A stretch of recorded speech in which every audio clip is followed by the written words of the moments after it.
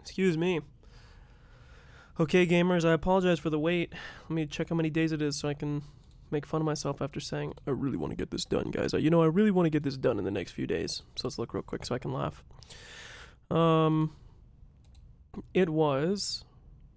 It's basically been about 2 weeks. It was July 1st, I believe, was the last theory stream. June 18th since the last, and it's currently almost a month. Good lord. Okay. I am generally of the opinion that we all need to know less about each other. So I'm not going to waste too long talking about health issues, because nobody give a fuck. But this has been like a very annoying 2 weeks. I don't know if I went over it any bit in the theory stream, but super long story. I've been having a really bad breakout of a rash on my face. So I'm going to, also as I just said, not into sharing personal details. So let me get into personal details. I've had a really bad rash on my face for the last, honestly, probably 3 weeks to a month. And it has kind of just progressively got worse. Not so much in spreading or anything, but in the sense that it would heal, and then every time it flares back up, it comes back worse. Thought it was eczema, bunch of other shit. Went to the doctor, got told that I need to go get blood tests for lupus and other autoimmune diseases. I can at least confidently confirm as of right now, unless something changes, that those all came back negative. So I don't think you have to worry about something more serious in that realm, at least. But the biggest problem that it came up with, because if it was just a rash, it's okay, whatever, pussy, get on. The bigger problem is that I don't know if it's the rash, I don't know if it's something related to it, but I've been having the worst dry eyes over the last especially the last week. Today, actually, I was considering not even streaming, because yesterday I actually felt kind of good and my sleep schedule was fucked. And sorry, my throat feels kind of weird, so I'm sorry if my voice sounds weird or if I'm clearing my voice a lot. Sorry. But I've been I don't know how to describe the feeling, I guess, if you've never had dry eyes, but think about it feeling tired all the time, when you're really, really tired and your eyes have a little bit of a burn to them. That's kind of what I was feeling for a while, and it's been really bad. So I also had to go to the eye doctor to get that checked out. Long story short, as far as that goes, I'm having some kind of allergic reaction in my body, and I don't know what it is, because as far as I'm aware, I don't have seasonal allergies and have never had seasonal allergies. So that's a whole nother topic to itself. And I have tried medicated eye drops, prescription level, which I got from my eye doctor. Basically, nothing has been helping. Some days it's good, some days it's bad. So while I would want to promise that I'll be able to complete this now in a pretty short fashion, I also can't necessarily guarantee that, because if I wake up tomorrow or something, which normally I would like to continue tomorrow, if I wake up tomorrow and my eyes are fucked, I'm not going to force myself to do it, because it genuinely hurts to look at the screen when they're really bad. But I bought some very intense gel eye drops today. I put them in the morning after I showered, and I feel quite a bit better. My eyes have also been watering when I sleep. I don't know how to describe it. It's kind of only happens when I lay down. I don't know if I have a blocked tear duct or something. Again, this is all it's all very recent, so I'm not sure what's been going on. But all that being said, continual days between health issues and then going out to appointments and driving back home to see specialists, because all my specialists are back in my hometown, not where I currently live. So it's just been a hectic nightmare, and I apologize to everybody for missing my promises on when I will deliver. To be fair, as far as stream goes, I miss my promises even when I don't have proper excuses, so you'll just have to take my word for it. This time it is a proper excuse. Okay. Enough about me, however, because once again, nobody gaff. We're finally going to start episode 8 today. We're going to hopefully take a good dent out of it, hoping to complete this in approximately 2 or 3 streams, depends on the length. I imagine this will be a longer chapter, given it's the last one, so probably 3. And then we will cap off the entirety of the series by going through the manga in an epilogue stream. And that epilogue stream, I don't know how much of the manga we'll read. Obviously, we're not going to read the whole thing, because, that's a lot. Once I'm done with episode 8, I'll probably look up to see, there's probably a reading guide somewhere for the manga on what sections are worth reading, so I'll go through that. And then we'll do all the fun stuff like rating characters and meta level overview stuff about the game once we're all done. The only thing that I need to add from the last theory stream was that I do believe my theory about the Twilights being presented in a chronological order. The one thing that I had like a discrepancy in my mind that I couldn't say is I was like, oh well, how could Shannon have killed the people in that room and then killed herself if she had a stake in her forehead? Because somebody would have had to put the stake in. I ended up going, and it's funny, I think in that stream, you guys can go check. I'm pretty sure I literally paused right before one of the lines continues in that scene, and it says that, oh, like, I knew exactly what had happened, and the stake was bloodied and laying down next to her. So it does seem to confirm my idea that Shannon was the culprit.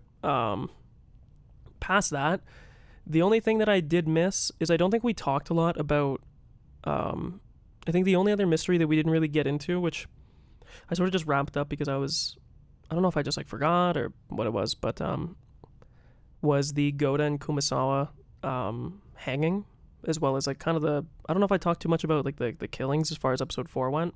I know we talked a lot about the theory, but I don't know if we talked too much about like who killed Jessica, who killed George, who killed whatever.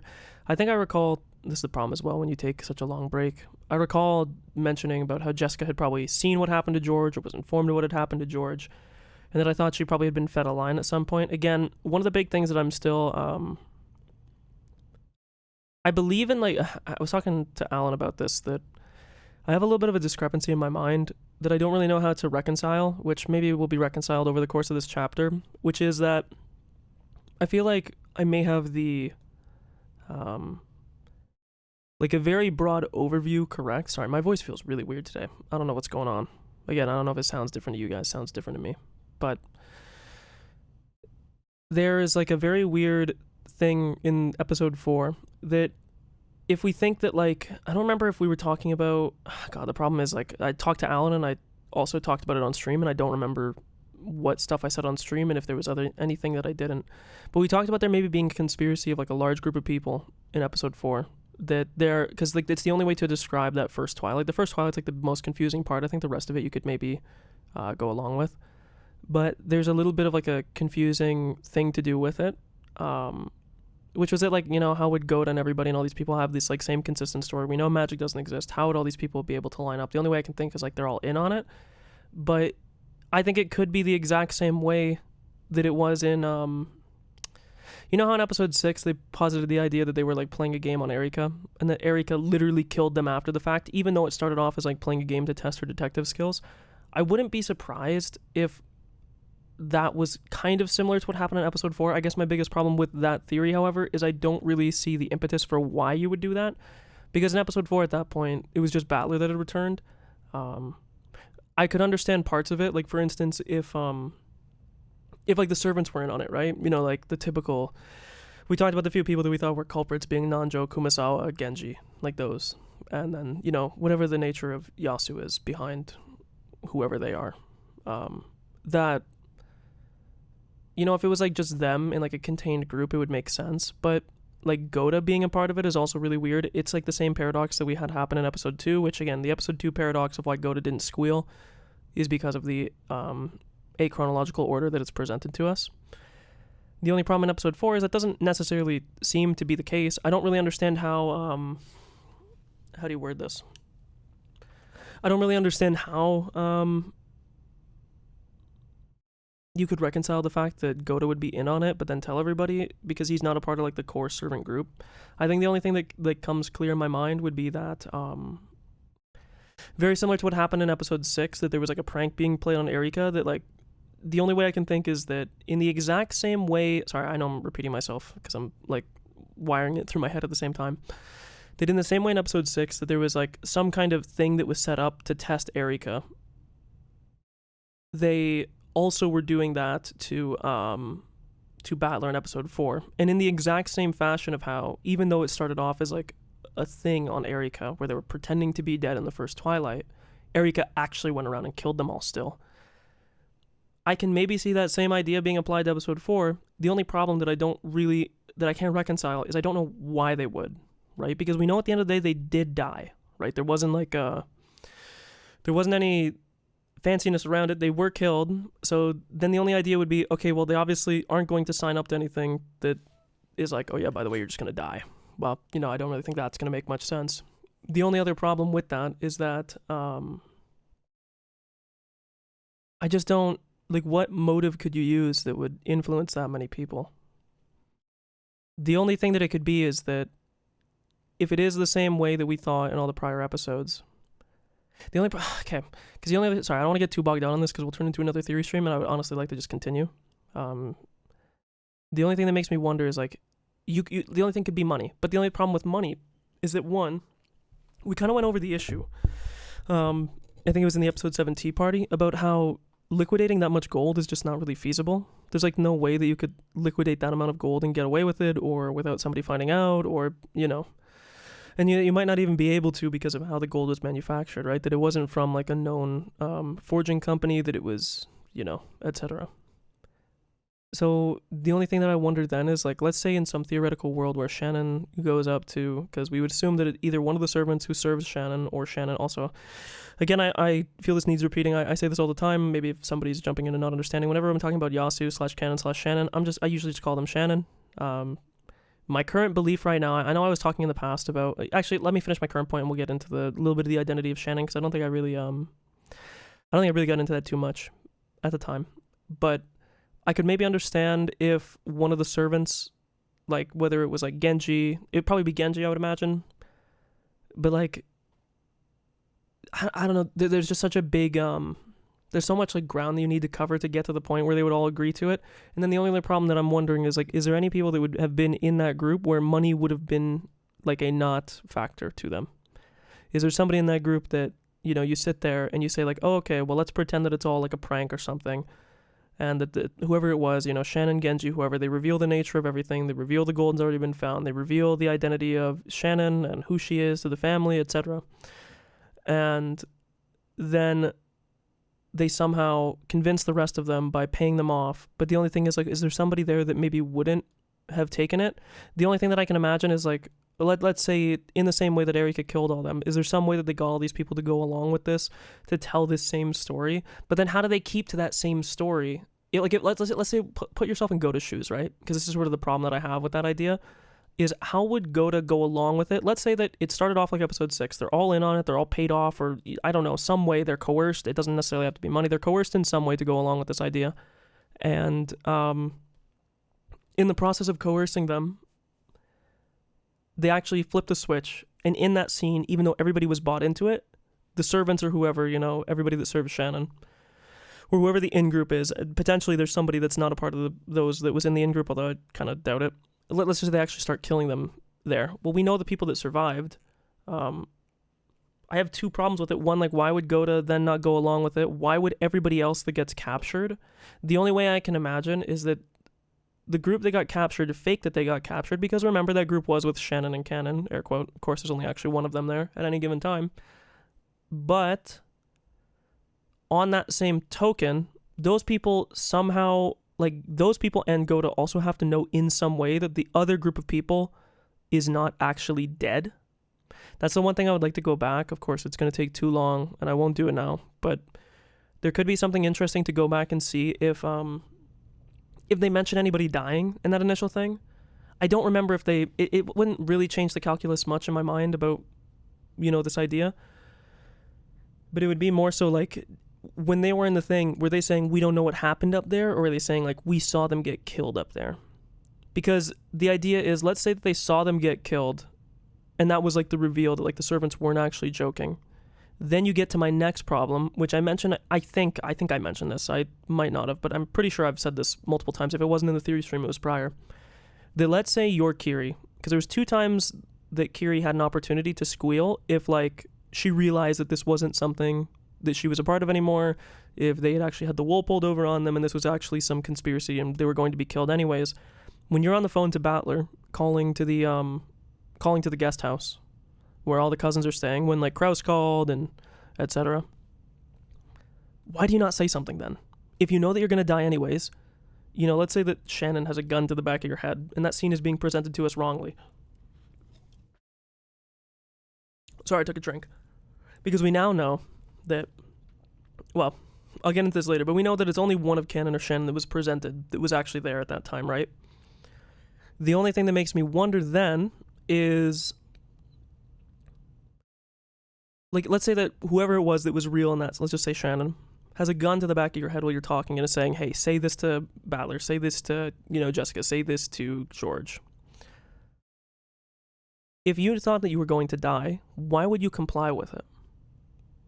If you know you're going to die, you know that you're not going to get the payout or whatever it is that you were coerced by, whatever, like, the only way is if it was blackmail, not so much, because I feel like the payment thing is a little bit more shaky. If it was like coercion in some way, if it was like blackmail, I can maybe see it. Maybe there's something that like you don't want the kids to know, like maybe there's something that even should you die, it would be like a shame that you wouldn't want it to be known. Although we kind of know, like, I think we kind of know like everything at this point. But, Kiri in that situation, even if you have a gun to like the back of your fucking head or to your temple or something, why not just be like, it's Shannon, and like, you get blown apart, but like, at least it gets revealed at that point. And again, Kiri had another opportunity at a later point when the other people were dying. Now again, like, this has to be like, were they in on it? Was it faked?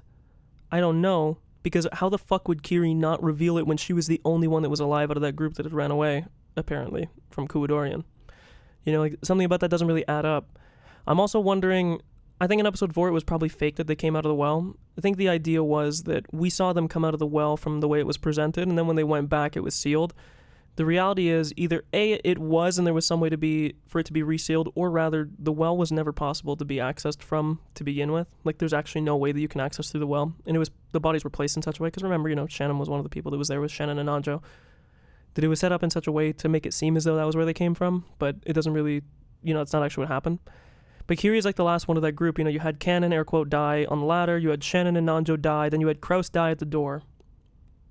And then Kiri's like holed up in that room by herself. She's apparently like being shot at like through the door, but it doesn't really line up. Like, something's really weird. But then she does die, and she still doesn't say anything when she's like the sole survivor. So again, we get into like a really weird thing where all these people in on it and then sequestered by themselves without knowledge of anybody else and then killed off. So for instance, the only way I can make it work is, let's say that at the start of episode 4 everybody's in on it, or at least the people that were in the dining hall. They tell the people to run away. They say like, oh, we're going to pretend that your group is kidnapped, go to Kumasawa, you're going to run away. And then it's just these people who stay there in the room, and they actually kill them. Because again, like I said, if they actually killed them there while everybody was there and they ran and the plan was like broken down from that point, there's no reason why anybody else would keep with the story. So the only idea I can think is that they left saying like, oh, they died, but then they actually were killed and these people didn't know about it. So they're still going along with the plan, not knowing that these people have actually backstabbed them. Sorry, this is like very like wordy, and I know that most of the people that are watching this, like, you've played the game, so you'll know if I'm right or wrong, or at least you'll grasp what I'm saying. But let's say that like the first 6 people or whatever for the first Twilight, it's like, oh yeah, we're all in on it, haha, like, okay guys, run, you got kidnapped and these people blah blah blah, and they go away and they go to like the barracks and they hide in like whatever the barracks jail is. Kumasawa and go to run away, they go to the guest house and whatnot, and then the other 6 are like, okay, like, everybody is in agreement, we're gonna pretend that these 6 are dead, that we saw something crazy that we can't describe, like magic that just happened in the dining hall. In reality, all those people leave, and then the servants actually kill those 6 people. Nobody else that's outside of it even knows that those 6 are actually dead, because they're all in on like this plan, air quote. But in reality, it's not a plan. Like, they're dead. But they don't know that. So that's why they keep operating in such a way as though it's a part of the plan.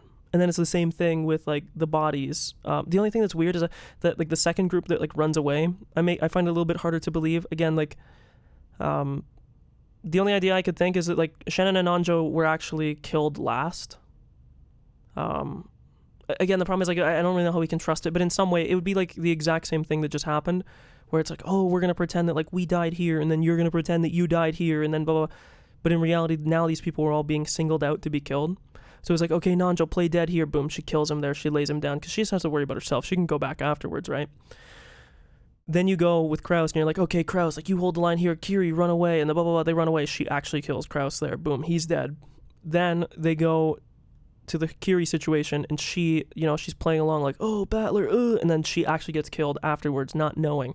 Because again, I just don't know how you would, I don't understand, like, let's say that you were Kiri, you just witnessed everybody else die. Now you know that, like, the plan is off. You watch Kraus get killed in front of you. You watch Nanjo get killed. You watched, well, you couldn't have watched one of Cannon or Shannon die. At least under this theory that they were the culprit. Again, I guess we could introduce the idea that somebody else is. Regardless, So you have all that happen, and then like you're on the phone to Battler to like reveal everything to him about how, oh yeah, by the way, like they're actually killing people, and then you don't say anything, you still go along with it, like just believe. Like Kiri of all people is telling me to believe in magic, like lick my fucking ass, she's gonna tell me to believe in magic. Then the only other thing that I wonder is with the George and Jessica and Maria thing. We never really saw what happened with Maria's thing, although we don't really need to. She was the last one that got called out, so all that would have to be done is to deal with those two, which, again, the way that it was described, there's two things that either happened. Either Jessica was like kidnapped and held hostage in some way, and then George was called out and killed and she witnessed it and then relayed info that she wasn't supposed to have. Or alternatively, she was told to read a line. But again, then you get into the exact same problem with like the Kiri thing. Is like, imagine you have the killer standing in front of you with a fucking gun to your head, and they're like, oh yeah, tell Battler this happened, like you watch George die and blah blah blah. And then you say that and you're like, ah ha ha, and then the person kills you. Like, are you, like, when they had the gun on you, did you think they were playing? Like, I guess I just don't really get that part. Because then get Jessica also saying like she knows how she's gonna die. Like if the killer was there watching her, there's only two possibilities in the second version where she wasn't, where like the killer was somewhat present. Is it the killer had already attacked her and shot her, and her face, like she was like basically dead already, and then the killer came to finish her off? I think Battler posed that theory, so that's like one possibility. Or again, like she somehow fed the lions because the person told her what to say. But again, like I just don't know how she's gonna go along with it. I guess I just don't get that part. Maybe we'll get the motivation for that. Especially because of the cousins. Like I feel like the cousins are not so much money oriented. I could maybe see George being bribed, but like I don't know if Jessica would really care about money. I feel like Jessica would just wanted freedom more than anything, but besides the point. Then we get down to like the last thing, which I don't think we went over, which was how the locked room with the storehouse was made up with Kumasawa and with Goda. So if we're in this interpretation, we know that Kumasawa, regardless, is probably in on it. We would assume that at this point, Goda is either not in the know of what's happening, or he is also in on something. Then the idea would be, what happens in the storehouse that they can somehow keep it locked and Goda has the key on his body? Because that was like the big discrepancy that happened with that, was that, oh, Goda had the storehouse key on his body. So how is it possible that the storehouse was shuttered and locked with the key in his pocket, and that they were both dead, shot in the forehead apparently, and that they were hanging with their feet touching the floor? Well, the feet touching the floor part kind of indicates that that's like a ruse to make it think that if you like look through the window and you didn't like pay close enough attention, that you'd be like, huh, that's kind of weird.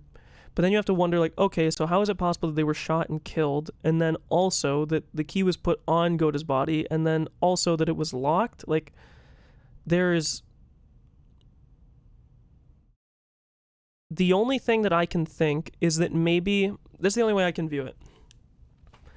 Let's assume that Goda's not in on it. I would imagine that if anybody is in, like, if you think about it as like a nested group, like obviously Kumasawa is closer to like the central group with knowing about Shannon. So the only thing I can think is, let's say everything else happens, they don't know about this, and they're like, okay, go to Kumasawa, you need to fake that you got like put in this locked room and killed, right? They go into the locked room, okay? The problem is, like, how the fuck does it get locked? Okay, no, this is how it would work. They go in, there's a gun that is already stored somewhere inside the storehouse, okay? Kumasawa, who is acting as a part of Shannon by extension, kills Goda, okay? Hands the key out to Shannon, who is outside. Shannon takes the key, locks the storehouse, okay? After taking the key, after the storehouse is locked, passes it back through the window, because remember we had this whole thing about like the lattice, how there was like only this one spot that it could be passed through. She passes it back through. Kumasawa grabs it again, puts it in Goda's pocket. Now the storehouse is locked. Goda is already dead, killed by Kumasawa, and is hung up because she sets up the crime scene. She sets it up herself, she hangs herself, and then she shoots herself in the head. And then maybe just from the perspective of when Battler looked in, he couldn't see the weapon, because that's the only way. Like, one of the two that was inside had to be a part of it. I would imagine that it was Kumasawa. Theoretically, it could have been Goda, but I don't know. I just kind of doubt that.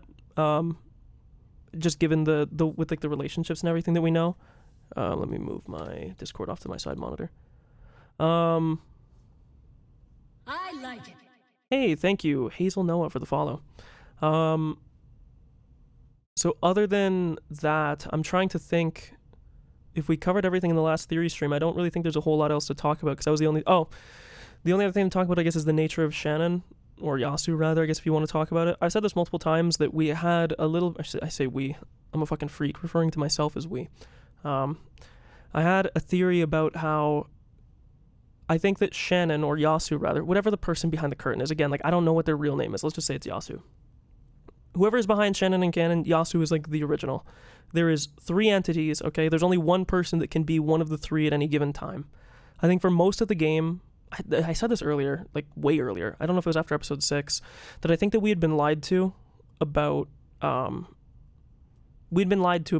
presentation of Shannon and canon, and that I thought that maybe we had like a Sixth Sense thing where one of them was actually dead the entire time, and that we weren't being, anytime that we saw both of them in the scene, like the one scene where Rudolph is like climbing up into Kinzo's study, that one of them was actually present and the other wasn't, but that it would take so much work because you would actually have to go back through like every single scene, and you would have to see like, oh, who is addressed in this scene? And to be fair, even then, we almost can't trust that scene if both of them were referenced separately. I would imagine that the way the game would work is that in those scenes, you would imagine that one of them was being referenced or talked to directly and that the other was vaguely gestured to, so there was no direct mention of it. Very like Sixth Sense-like in that idea. The only other thing about that, however, is that I initially had stated at that time that I thought that one of them had never existed to begin with. I don't think that's what happened. I think it's more like I don't want to say the third variable, but you have Yasu, who's the real person. I think Yasu looks like Beatrice. I think when we saw human Beatrice, that is Shannon/Yasu in her true form, how she looks normally. Because I don't think they ever mentioned a wig. I know they mentioned the dress that was found with the gold, but I don't think they ever mentioned a wig. Otherwise, how the fuck would that person look so much like Beatrice? And obviously it makes sense. She's the daughter of 67 Beatrice. It lines up. So I think that's probably the real identity, is that Shannon/Yasu. Shannon must be wearing a wig of some kind. I don't know if it's like a part of the hat. I don't know. Again, there's a wig somewhere. It's either that they actually look like Shannon, and at the point that we saw human Beatrice, it was the person that looks, or at least as the game presents it, looks like Shannon wearing a golden wig that looks like Beatrice, or rather, what I think is more likely, that Yasu actually looks like Beatrice to begin with, given that they are Beatrice's daughter, that the Shannon stuff is a wig, and that like when Kiri saw human Beatrice, I always call her human Beatrice, I guess it would technically be Yasu at this point, but I'm going to stick to the terms I used the whole time, that when they saw human Beatrice in episode 2, Kiri that is, that's actually what the person behind Canon and Shannon actually looks like. I guess the other thing too with Canon is that they would also have to wear a like a disguise or like a costume of some kind. But I think the reality of the situation is that it's not that one of them was dead the entire time and that one was only actually real. I don't know where the Shannon identity comes from. That's the only thing that I'm a little bit confused about. Yasu mentions Shannon in episode 7 over the course of it about like growing up like Shannon, but we know that Shannon didn't really exist. Like Shannon couldn't have existed with the way that it was phrased. They talked about how Yasu was given their own room in like the boarding house or whatever it was called, the gospel house, and how because they were given their own room, it didn't really make sense that Shannon and her would be sharing a room, because the other characters in that exact same scene had said like, why does she get a solo room? Like obviously they weren't actually in the same room together. It also would be pretty confusing, like why is it that Shannon is like the same age then as she is now, like 10 years on or however long it was. So it's more likely that Shannon was like a creation or like an alter ego of Yasu. I don't know where canon would have came from. I don't know if that was like a backstory thing or I don't understand the creation of that, but I think it's more so that you have like three persona that you want to have at like any given time, and that you have this person oscillate between them depending on the mostly Shannon and canon. That would also mean that all of the scenes that we saw in episode 2 of like Shannon and canon interacting with human Beatrice, as I called her, didn't actually happen. Like, I don't want to say that it's a cat box, it's kind of a cringe way to put it, but more so it's just like you don't have any trustworthy observer inside that room that can like third party verify that like, hey, this actually happened. So all those scenes were effectively fake. I think that the way that it's described, it seems like Shannon is probably closer to the real thing, but I think Shannon is, this is going to sound really weird, I don't really know how to word this. Shannon is closer to who Yasu is than canon, obviously. The way that the story is lined up, it would seem that, I'm sorry this turned into like a long theory stream again, like who cares, VOD friends can skip ahead.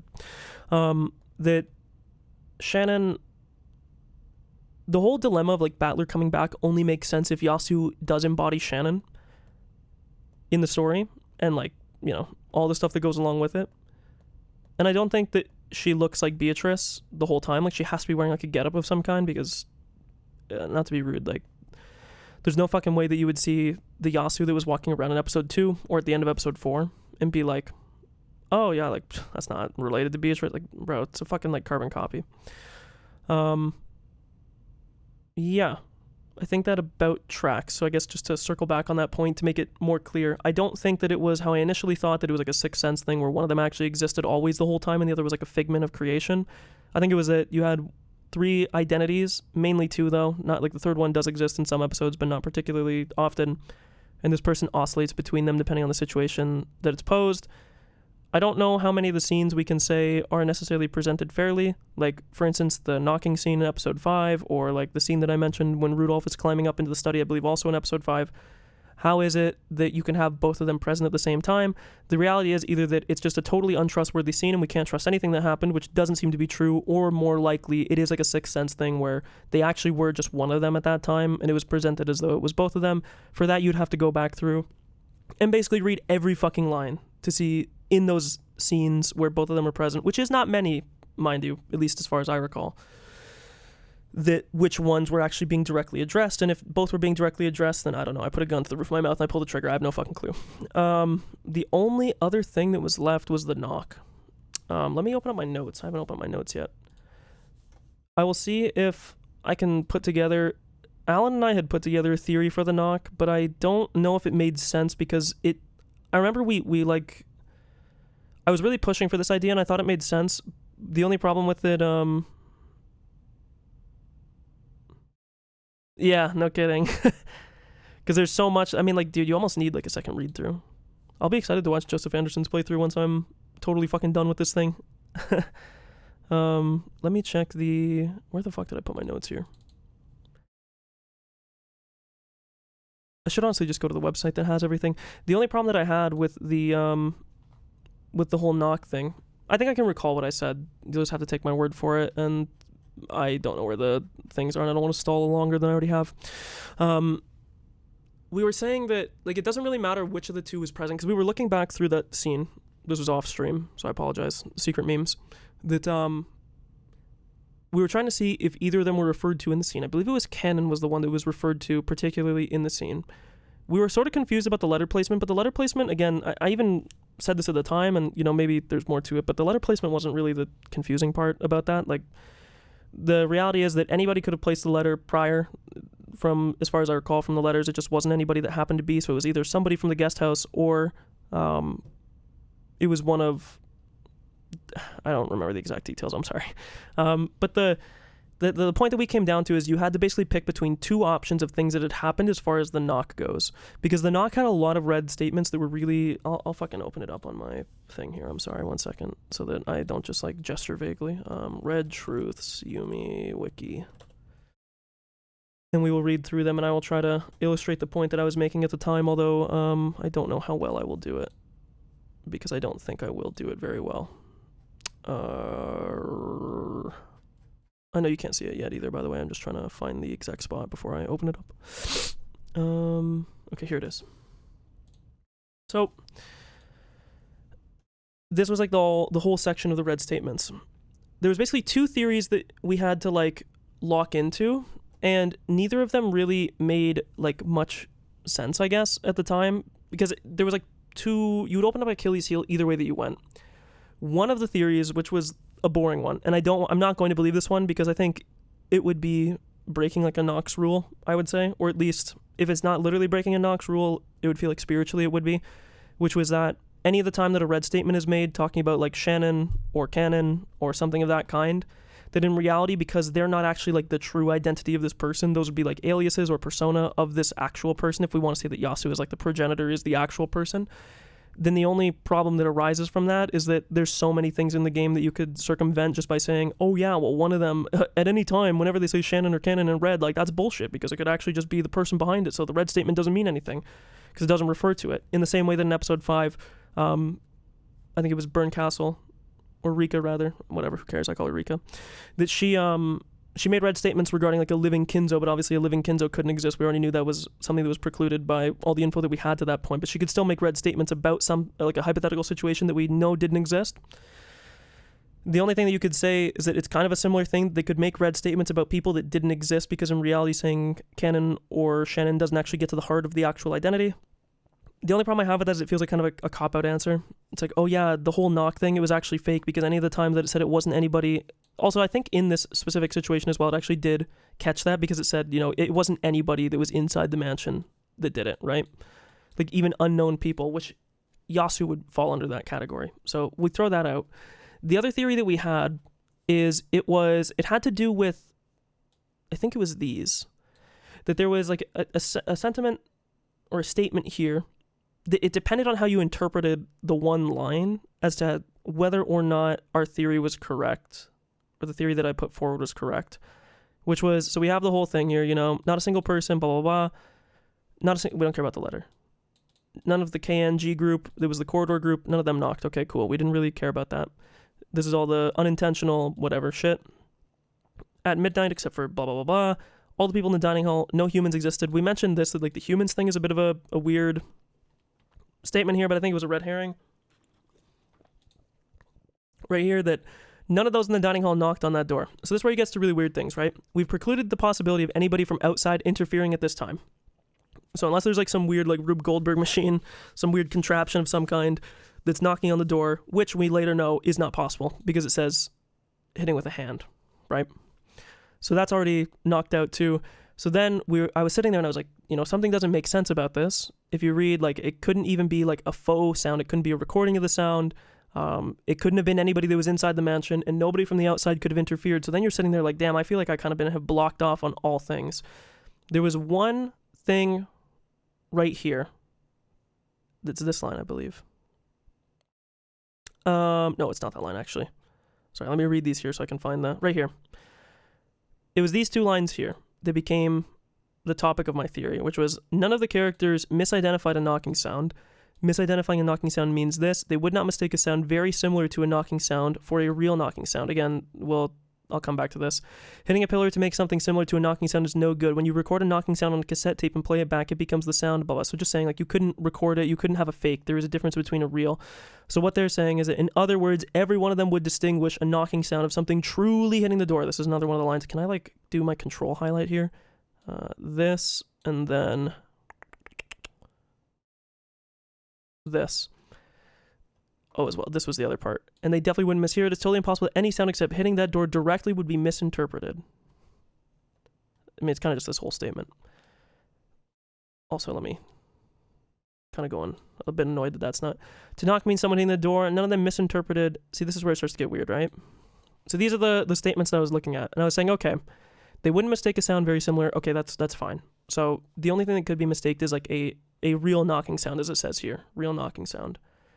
The only problem that occurs from this is it says, in other words, every one of them would correctly distinguish a knocking sound of something truly hitting the door. They wouldn't mishear it. So they would not mishear something actually hitting the door. It's totally impossible that any sound except hitting that door directly would be misinterpreted as a knock. So they're saying that, like, you basically can't misinterpret the noise of somebody knocking on the door directly. And none of them misinterpreted a knocking sound. The only thing that became weird about this is I was saying, so it couldn't have been like, you know, a branch hitting a window. It couldn't have been somebody dropping something on another floor. It couldn't have been like some other thing of, they mentioned like hitting a pillar and it resonates through whatever. Like, they would only mistake a real knock. Or sorry, they couldn't mistake anything. They would know a real knock from a faux knock. The only problem with this, there's two people that would be of question. They both potentially could be in on it, which was Rudolph and Cannon. Well, I think it was Cannon in this scene in particular, was these two. There's a question about whether or not those two were the first people that talked about the knock. Cannon was the first one. Cannon/Shannon were the first people to look at the door. Rudolph was the second. Rudolph was actually the one that first said something, though, as I recall from looking back through the scene. He was the first one that said something like, "Oh, who's there? Like, you know, you can come in." The other thing, too, they knocked twice. So if it happened one time, I guess I should get... My point would be that under these, they would not mistake a sound very similar to a knocking sound for a real knocking sound. In other words, every one of them would correctly distinguish a knocking sound of something truly hitting the door. Okay, so they would be able to know if something hit the door. They wouldn't mishear it if something truly did hit the door. It's totally impossible that any sound except hitting that door directly would be misinterpreted as a knock, and none of them misinterpreted a knocking sound. I'm going to be honest, I have no fucking clue who picked up the letter. I do not remember. The only thing that I was thinking at the time is, could they have thought, like truly in their bones, whoever it was, I guess it would have to be one of Rudolph or Thing, could one of them have truly thought they heard a knock? They truly thought they did. They not a faux knock, not something that sounded like a knock. They thought they heard somebody knocking on the door. The only problem that I get weird with it is that, like, okay, but if it happened once, I could maybe buy it, but it happened twice? Like, if it's like a mass hysteria thing, how is everybody going to buy it twice? Because, like, the first time, let's say it happened one time, and someone's like, did you hear that knock? And then it's like, huh? Knock, knock. Then everybody else is like, huh? And you're like, okay, like maybe those people could convince everybody else that they thought they heard a knock. But if it happened a second time, how the fuck could they, like, do it twice? They would not mistake a sound very similar to a knocking sound for a knocking sound. So, like, the only problem is if somebody thought they heard a knocking sound, but there wasn't actually a knocking sound, the only problem with it, they would not mistake a sound very... Okay, this line actually doesn't really matter that much. This line's kind of whatever. I don't really care about this line. Every one of them would correctly distinguish a knocking sound of something truly hitting the door, and they definitely wouldn't mishear it. It's totally impossible that any sound except hitting that door directly would be misinterpreted as a knock, and none of them misinterpreted a knocking sound. Because the only way that this makes sense is that there wasn't actually a knock. But then the only other problem that then you have to address with this is if there was no knock to begin with, which was kind of the idea that I was pushing to Alan, is that there was no knock to begin with, some weird mass hysteria thing, or, like, more likely there was a knock that they thought they heard, or I shouldn't say there was a knock. Somebody presents the idea, whether it was Rudolph or Cannon or Shannon, one of those 3/2 technically. If one of them presents that idea, would they be able to convince everybody else, like, hey, did you not hear that knock? And everyone's like, the knock? Again, I don't, it comes down to the whole thing of, like, they wouldn't mishear it. So the way this reads is it sounds like, okay, they would not mishear somebody knocking it. So if they did mishear, there must not have been a knock. Okay, so then we kind of sidestep the initial problem. Okay, we push the knock off to the side. Then the only problem that I have is, how did everybody else get convinced that they heard a knock? Especially for 2 times. Again, if it was a one-time thing, I'm like, you know, I can buy that maybe they could convince them, you guys didn't hear that knock, and there's like 1 person or 2 people that say they heard it or something. But, like, that many people? And twice? I don't know. Again, the only statement that makes sense here with all these red statements is that there was no knock at all. There literally can't be. Because they would know if they heard a real knock. From all these statements, that's the only thing that makes sense. They would know if they heard a knock. They wouldn't mishear it. They wouldn't misinterpret it. So the fact that there was a misinterpretation means there must not have been a knock. But then how did everybody get convinced that they heard it twice? Not just once. Again, I don't want to become a fucking broken record, but they heard it once. I can buy it twice. You're stretching me a bit thin. But regardless, I'm not going to sit here and mull over this. I think I made my point pretty clear. I said this to Alan. A little bit comes down to the interpretation of these. It seems to preclude the possibility of a knock. Even if we say that, even if I buy into that, let's say, you know, fucking somebody zaps the idea into my brain. Yeah, there was no knock. Let's just say I go to the answer sheet and it says, oh yeah, there was no knock. Okay, sure. If there was only one time that the knock was presented, I'd buy it. Twice? I'm not sure. Yeah, that's the thing. Like, I was thinking about, like, I don't know. I like this. I probably spent more time off stream thinking about this mystery than probably any of the others. I feel like a lot of the other ones, well, to be fair, I mean, like, we're about to start episode 8. Like, holy shit, if you don't have, like, a somewhat idea of what's going on, I don't know if you've been trying to figure it out. But with this one in particular, it just starts to, like, bug me, I guess, that I don't really know, I guess. But whatever. I don't want to waste too much more time. Jesus, my thing's all fucked up. Okay. Let's get ripping. Let's finally get this shit started.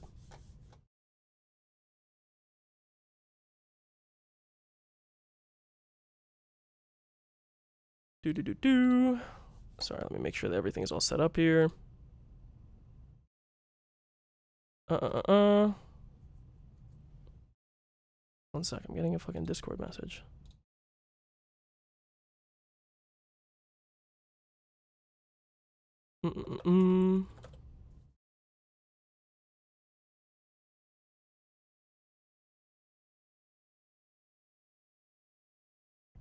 Let me look at something very quickly. I apologize for this interruption. But yeah, so the knock mystery is like the only thing.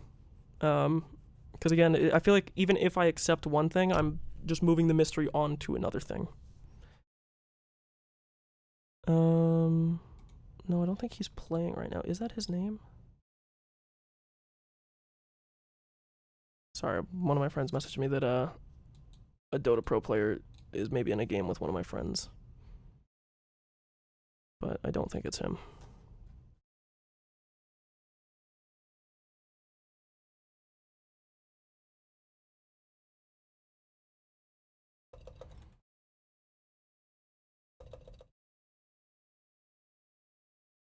Okay, let's get into this. Episode 8, finally. After my eyes finally decided they want to stop burning so I can actually keep them open for a little bit.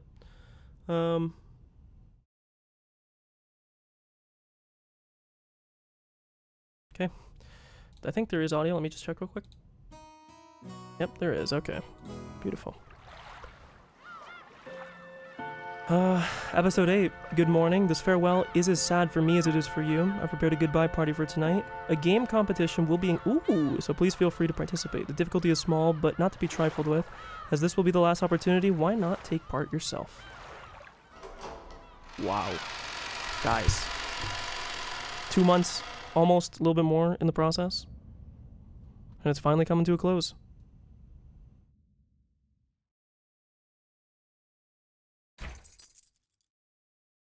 I'll prove that I own the game again. I think I did at some point in the answer or question arcs. I can prove it again whenever we get to the thing. Whenever it's over.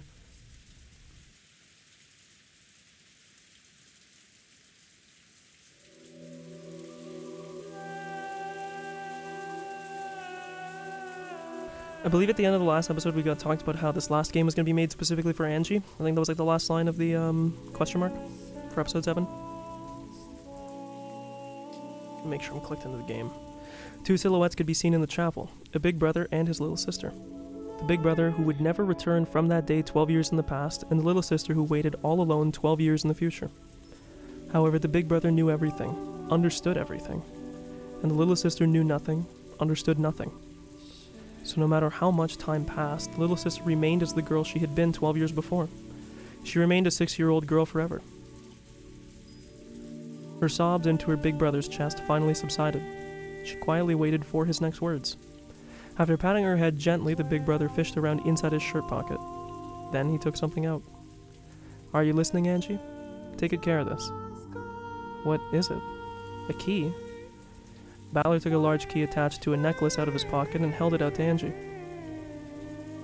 It was large enough to cover Balor's entire palm. Ooh, that's really pretty CG. And little Ange probably wouldn't even be able to wrap her hand all the way around it. The key glittered gold and had a beautiful, intricate design. Its weight alone made it clear that this key was something very important. Balor put the necklace around Ange's neck. This precious key is yours alone, Ange. What's it for? The time to use it will come soon. When it does, you'll have to decide for yourself. Understand? Of course, she didn't have a clue what Balor was talking about, but she did realize that he was telling her to take good care of this key. So Ange nodded, at least in response to that part. In her hand, the key had felt heavy. However, now that it was around her neck, it felt as light as an ordinary necklace. How strange.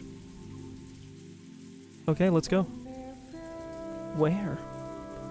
She had been sure that her brother was about to sit down. Just a second ago, he had said that he'd tell her what happened on Rokkenjima that day. She had thought that he would tell her here. On that day, on that island. What happened? Weren't you about to tell me that, Oni-chan? Oh, I will. I'll tell the story and let you listen. However, it might be the kind of thing you can't really feel if you just hear about it from someone else. What do you mean? What you really want isn't to know what happened on the island that day. So, he does understand after all. What happened on the island, or on that island that day? Trying to answer that question was all I was capable of, so I wished for nothing more. But if I could, I'd want to go there. To that island, on that day. To Rokkenjima, on that day I couldn't go. to the Ushirimiya family mansion. Mom and Dad, all my cousins, all my relatives, and everyone else. I want to go back to that island on that day. Dude, I'm gonna be honest with you, okay? It was really hard not to say back to 1999. We know Rudolph is a big brat guy too. He probably knows the reference, so I've always remained the way I was on that day. My heart and soul stuck as a 6-year-old's forever. I want to go back there. I know. Mom, Dad, Oni-chan, everyone. I want to go to where everyone is. That's why I've decided to invite you there. Huh? I'm the game master now. Only those who know everything about the game board can open it up and invite pieces in. So, I'll invite you to come to the game board. You'll take me to Rokkenjima on that day? That's right.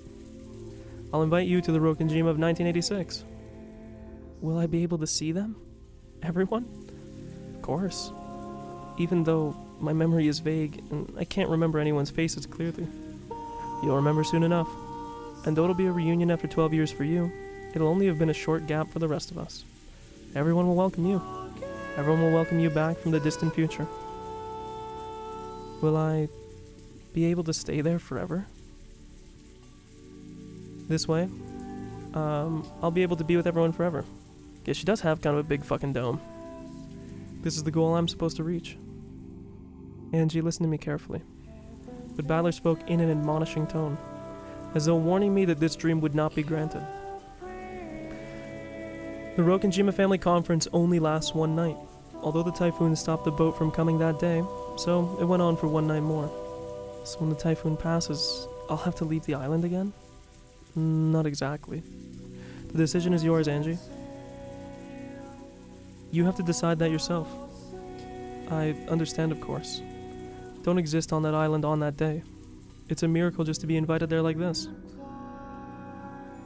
Just the 2 days before the typhoon passes. Just getting those 2 days to myself is already the sort of miracle that will never come again. If I'm greedy enough to ask for more, that faint miracle might vanish. Even though I thought this, my young heart, which was still 6 years old, wasn't satisfied with that short-lived miracle. I don't want to leave. I know. I'll be with everyone forever. I'll stay with my family. Even if you tell me I have to head back, I'll stay on Rokkenjima. You can stay or you can leave, but it's not as though one of those is the right choice. That's not how it is, Angie. Even so, you'll let me choose? Yes? That's what the key is for. Battler touched the glittering key that hung from Angie's neck. I've already made my decision. You don't have to decide now. The time to choose will come soon. When it does, you must use your honest heart to choose how you'll use that key. You don't need to listen to anything I tell you. You're free to decide however you like. However, if you're a good kid, and if you can trust your big brother, then what? Then believe everything I tell you.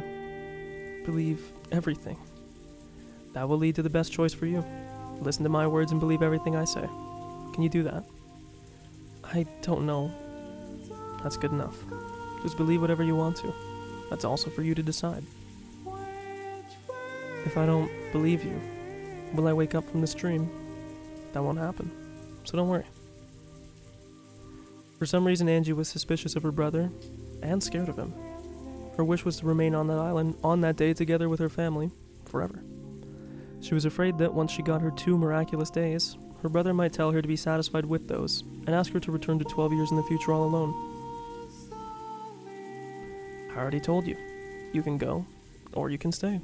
There is no right decision. That's for you to decide. And you don't need to make your decision right now.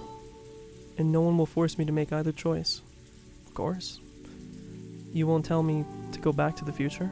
All of a sudden fucking Marty McFly jumps in. Whoa! There's a choice that I want you to choose. I want you to reach that decision by yourself. So, though I hope you make a certain choice, I will respect your decision. And I've already told you. I've already made my choice. And I told you, now isn't the time to choose. When will it be time? The key will tell you. The large gold key hung from Angie's neck.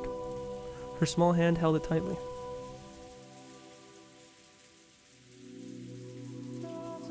Okay, prologue over? Question mark? At that moment, she noticed a book lying on the chapel's altar. The book had a lock on it and was sealed so that it could not be read without a key. And she looked between the key hanging at her chest and the book on the altar. Will this key unlock that book? Don't touch that. His sudden forceful response made Ange flinch. Battler, realizing he had scared Ange, softened his expression. Come on, let's go. I'm inviting you to come back to October 4th, 1986. Dude, there's gotta be somebody. There's definitely some overlap of some person out there on the planet that was born on October 4th, 1986 and played this game and was like pretty fucking weirded out about this. Okay. Battler held out his hand and Ange gripped it tightly. Then they started walking. A brilliant light lay beyond the chapel's door. That blinding light peeked in through the cracks around the door. The brother and sister began to walk through to the other side.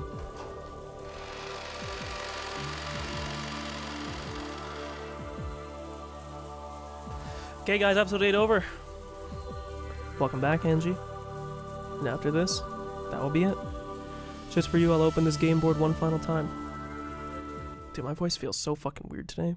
Again, third time I'll apologize for it if my voice sounds fucked, but... Guys, this is the last time we're gonna get to start an episode. You gotta enjoy it. Well, I guess you could reread it at some point. So maybe not the last time, but like, it's the last first time. For me, at least. Never mind.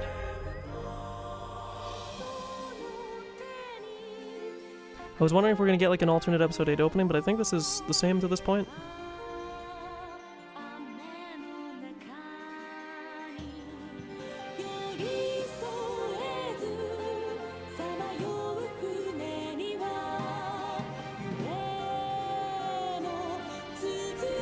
Oh. I will say something too with this. Well, I'll wait till this is over because it will probably distort whatever I'm saying. Let me mute so I can clear my throat 1 second.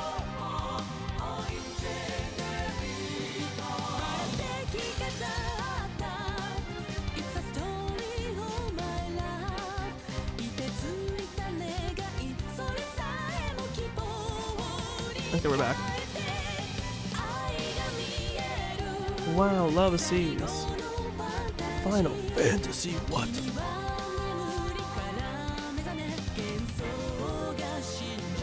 Every time I see anything about Final Fantasy, especially 14, I always see the meme about the one Northern Line clip where he's like, Final Fantasy 14 players think the game is so fucking hard, and every time you watch a clip, it's like there's a line that gives you a 30-second warning to not stand on it. That's real as fuck.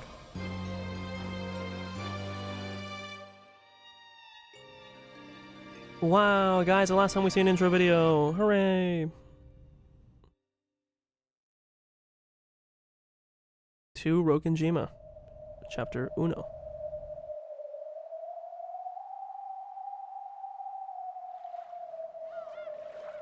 I wonder what they meant by whoa, Jesus Christ! I wonder what they meant by competition.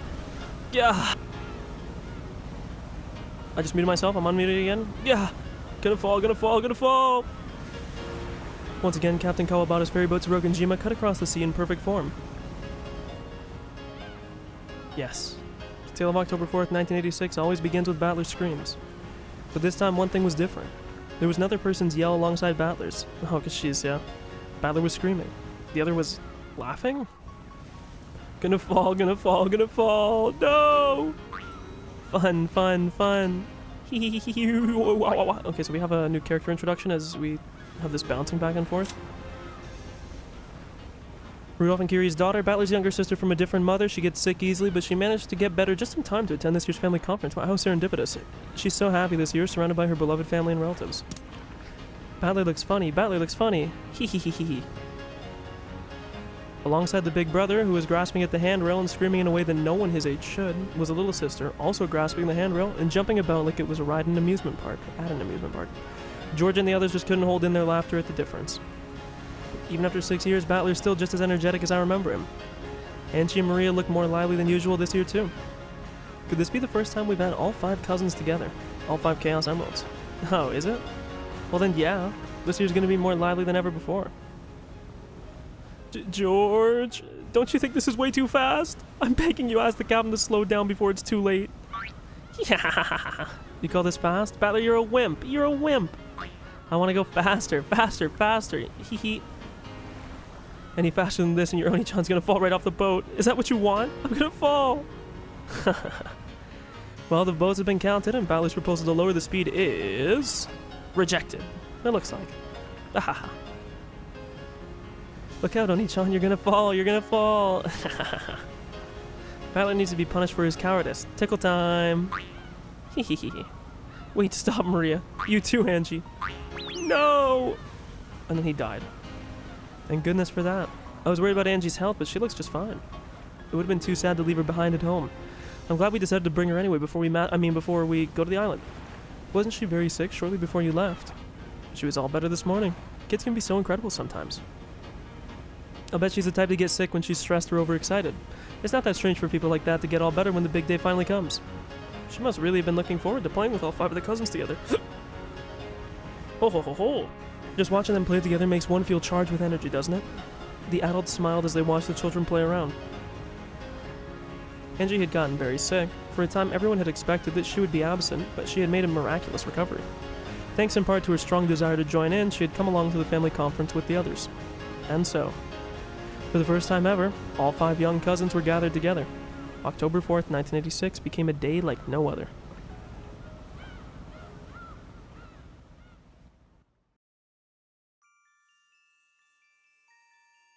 It was a day like no other because this time, instead of it being 17 people that died, it's actually going to be 18 this time.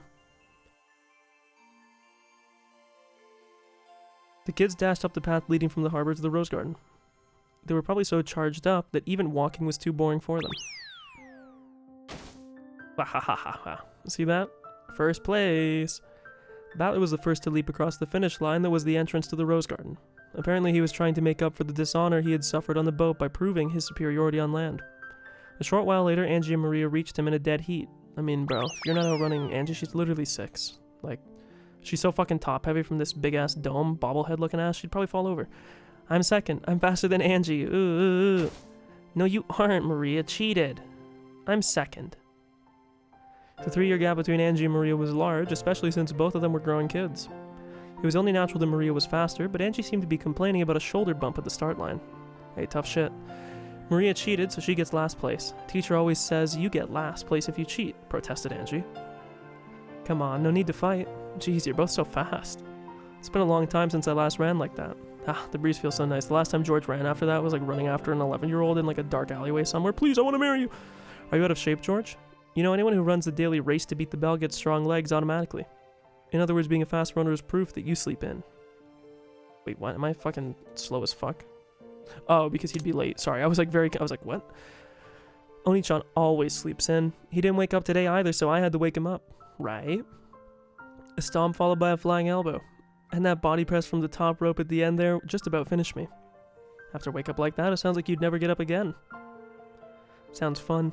I want to do it too. I'll bet Oni-chan sleeps in tomorrow. We'll wake him up together this time, okay? Hehehehe. I'd recommend against staying up too late tonight. After all, there's gonna be 6 people dead tonight, at midnight. Finally, the adults came into sight. The cousins waved at them, urging them to hurry up. Angie and Maria were so excited that they could hardly wait. Just by having all 5 cousins together, just by adding Angie into the group. Look at how energetic this day has become. Okay.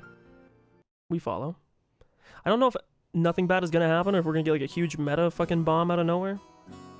I mean, it's the last thing, right? I wouldn't imagine anything would be bad in Angie's episode. Excuse me, it's me, the killer. I mean, the killer. I mean, the culprit. I mean, the family members have arrived. They made it here safely then. I must let Father know. Yeah, his ass is dead. Good one, though. Are they all in the guest house now? Yes. They will come here to meet you after they have set down their luggage. Understood. Canon, please guide everyone. See, this is weird. So let's use this scene as an example. I don't want to get stalled on this for too long, but... like, it could be possible here that Shannon doesn't exist in this scene. And it's like, they made it here safely, then I must let Father know. Because, like, realistically, like, maybe they looked out the window, maybe they heard them, you know, they didn't have to. But... understood. Canon, please guide everyone. Shannon quickly... okay, well, I'm shooting myself in the fucking head. I should have just pressed space and continued. As you wish, madam. So then is it just going to be like we're being lied to every time they're both in a scene together? Nah. Father, it's me, Kraus. It's about time for you to get ready. Or if he's alive, it's just this is like a faux representation. After Kraus knocked on the door, it opened from the inside.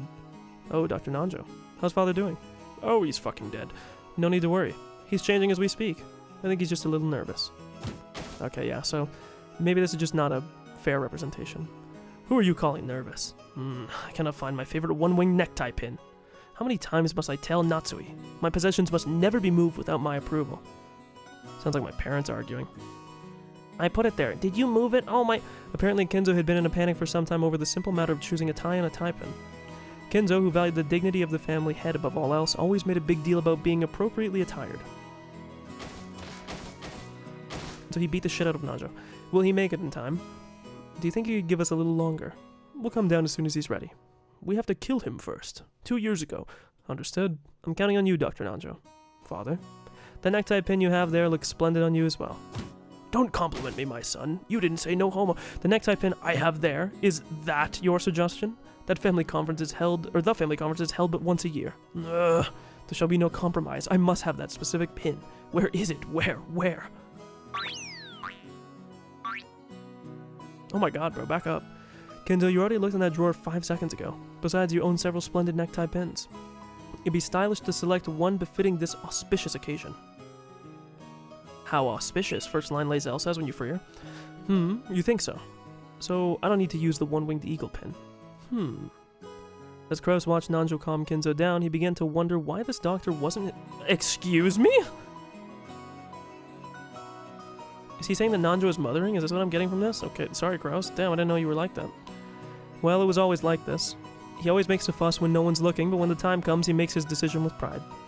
With pride? After talking about Nanjo being the mom, I'm on to you, bro. After asking, it's July now, okay? I stalled so long because of my fucking eyes that we're not in Pride Month anymore. The game's actually different. I didn't get the patch for I didn't get the July patch, I'm sorry. After asking Nanjo to come down by lunch at the as the latest, Kraus snuck out of the study.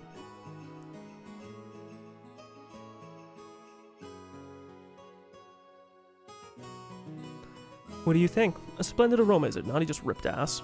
And a unique one as well. Yeah, it is unique. I've never had pumpkin tea before. That little touch of sweetness makes it delicious. Oh, the touch of sweetness really does. Before serving the tea to the guest, go to serve some to Shannon. Until then, Shannon had thought it would be outrageous for a servant such as herself to drink the same thing as the family and their guests. However, according to Gota, that kind of thinking was a mistake. You have to taste your cooking and make sure it's good. Bro, look at this fucking guy. We're mind melded. One must not serve something if one does not know the taste beforehand. For example, when you visit a restaurant, what are you likely to ask the waiter if a dish you've never heard of catches your eye? How does this dish taste? Correct? I see. If the waiter says that he's never tried it, that would seem a bit odd. Dude, now it's kind of funny that I think about it. Didn't I point out really early on that Ken and Shannon had the same brooch? And I know it's not too surprising because at that time you think they're like siblings, but all I'm saying, bro. Maybe past me was more onto something than I knew. Precisely. As a matter of course, anyone serving their customers must be deeply acquainted with the taste of the tea and the food they serve. Ho ho ho ho ho. And you'll always feel happier serving a sort of tea that you've tried and enjoyed for yourself. That's right. After tasting tea this delicious, I can't wait to let everyone else try it.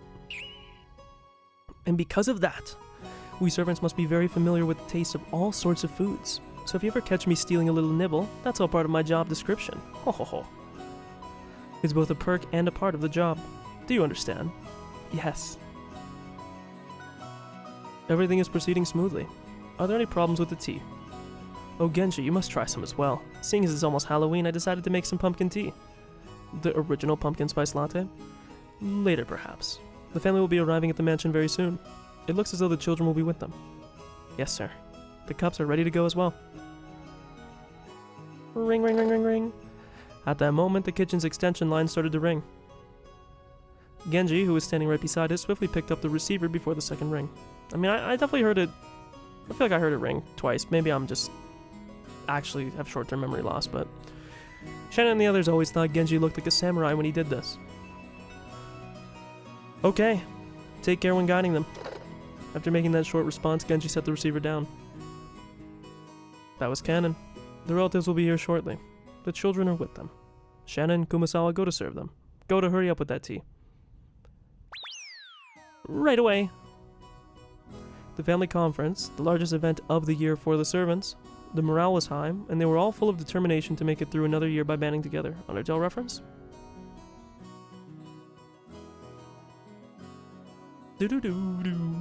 Pardon the interruption. The relatives are here. Pardon the interruption. That was the old ESPN show, wasn't it? Oh, you made it. Did you have any difficulties en route? Nissan, you've been doing pretty well for yourself lately, haven't you? Isn't it about time you bought a private jet? Wahahaha. It was another flight with only us Ushiromiyas on board. Angie, isn't it lucky that you could come? I was so worried when I heard that you might be too sick to make it today. Thanks for your concern. She suddenly got all better this morning. My tummy ache went away. I rubbed my tummy clockwise. And patted your head at the same time? That's a magic charm to heal tummy aches. Now Maria, quiet down. Oh, is that Battler? You've grown so big. It's been 6 years, hasn't it? You've grown splendidly. Well, I do keep getting bigger at least. Can't really say that about his guts, though. Yeah, it's nice to know he's still the same old Battler. Everyone laughed. No matter how big his body grew, Battler would always be Battler. Wow. Congratulations. Yes, turns out that people will always be who they are. Fucking real revolutionary statements here. This brat, dude, see, I told you, he loves Charlie XCX. He's just like me. Except I don't cheat like he does. This brat's always been terrified of falling off planes and boats and stuff. Would that be a Sumu's blood? I'm pretty sure I know what did it. It's probably because we made him ride all those wild rides in amusement parks when he was little. Sorry, I gotta clear my throat real quick. One sec. What's my mute key on this again? I fucking don't even remember. It's not this, is it? Nope, that's my notes. One sec, I gotta clear my throat.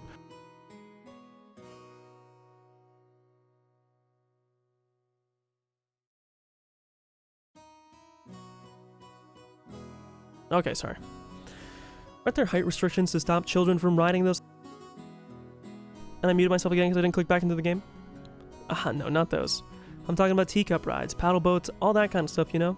Looks like we took those a bit too rough back in the day, bro. Getting in like the teacups or like the spinning strawberries or like pumpkins, and you have like 6 people in there, or like something like that, like 4 to 6 people in there, and you're all fucking spinning that little table as much as you can, pulling like 12 Gs. You've always gone a bit overboard on rides like that, Rudolph. Oh dear, I see. Poor Battler. Poor Battler indeed. Still, it's comforting in a way. That fear of riding things shows he's still the same, or still the Battler we all know so well. Oni-chan isn't scared of riding things, he's scared of falling off them. Gonna fall, gonna fall. Hey, stop running around. Maria, you're one of the big cousins now, right? Be a good example. Pardon me. I brought some tea for everyone. A pleasant aroma followed Shannon as she came into the room pushing a serving cart. Even Angie and Maria, who had been running around in circles, sat down obediently when they heard that drinks were here. By the way, what's Dad doing? He should be down here soon. He's been rushing about all morning trying to choose a tie. You mean all that about choosing an attire suitable for the family head? Father's always been picky about ties, hasn't he? It's just something he has a passion for. Staying stylish is a good thing.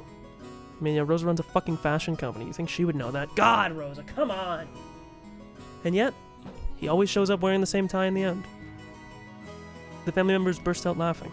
Yeah, maybe that tie is just really fucking stylish. You got a problem with that?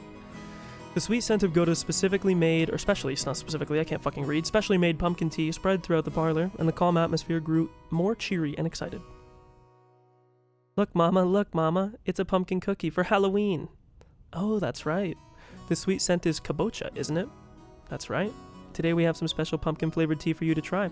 It really is delicious, so I suggest you try some without sugar first. Nason, your sleeve. Be careful. Wow. I've never even heard of something like kabocha tea. How does Gota find this stuff? Delicious. This is excellent. You can taste the kabocha's natural sweetness. Kabocha tea, huh? Still, kabocha always tastes best in tempura. Ugh. It's not kabocha, it's pumpkin. Yeah, pumpkin is different from kabocha. This is like matcha and green tea people arguing. This is pumpkin. Maria seemed to be complaining about the difference of nuance between the Japanese... Oh, is kombucha just the fucking Japanese word for pumpkin? Never mind, I'm talking shit. But it looked like Angie thought kabocha and pumpkins were entirely different things. Yeah, well, shout out Angie, I guess I'm the same thing. Everyone laughed, but Angie cocked her head to one side discontentedly, not understanding what was so funny. Just when it looked like she was about to get in a bad mood and start grumbling, Maria started teaching her a cookie game, and Angie immediately became engrossed with that distraction. God, my eyes feel so much better today. Sorry, just besides the point. Then the clomping sound of approaching heavy footsteps could be heard from the hallway. Having a pretty good idea of whose footsteps they were, the relatives straightened their backs. Those quick footsteps stopped for a moment just outside the parlor door, so it's probably Genji or Kinzo, but probably Genji. as though someone was taking a deep breath and setting up a dramatic pause. Then as the door exploded open, Kinzo, with Genji and Nanjo standing behind him, yelled out loud. Surprise, bitch. Kills everyone with magic. Happy Halloween and trick or treat! Okay, we need to hear this line. It's actually legally required that I hear this line.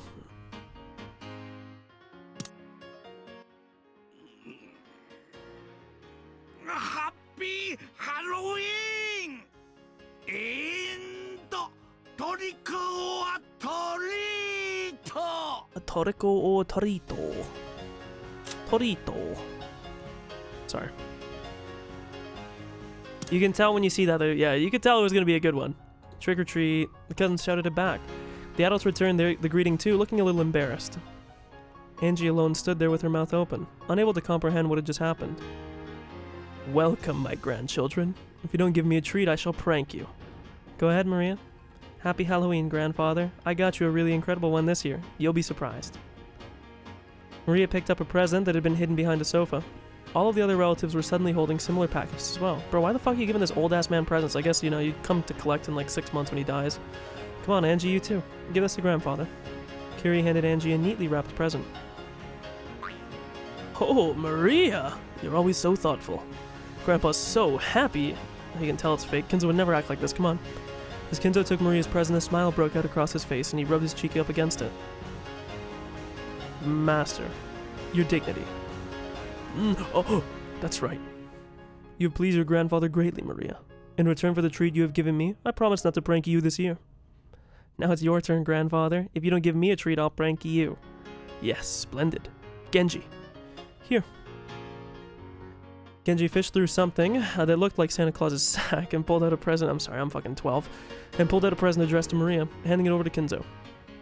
Here you go, Maria. Here's a present from your grandpa. I'm warning you, it's very cute. It's almost a waste to give it up to you. Master, dignity. This is a present from the Ushirimiya family head to Maria. It's a cute, an item worthy of the Ushirimiya family's dignity and grace. Take good care of it. Thank you, grandfather. I love you. Kiss, kiss, kiss. No. Okay, chill, bro. We already know that you're a diaper sniper. We already know you have a thing for your fucking own children, okay? It could extend to grandchildren. Chill the fuck out. Oh, Maria, my cute little granddaughter. Kiss it. Yeah, okay, bro, you chill out. That's what I'm saying, Genji. Genji's making the same face I'm making right now. By this point, even Genji had given up, or had to give up on Kinzo's dignity. Still, the dignity of the family head had lasted a full 10 seconds longer than usual this year. Happy Halloween, grandfather. This is from me. Happy Halloween. This one's mine. I hope you like it. Jessica giving a present. She lives on the island with him the year round? Question mark. Oh, George, Jessica. I thank you for yet another year. I'm so happy. With tears streaming down his face, Kinzo hugged George and Jessica. Oh, and Battler too. I'm so glad you've returned to the family. It's been lonely without you these past 6 years. Well, anyway. Happy Halloween. Not sure if you'll like it though. Don't worry. Don't worry, Battler. I know you have things you want to say, things you want to ask. But now is not the time. Grandfather. I am glad that you've returned to the Ushirimiya family. It makes me feel happy. Slowly, Kinzo moved forward and hugged Battler. Battler drew back at first, but then he understood Kinzo's feeling and hugged him back. Angie watched the scene play out, shocked. Was Ushirimiya Kinzo always this kind of person? Angie, you're up. Go on, give it to grandfather. Okay. He like fucking squeezes her head and pops it like a fucking tomato. Sorry, I don't know what's going on today. Angie didn't have a clue what was going on. She took the present her mother had given her and walked forward timidly. Kinzo's face, which had been looking so cheery a second ago, seemed to become much sterner the moment Angie stepped forward. No, it hadn't become stern. That expression was the one always worn by the Kinzo, inside Angie's mind. This was Ushirimiya Kinzo. He was a fickle, short-tempered, always with a stern expression, or he was fickle, short-tempered, always with a stern expression on his face. The most terrifying person in the Ushirimiya family. Excuse me.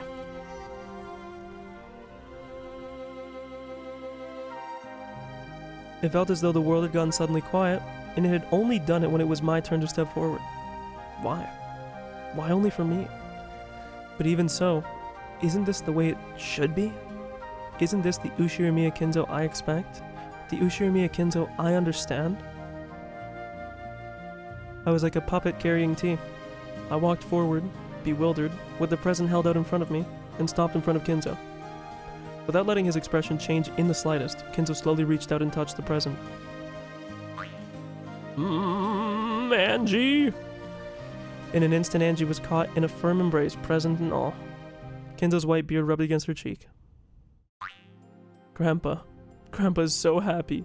I'm so glad to be blessed with such lovely grandchildren. I feel happy, so happy the tears just won't stop. Master, your nose is running. That, and your dignity. Oh, Genji, forgive me. Honk, he has like a clown nose. As the old man blew his nose, he didn't look like he could possibly be anyone other than a kindly grandpa overcome with tears at his grandchildren's gifts. Thank you, Ange. I heard that you chose to come even though you weren't feeling well at all. I'm so glad. Here, this is for you. He pressed a large gift box to Ange's chest. She finally realized that all the presents given out by Kinzo were wrapped differently and in boxes of different sizes.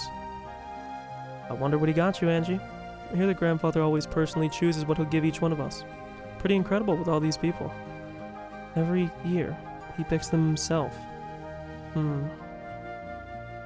does. What every year? He picks what himself? This bizarre ceremony happens every year? The cousins were all happily chattering about what their Halloween presents would be this year. Maria came up to Ange and suggested that they compare the weights of their presents, but for some reason, Ange just stared blankly. After that, the adults also handed their presents to Kinzo one by one, receiving a gift in return, along with considerate words about their health and questions about how they'd been doing recently.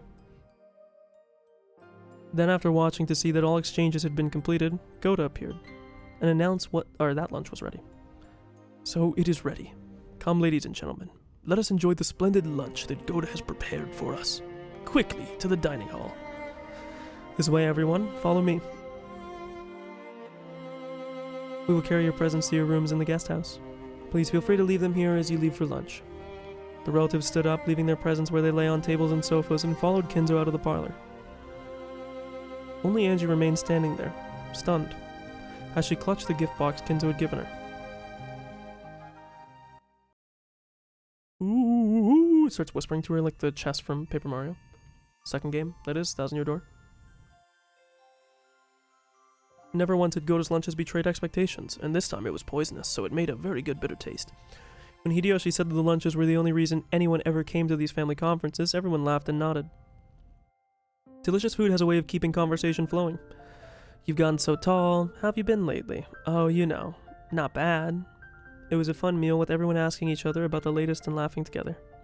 The Ushirimiya family sat at meals in a specific ranked seating order, so the adult siblings, the cousins, and the spouses all sat in groups. That made it even easier for conversation to flow smoothly. Ange had withdrawn slightly from the cousins' chat and was looking around the dining hall. What are Kinzo and the adult siblings doing? Their conversation seemed to be peaceful and fun. Most of the time the siblings were mothers or fathers of their own households. However, when they gathered together by themselves in front of Kinzo, that burden was lifted from their shoulders, and they became young and bright as though they had gone back to being kids again. Rudolph, who was usually an easygoing father, but one with a sense of dignity, became so bright and cheery in this group that it almost looked like there was another battler. Even Kinzo looked peaceful and relaxed. He didn't say a word about money or the inheritance. In fact, he didn't even insult his children or call them incompetent. He just looked like a happy old man, genuinely pleased to have his whole family together for the only time this year. The group of spouses was just as harmonious. See, I fucking knew Nanja was a spouse, bro. Their conversation jumped from topic to topic on motherly issues like their children's education, the running of the household, and family health. Hideyoshi and even Nanjo happily joined in. And what about the cousins? There was no way that such a fun dinner table with such a fun group of friends could fail to be raucous. Maria was in her element, showing off her knowledge of Halloween trivia. Battler was giving a weird straight face, like he was in pain somewhat. George and Jessica would nod in understanding. Battler would say something stupid and Maria would laugh at him. If I wanted, I could easily join in on the conversation. And I could easily slip out of it too by shifting my attention to the dessert. It was happiness, both fun and natural. It felt like I was enjoying a pleasant doze in the rays of the springtime sun. According to the weather report, Part 6 fan, we can expect a big storm sometime tonight. It's supposed to be a typhoon. Looks like we'll be stuck here for more than one night again. I do not mind it in the least. You may stay here as long as you wish. If it would mean seeing the faces of my precious grandchildren more often, I would pray for rain every day. Give us a break. We do have work to worry about. Why don't you leave the island, Father? That way you could see your grandchildren whenever you wanted. Ha, true. Living on a remote island may have a sense of majesty, but haven't you had enough of it? Yes, I fucking hate it. It's too noisy in the city. I much prefer a quiet island with no one on it but my family. I like it here. But on Rokkenjima, if something happens, it would take some time for a doctor to arrive, such as this. Pow, pow, pow, pow. I agree. At your age, I think you should at least consider moving to Nijima. Yes, I am old. I want to live in peace surrounded only by my family. And I am satisfied. I have this island to make that dream of mine come true. Father. Seems I've gotten you all down. Ladies and gentlemen, Gota's lunch is now complete. Grandchildren, it will probably be raining constantly starting tomorrow. Now is the only time that you'll have clear skies. Why not go to enjoy the roses and then take a walk on the beach? So the adults can talk about the adult stuff. That sounds good. Okay, everyone. Wanna go? Ooh, I want to see the roses and walk on the beach. We can collect shells and collect glass too. There's glass on the beach, bro? What? Collect glass? That sounds a bit dangerous. Fragments of glass get washed by the waves and become round, beautiful gems which drift to the shore. Yeah, or jagged fucking pieces of alcohol bottles that you destroy your feet with. But hey, you know, teach their own. Did you forget, Badler? Remember how we used to pick them up together? Oh, were those pieces of glass? I always thought they were just pretty gems. Have you ever seen a glass gem, Angie? No. Then let's go. I'll show you. Let's go, let's go. But the first to see them gets them. I'm gonna get them all. Heh, in that case, I'm not gonna lose either. Let's see who can find the prettiest, biggest glass gem. Alright, times like this, why not be a kid? I'm not gonna lose either. Then I guess we'll be heading down to the beach. Let's go to the beach, each. Take it easy. He was coming there. Take it easy and enjoy your time together, grandchildren. The cousins rose from their seats and noisily left the dining hall. Maria grabbed Angie's hand and dragged her along. However, Angie's expression was vague and absent-minded, the opposite of Maria's full smile. Is that it? Chapter 1? Bow, Chapter 1. Good opening. I like it so far. A little bit of a switch up on the regular formula. 60-year-old Ange. Well, yep.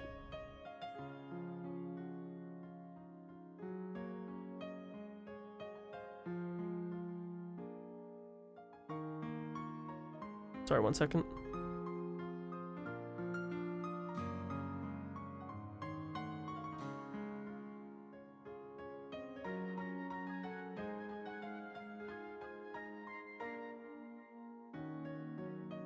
Okay. How much is left of my drink? We got enough for like another chapter or two. The cousins walked along the water's edge playing. They searched for bits of glass polished by the waves to become small and gem-like. They caught up on news of each other's lives and joked around. They wrote words in the sand.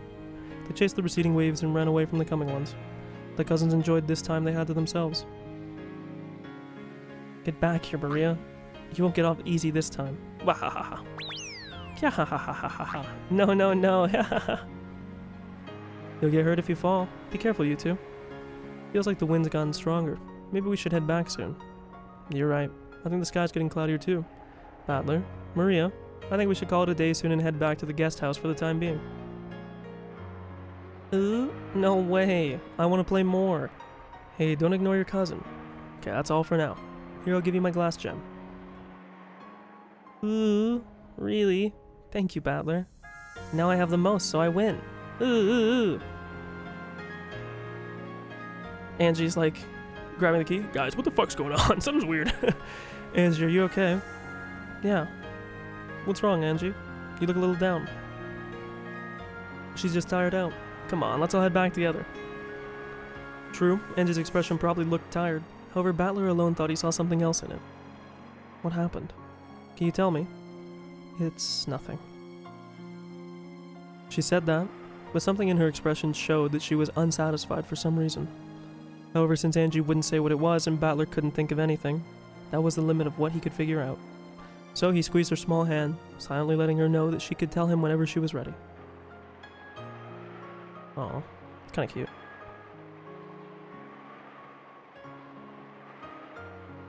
It seemed such a bright, sunny day until a short while ago. However, the sky had turned gray and the wind had started to feel more annoying than pleasant. If they waited around, they might have to deal with scattered raindrops as well. And I guess it'll be raining the whole time from now on. What a drag.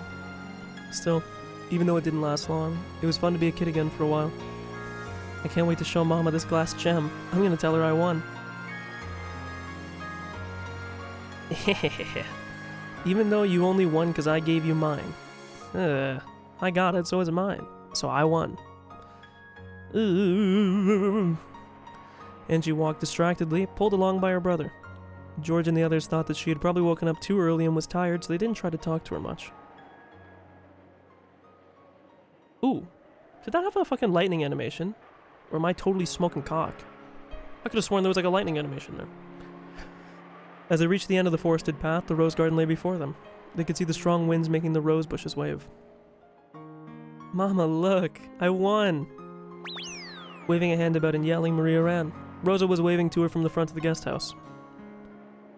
I'm gonna head back to my room for a sec. I'll meet you in the cousin's room right after. Okay, got it. See you later then. Jessica ran off in the direction of the mansion. George turned around as though suggesting that they had better get going too. However, when he saw Angie standing still with a crybaby look on her face, he realized that she might have been put into a bad mood by something. Is everything okay? Yeah, she's fine. Sorry, but would you mind going on ahead of us? Sure, got it. See you later. George headed for the guest house. The only ones left in the rose garden were Battler, who was waving at George, and Angie, who was still staring at the ground and holding Battler's hand. For the past few minutes, he had repeatedly asked Angie what was wrong. He realized that this wasn't anything like a stomach ache or something obvious that had put her into a bad mood. However, young girls sometimes get upset for reasons that only they can understand. Battler knew this, so he didn't rush her in any way, and continued to gaze around the beautiful rose garden holding her hand. Is she gonna, like, remember the fact that this is all like a game set up for her? Oni-chan? What is it? Where is this place? She asked the question, as though she was talking about something on the other side of the silver screen. Though Battler understood what the question meant, he played dumb. What do you mean where? It's Rokkenjima. No, it isn't. Yes, it is. How is this supposed to be Rokkenjima? It's the Rokkenjima of October 4th, 1986. The Rokkenjima you've wanted to see for so long. That's a lie. Why do you say that? This is all a pack of lies. Angie wrenched her hand from her brother's grip. That hand hit a rose and sent flower petals flying. I don't lie. How is this supposed to be the truth? I wonder if she's gonna be like upset because things are so happy and she hasn't been included. Like, how could something so happy end so bad? Like, I don't really know what the, Yeah, I don't know why she would be upset. Angie spat those words out. However, Battler's expression remained calm and composed. What don't you like about it?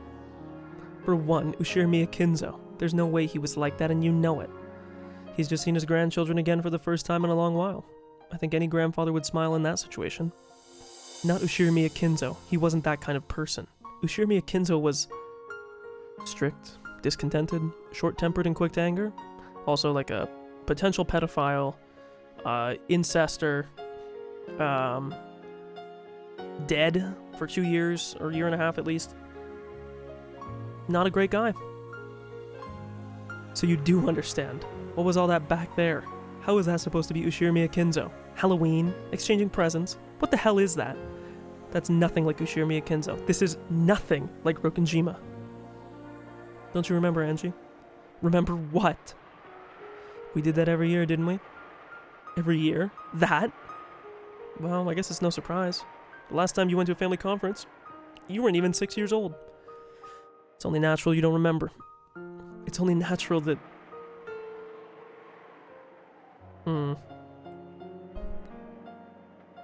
The biggest vibe I'm getting from this is that he's trying to do the equivalent of like a message bottle for Ange. He's trying to like override the truth of what happened in Rokkenjima, and he's trying to make it more of like a happy thing to try and reframe it all. In reality, you know, she obviously knows this wasn't the way that it went. It seems like this 6-year-old Ange, you know, they did kind of describe it where they were like, oh, you know, she's trapped in the 6-year-old thing, which, you know, getting a little bit weirded out when the anime is like, oh, she's a 18-year-old girl trapped in a 6-year-old body. Let's back up real quick. But more so point being that, like, she has, like, her level of knowledge. She's not, like, the mental of a 6-year-old in this state, so she remembers everything. I don't understand what the point he's trying to make is. It's like, oh, like, because he knows that he's talking to the technically 18-year-old Ange. And it's like, well, you know, it's been 12 years since you've been to one. Of course you don't remember. I do wonder, I mean, he's actually just gaslighting, unironically. He's like, oh, you just don't remember. It was always like this. Like, oh, I don't think it was. In reality, I think he's trying to override a truth. I wonder if the whole thing that Battler's going to try and do is to push Ange towards trying to find whatever, like, the truth of the matter is, and not so much just accept, like, a happy alternative, even if it's not reality. But we'll see. Ange understood what her brother was trying to say, however, she couldn't accept it. It's true that Ushirimiya Kinzo was a strict man. When he was younger, he really did lash out at his kids, apparently. It was pretty traumatic for the old bastard and his siblings. You could say they're still a bit scared of him even now. I mean, you're not redeeming Kinzo to me, but... And well, you wouldn't be wrong. The grand tale of how Kinzo had restored the Ushirimiya family was more than enough to paint him as a rigid, terrifying man. Furthermore, Kinzo was an investor. All the legends and tales that made him seem more mysterious had probably worked in his business's favor. At times, Kinzo may even have acted out this part people expected, endeavoring to make his presence all the more overpowering. That's why the world at large spoke of Ushirimiya Kinzo as a strict, short-tempered man. And they even thought of him as a fickle, bold, incomprehensible eccentric. But that was just the face grandfather showed the world. Persona! The mask! That's not how he acted in private alone with the family. Alone with his family. Are you saying that weeping old man who doted on his grandchildren is the real Ushirimiya Kinzo? Loud and correct buzzer. He must have played with you and patted your head many times. Do you really not remember? This fucking message bottle forger. Fuck this guy, bro. Things like that might have happened once or twice, but that would only have been a mere whim of Kinzo's. My parents told me all the time, grandfather is a terrifying person, so make sure you don't mess up. They always said that he's very scary, so take care. And that means he was a scary person. When you were little, you never questioned your parents or what they told you. I guess I could say you were an obedient kid, but I could also say you had an overactive imagination. Dad and the others were just trying to make you realize how important it was to be polite. So he's trying to like, I don't know, I don't like this. I feel like he's actually gaslighting hardcore. I don't know if I believe him. We know he's the game master. We know he has the ability to basically message bottle this entire fucking game in the exact same way that the original Beatrice tried to do it with the initial message bottles that they wrote from Maria's perspective. I don't know. It feels like we're getting into like the choose to believe in the lie that he's weaving, and he's like gonna gaslight Ange the whole way about how oh, you actually just don't remember. Like, you were sick. How could you remember? Would you remember? It's like, well,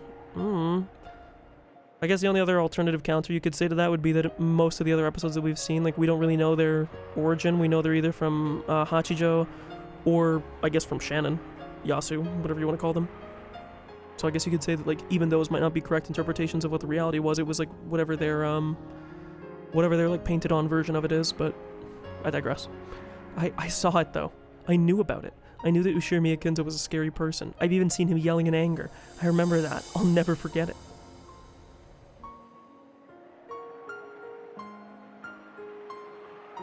Well, like you saw just now, grandfather could be a bit abrupt at times. He might have just been trying to surprise you. Or it might have just slipped out when he was having a serious discussion with his kids. And you think I just got scared for no reason and got the wrong idea? That can't be. That can't be true. I mean, I still remember it. I know what I saw. Or I know I saw Ushirimiya Kinzo yelling and being scary. Mom and Dad were terrified too, so I know I'm right. The impression you had of grandfather when you were young remained with you, and that impression grew inside you as you grew up. How many times did Ange see Kinzo in her life? And at an age where she'd be old enough to remember? We know she didn't technically go at this time, so what, maybe one time? How many times did Ange see Kinzo in her life? How old was she the last time she saw him? The only thing that I don't buy from this is that, again, like, there seems to be like an impression that it's trying to paint that we've been viewing through Ange's perspective this entire time that we've been reading everything, and I don't know if that's necessarily true. If that's the case, like, maybe you can write off the whole thing as just being like a misunderstanding of Ange's, but I don't know.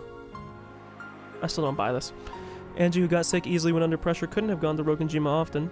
And also like the saying like she got sick under pressure, that was like a throwaway comment made by Hideyoshi. Why are we just accepting that that was like a thing now? And since she was absent for the family conference when she was 6, her last memory of him must have come from when she was just 5 years old. But even you haven't seen Ushirimiya Kinzo for 6 years. That's right. Also, even if she visited when she was 5, again, unless we're being lied to about the whole timeline of events, she couldn't even have seen him when she was 5. Because he was dead. He died prior to 85.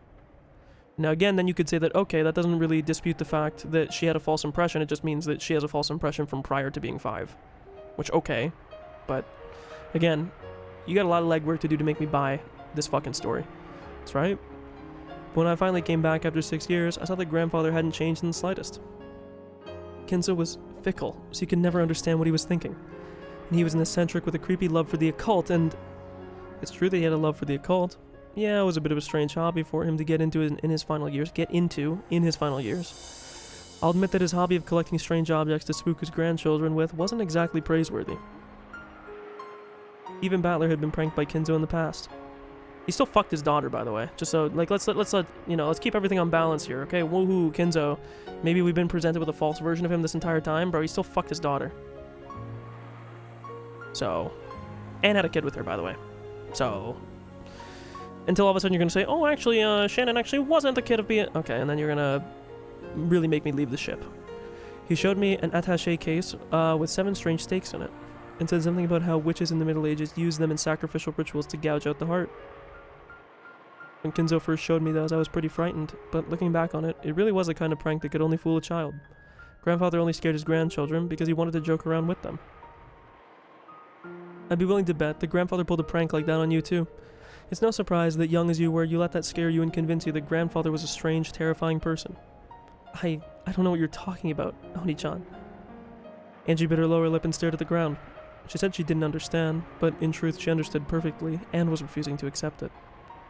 The problem is, it feels like there's just so many things that I'd have to comp to are being, like, told to me in lies. And then I don't want to be rude, but it's like, what the fuck was the point of everything if that's the case? Because if you're just going to say, like, oh, well, we've been presented through, like, false narratives the entire time, well, then none of the theorizing I've done up to this point even matters. But, or at least matters in the meta scheme of everything. But, besides the point. Remember how we traded Halloween presents in the parlor just now? What was that all about? The Ushirimiya family never did anything that sentimental. You don't remember anything, huh? Are you saying I got presents once too? I don't remember anything like that. That could never happen. Do you really think that grandfather, a man who loved the occult and Western traditions, wouldn't celebrate Halloween? Grandfather's Happy Halloween was pretty much the standard greeting at our family conferences.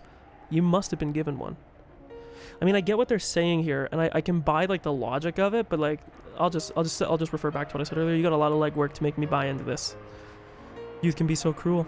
Grandfather must have put all his heart into choosing that present for you, but it looks like your heart didn't remember, because then I guess the question becomes with, like, the meta world. What the fuck were we even viewing through, like, Battler's perspective through the first 3-ish games?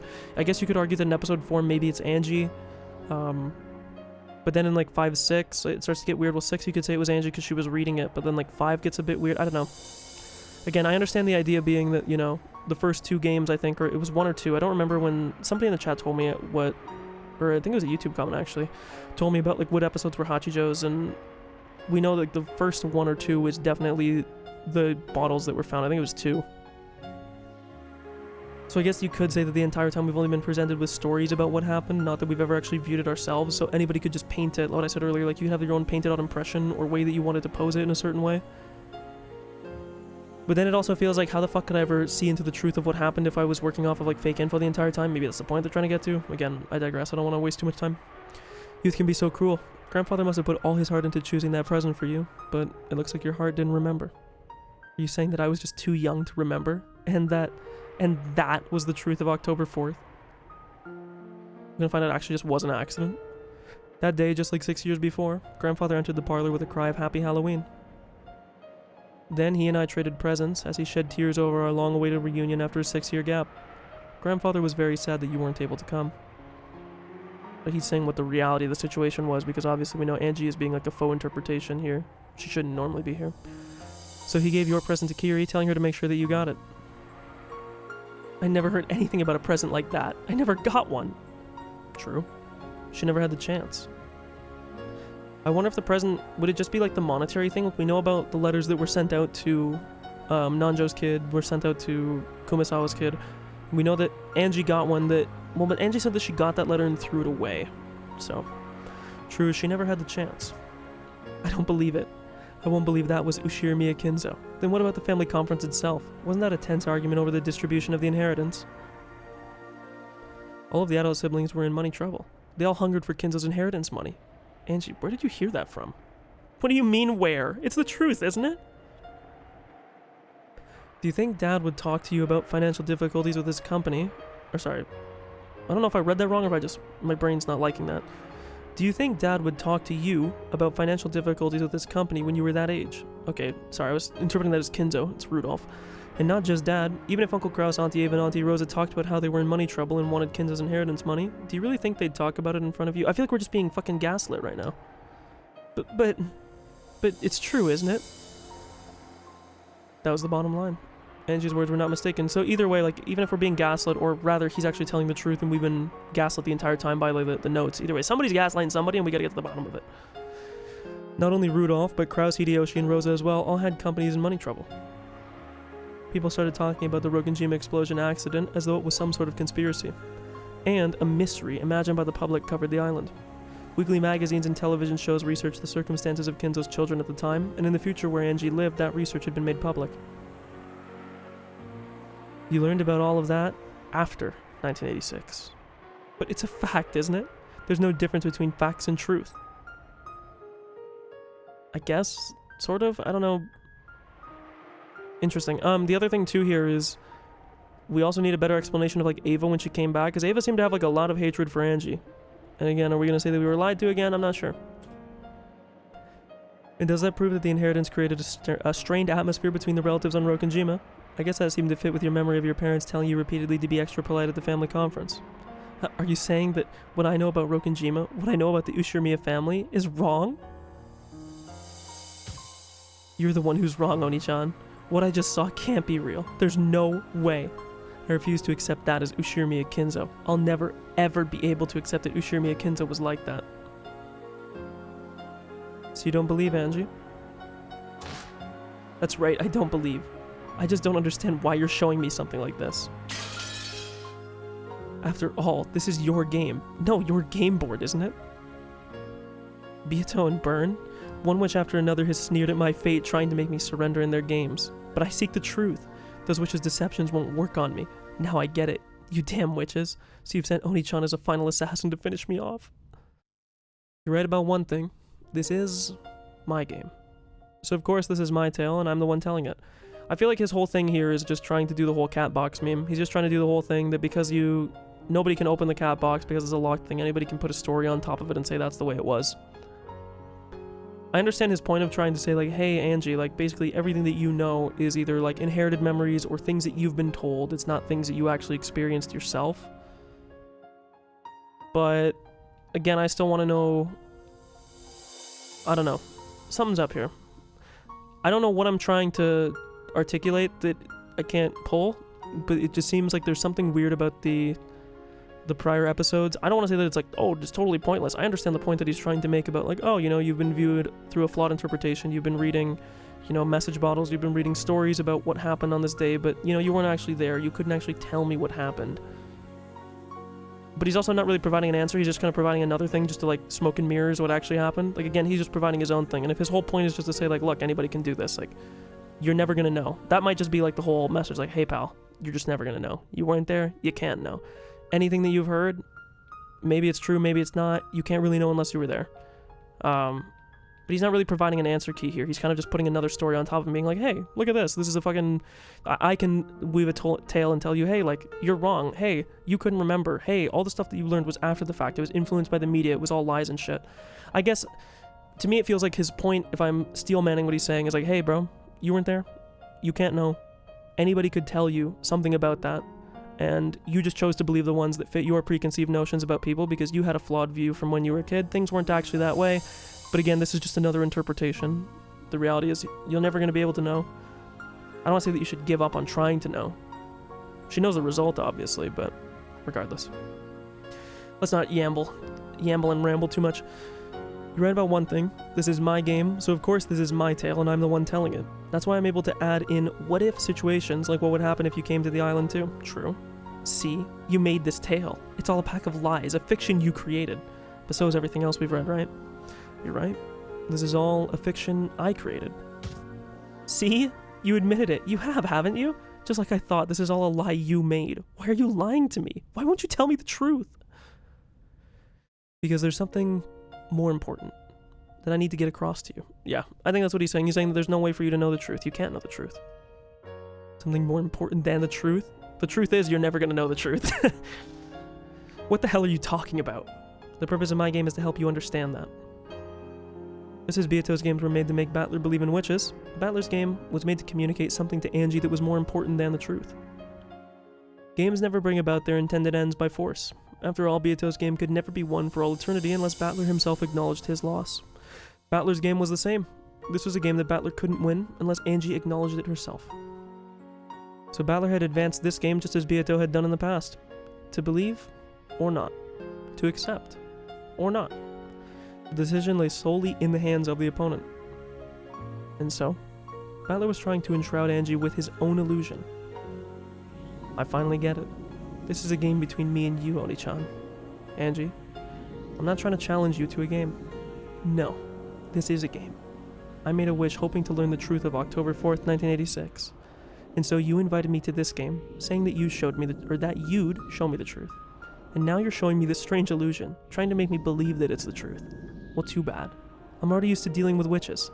I'm fully aware that you're trying to use that kind of face of yours to trick me, or that kind of face. The big brother knew that no words of his would have any effect on his enraged little sister, so he just quietly listened to Ange's words. But for Ange, even that was frustrating.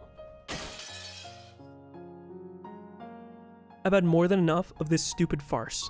If you don't plan on telling me the truth, then end it all now. I'll find my own truth for myself. I won't rely on you. That's right. There never was anyone I could rely on anyway. I've always been. All alone. You're wrong! Objection! Sorry, but I won't let you leave this game. Ah, that's right. Unless the game master admits defeat, the game never ends, right? That's not what this is. I just want you to stay quiet and listen to what I have to say. Oh, okay. Yeah, I was about to say, okay, we gotta put Ange to bed now, come on. Night-night. I'll just stay quiet then. Even if a player isn't around, the pieces just move by themselves and the game moves forward. Isn't that how it was? Alright. Step back from being a player and become an observer for a little while. You can come back whenever you feel like it. I'll do just that. This is an endurance contest. It'll keep going on until you give up on trying to cover up the truth. Something more important than the truth? You're not making any sense. There's no such thing. There is, Ange. Whether my tale is truth or not, the truth or not, the fact remains that you lost something precious on this island. In a weird way, she lost her future. Because she's become so obsessed with what happened, that she hasn't been able to live her own life. I don't know if Battler's game is going to... this is going to be my prediction. I'm calling my shot right now. I think Battler... Now, to be fair, I can maybe see why some people would find this ending unsatisfying if this is the direction they're going to go, but I don't actually dislike it entirely. Depends how they land it. I think what he's going to say is, Ange, you've basically had your entire life and your future robbed because you've been obsessed for 12 years about what happened on this island. You've thrown away, opportunities, etc., things about this because you've been so focused on this. And I think what his point is going to be is that, in reality, your closure to this tale is that you're not going to get closure. The truth of this tale is that you're never going to know the truth of this tale, and you need to accept that some things are just unknowable. For instance, in this situation, this is an unknowable future, or rather an unknowable past. You'll never be able to know exactly what happened, and it's terrible, but you've spent, however long you want to say. Again, it depends if we want to believe in, the whole time warping shit. That you've spent so long being obsessed with this that you've basically put your life on pause. You've basically trapped yourself, unironically, in a witch's game. And you can't win. There's no way for you to win. The only way that you can win is just not play the game. So, and my early prediction, I guess, to put it in like a succinct, like 1 or 2 sentence thing, which mind you, I will now explain in more than 1 or 2 sentences, is Battler's going to try and provide the proof to her that there is no way she will ever know what's inside the cat box, that she's been holding up her entire life trying to figure out what happened, and the sad reality is she has to accept that she is never going to know what happened, just that she lost her family and she needs to move on. That's going to be my prediction. We'll see. Dad, Mom, and you, Oni-chan. I lost my family and everything that mattered to me. She spat out those words as though no further questioning would do any good, and looked away. Even as he watched, this Battler's expression remained gentle. Just keep going however you like. Later, Oni-chan. At least make sure you watch the tale. Even just listening is enough. If I feel like it. Later.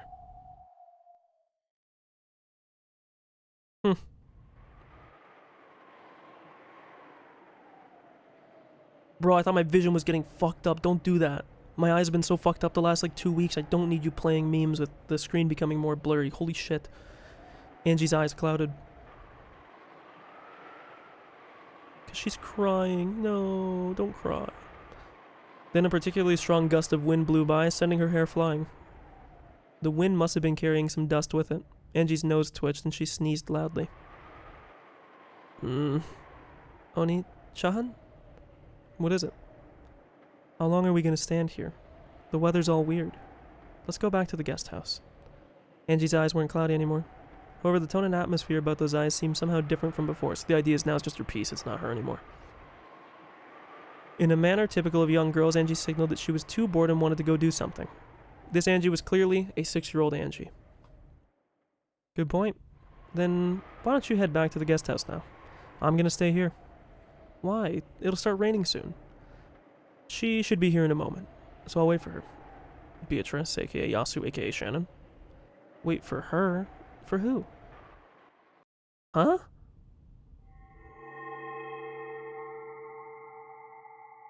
Are they gonna do a full mask off reveal? I know they've been kind of danced around it, although again, it's not really that hidden if you're looking for it, but... Then to Angie's eyes, it looked as though the strong winds were now carrying flakes of gold along with them. No.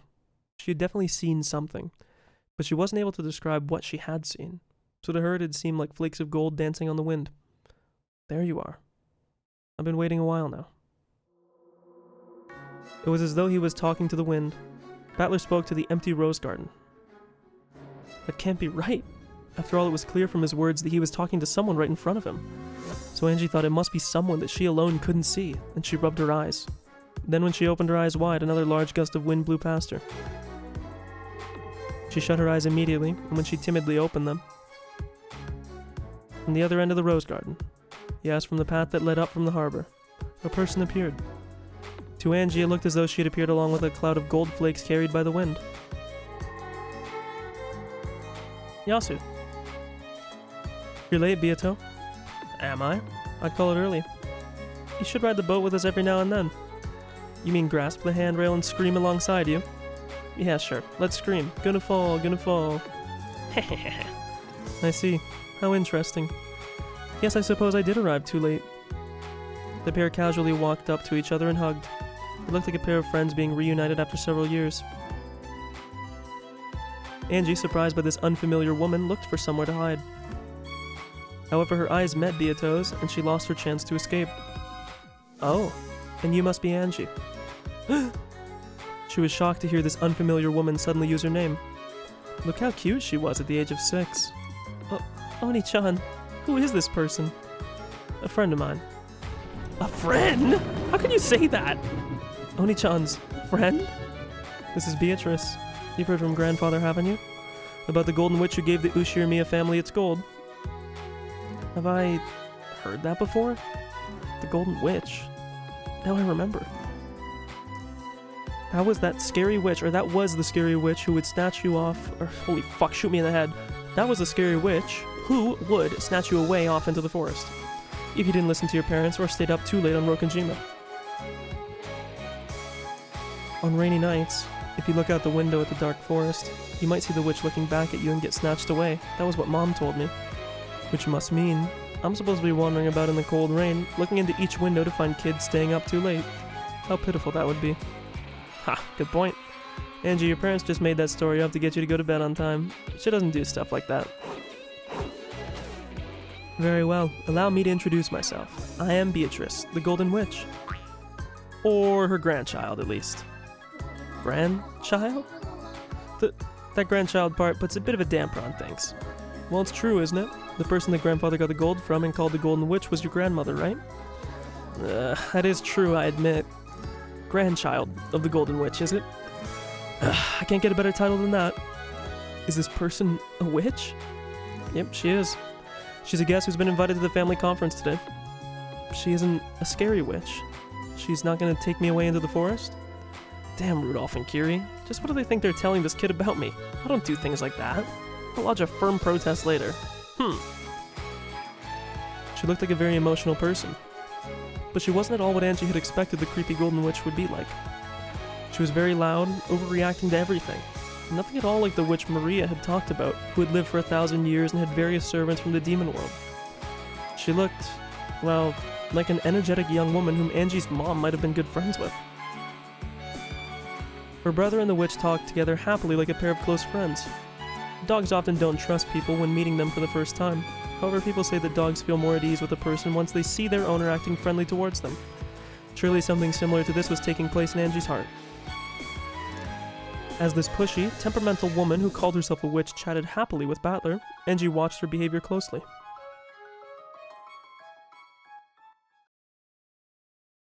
What's that key for? Beato noticed the gold key hanging from Angie's neck. Angie automatically grasped it defensively. That's Angie's precious key.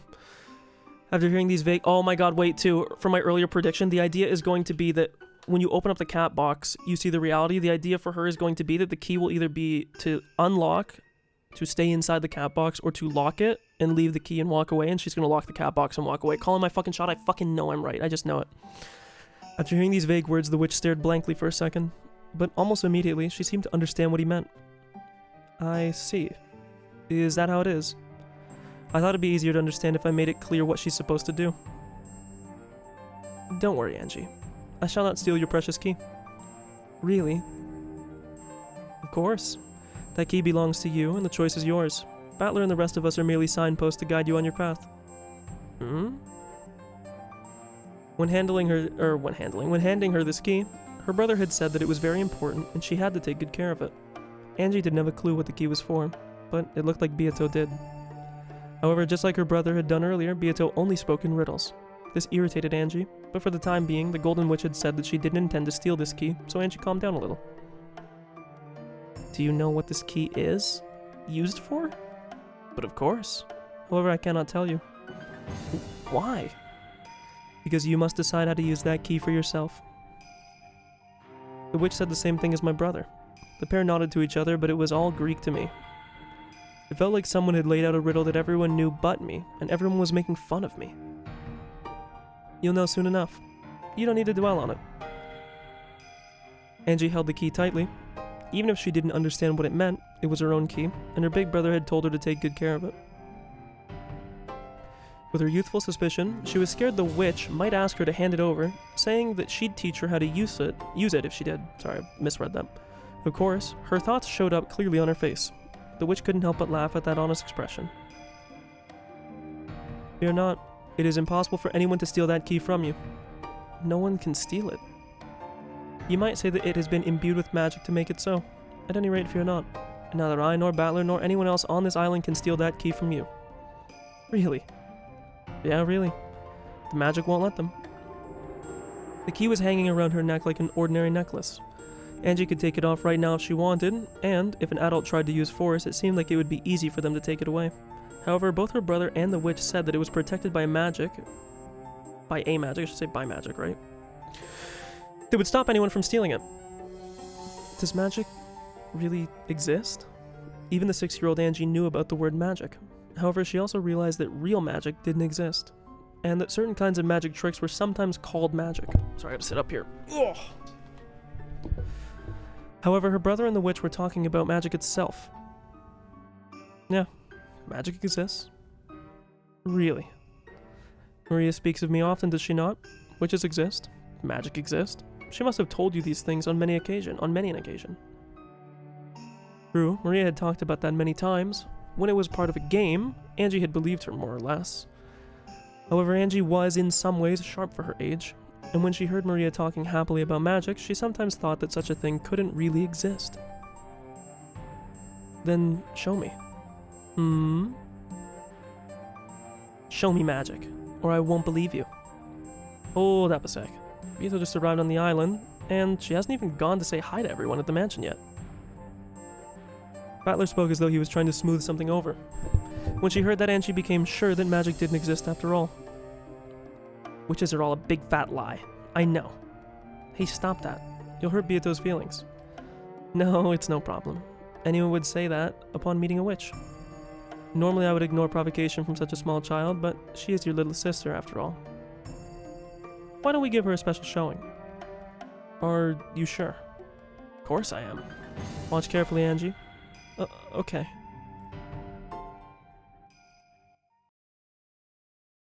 Though Angie had challenged the witch to show her if she could, now that she was about to be shown, she looked a bit hesitant. She gulped, then stared up at the witch's face. The witch held out her left hand, bringing it close to Angie's face. Then she slowly spread her fingers. Angie, thinking that she was about to be turned into a frog, shrank back. However, after waiting a while with her teeth clenched, she realized that nothing was happening. I love this song, by the way, holy shit. So as her fear turned to irritation, she began to argue. Nothing's happening. Don't jump to conclusions so quickly. I haven't used magic yet. See? Look carefully at my palm. I'm not hiding anything, correct? She's gonna do the typical sleight of hand cup thing she did with Maria. Oh, so that's what she was doing. Now that she finally understood, Angie checked both sides of the witch's hand. Yeah, there's nothing there. Watch closely. I'll make a fist, and then stretch out my index finger. She stretched out her index finger and held it right in front of Angie's eyes. Angie, refusing to show weakness by pulling back, stood her ground and concentrated on the fingertip. Watch the tip of my finger closely. Ready? It'll be fast. The witch rapidly lifted her index finger high into the air, pointing at the heavens.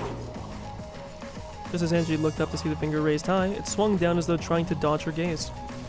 In that manner, the finger swung up, down, left, right, then left again, as though Angie was playing a game of I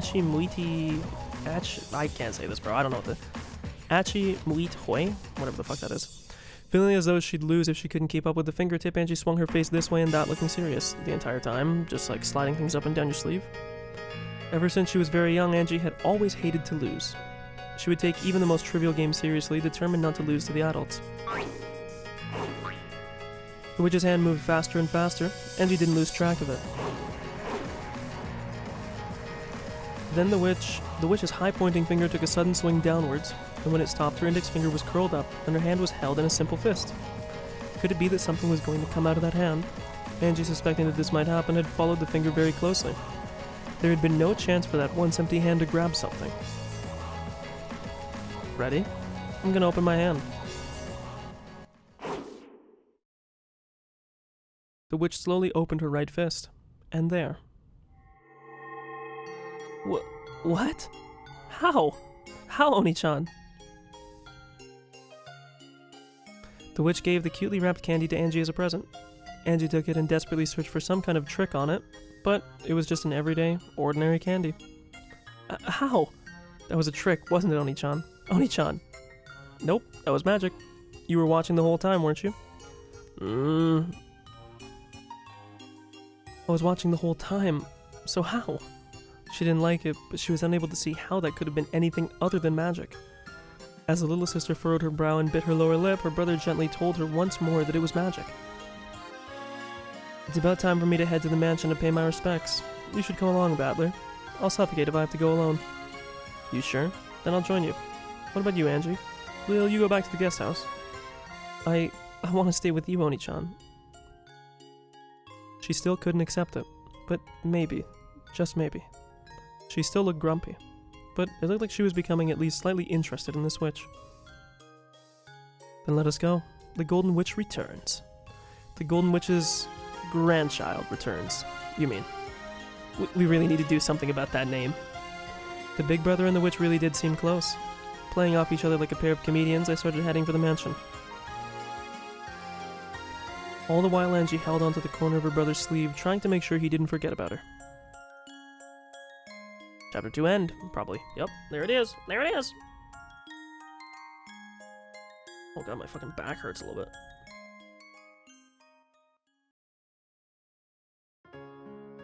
Returning the gold. I'm gonna get a drink real quick. I'll probably go pee. 2 hours, Jesus. Hasn't felt that long. I will be right back. Okay, I'm back. My bad. Let's continue. We're on chapter 3, which is returning the gold. I think I said that already. Sorry, I gotta get my mic back in position. Because I fucking moved it when I got up. Good chapter so far, though. I like it. I like when it makes you think a bit more. To be fair, I guess all the episodes do that in a weird way, but the VIP room was filled with the sweet smell of pumpkin tea and packed with smiles and laughter. Ahahaha. Simply splendid. I'm glad to see you in such high spirits. I could say the same for you. What idiot said you're reaching your last years? I'll just borrow a bit of cheer from you.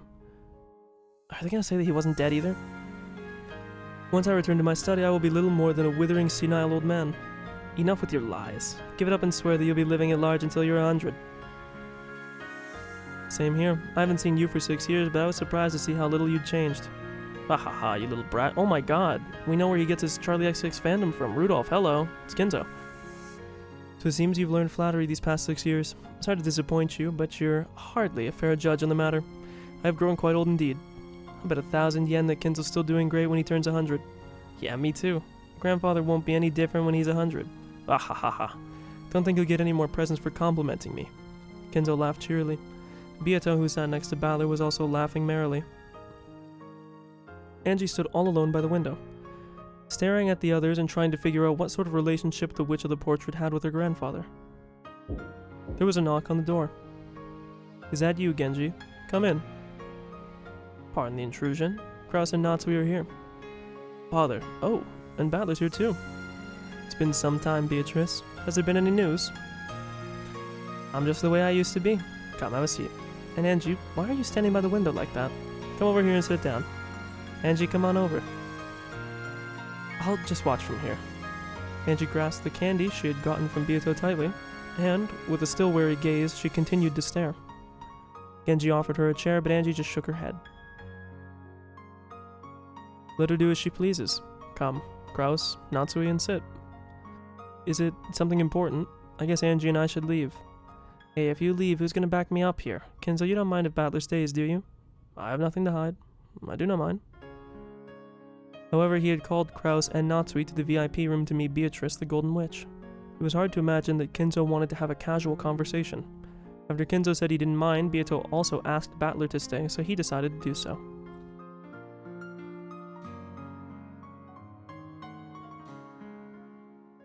In order to avoid getting in the way of their conversation, Battler stood up from the sofa and walked over to Angie's window. When the big brother finally came back to see Angie, she clung to his waist as though determined not to let him go away again. Oh, I see. That must be why Angie doesn't like me. Huh? What do you mean? I don't really think she dislikes you. You never could understand women, Battler. Beato smiled at Angie, but the latter turned to look the other way.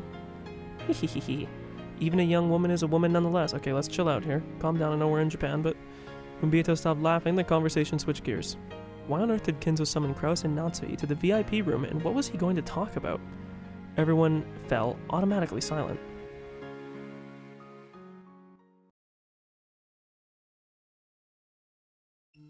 Beatrice, Golden Witch. Each and every day, I remember the debt owed by the Ushirimiya family for the time it was saved on the brink of destruction. Hehehehe. Yeah, you'd better thank me. Well, it's actually your grandmother he's thanking. Shut up, you. No, it comes to the same thing. All of that gold has been lent to the Ushirimiya family for 3 generations, and for no compensation. We truly cannot be grateful enough. Gold is no more than a pile of bricks to me. It was a relief to have Kinzo hold on to it, since I had nowhere to put them. Whoa.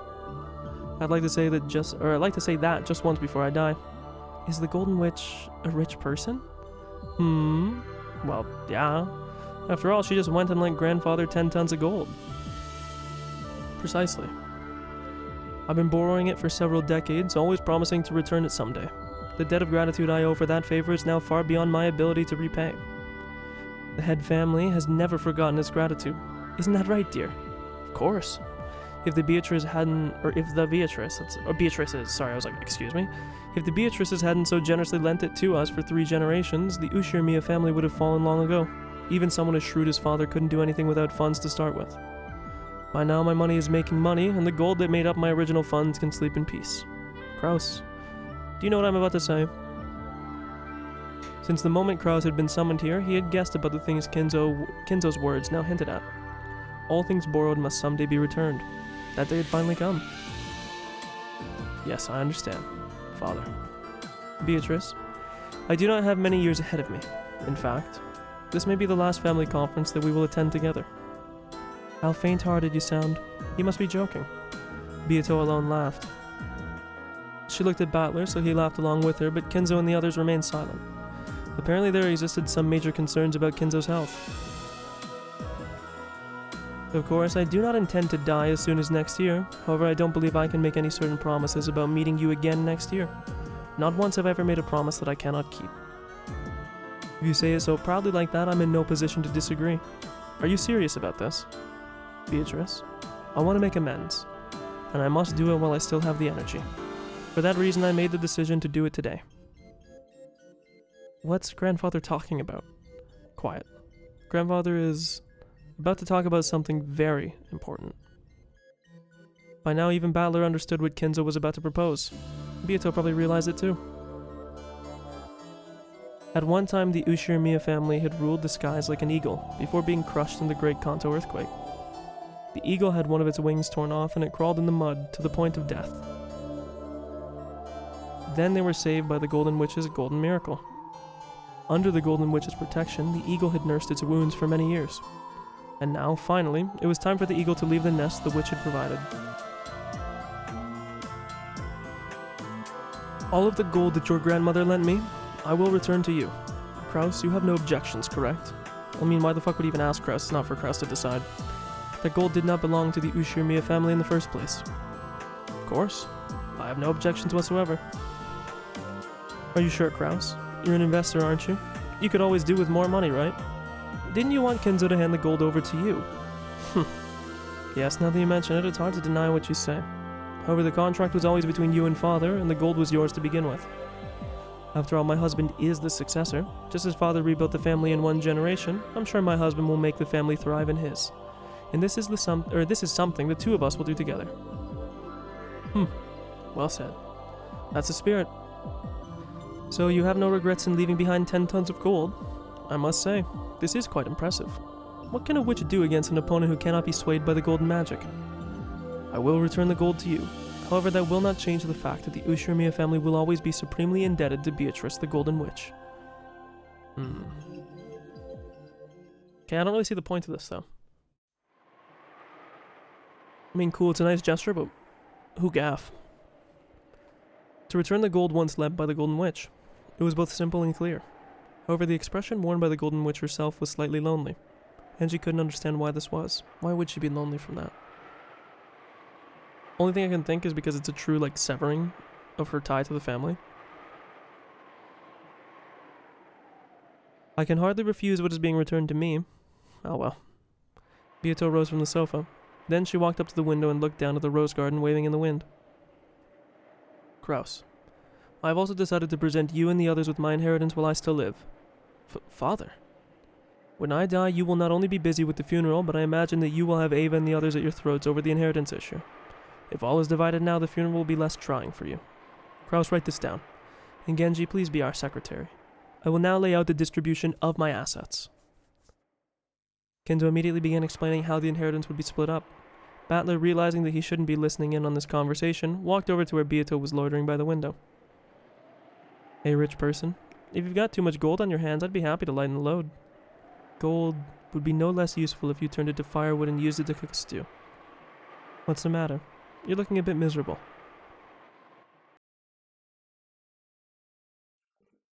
So this day has finally come. I love this track too. I do feel a bit lonely. You do. My magic revived the Ushirmiya family and created Rokkenjima. And now, it seems the Ushirmiya family no longer has any need for the power of my gold. It has taken flight, leaving the nest of my magic behind. Yeah, That's pretty much it. Oh, it's kind of emotional, I don't know why. I have called Rokkenjima the Witch's Island.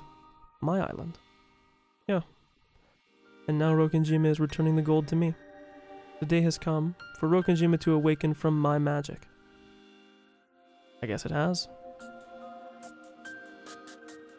I knew that this would be the last game, however for that subject to be broached even in a manner such as this, is surprisingly hard to handle. You're the type of person who looks totally carefree, but who's actually full of lingering attachments and regrets. The cruel and obstinate ones are usually the quickest to grow attached, and then to feel lonely. That's right, that's the kind of person you are. It was a game for you and me. It was fun. Sorry, I'm getting a bit, choked up, I don't know why. It's a game you polished to perfection during those 6 years. I once likened it to an eternal torture for the both of us. Eternity is happiest when you can still believe that it's eternity. But all things must end, and we have to be aware of that. So we must not avert our eyes. And just as the sun always rises, there's no sun that doesn't set. Of course, Angie didn't have the slightest idea what her brother and the witch were talking about. However, even as young as she was, she could feel that the pair had spent an incredibly long time together, and that they understood each other so well that they might as well be a married couple. Then, Beato noticed her reaction. Angie. At one point the two of us wove games for each other. However, that time is already over. This game has been made not for our sake, but for yours. They were talking in riddles again. Grasping the key that hung by her chest, Angie looked at her brother's face. We need to show you the contents of the cat box that is this day. That key I gave you is for opening it. What do you mean, cat box? He means this day. You wanted to reach this day so much. Using the miracle of magic, I've brought you here. You must continue telling the story of this day as the final witch. Does that mean that I mustn't remain here? Angie's tone was slightly tense. She understood what her brother meant, and it made her frown. Just how long have I suffered, wishing that I could return to the Rokkenjima of 1986? And now I finally made it here. So why are you chasing me out? You said I could decide for myself. That's right. I did say that.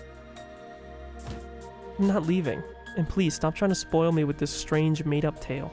I want to know the truth of this day. She's a moody kid, be it 12 years in the future or 12 years in the past. Kinzo turns over. Somebody say 12? Shut up. I didn't ask you. And what the hell do you think you're doing? Didn't the Golden Witch come here to perform her resurrection ritual? Didn't you appear on the island with a crash of thunder and try to offer up 13 people as sacrifices? Why are you acting so happy and casual?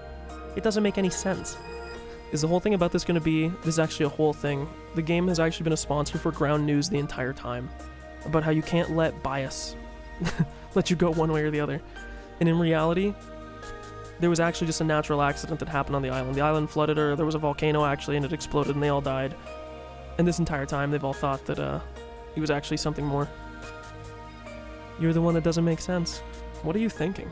Do you want me to be a murderer? You wrote tales about it, sealed them in message bottles, and threw them into the sea. 2 of them were discovered later on. Both of them were stories of cruel, serial murders. What a shame that only 2 of them made it to shore. How sad that land, my greatest masterpiece, was never seen by human eyes. So another hidden thing. I've been wanting to ask this for a while, but what's up with those message bottles? We already know about this. You told us this in the past. It's to rewrite the history of what happened. As I was working out the details for my game against you, I began creating those tales along the way. Once I realized that I could create endless different tales out of the same game board, it really started to get fun. So you wrote them down hoping that I would read them someday. Precisely. They were so good I just couldn't bear to wait for your return, and we already know they had their whole thing about, was it... Well, we know that Shannon, or Yasu rather, I think liked mystery novels. And Battler, we knew from episode 5 when he had that confrontation with Erika, that he definitely had that too. Inspired by those classics works set on isolated islands, I tried sealing them in bottles and throwing them into the ocean. Mysterious, don't you think? Don't mock me. Those were your plans for the crime. You used the location of the hidden gold to fan up discontent between the family members, as you planned your brutal serial murders. Sheesh. Is that how I've become in the year 1998? Well, I guess I can't blame them. Huh? What's with the sudden change of character? Is this some scheme to make me let my guard down? I'm not gonna be fooled, Beatrice. Oni-chan, you want to make me surrender and say that witches exist, don't you? You think I'll fall for that? I'll find the truth without your help. Even though that truth is all around you right now. You once called yourself Gretel, but it seems that the name Middle, or Meidel, I don't remember how you actually say this, but would be more fitting. Get it? Because it was right next to you the whole time. Enough. Angie tried to slap Beato's cheek. However, the difference between their heights was so great that Beato dodged before the hand could reach her. Stupid. Stupid. I won't acknowledge it. I'll never acknowledge this farce as the truth. After Angie yelled those words, her eyes grew cloudy. They cleared up almost immediately. By that time, she'd already gone back to her 6-year-old self. You're right, Angie.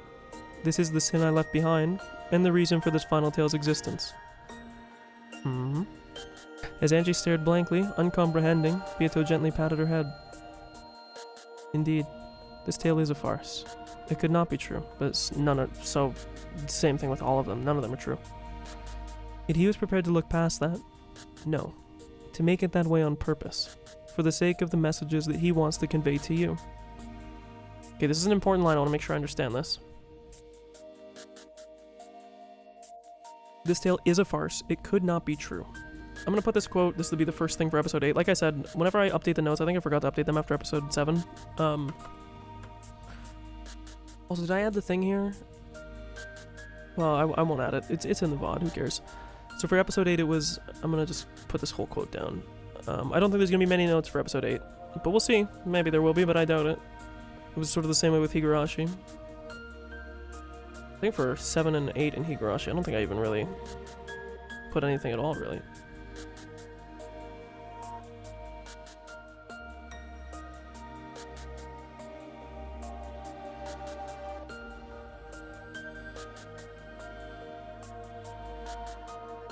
Okay, I think that's it. Sorry, I just had to copy it.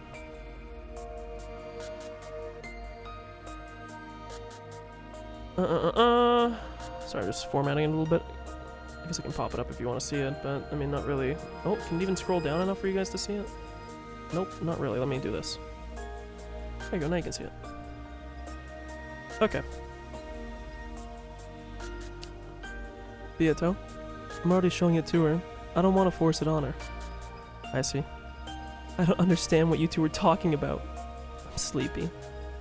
You're right. We should probably be going. Kinzo, must I remain here longer? My apologies, but I must ask that you stay a little longer. You to stay a little longer. Moving on, Kraus. The continued support of the Gospel House should be viewed as your responsibility as the Ushirimiya family head. What a pain. Forgive me, Battler. Seems I cannot go with you.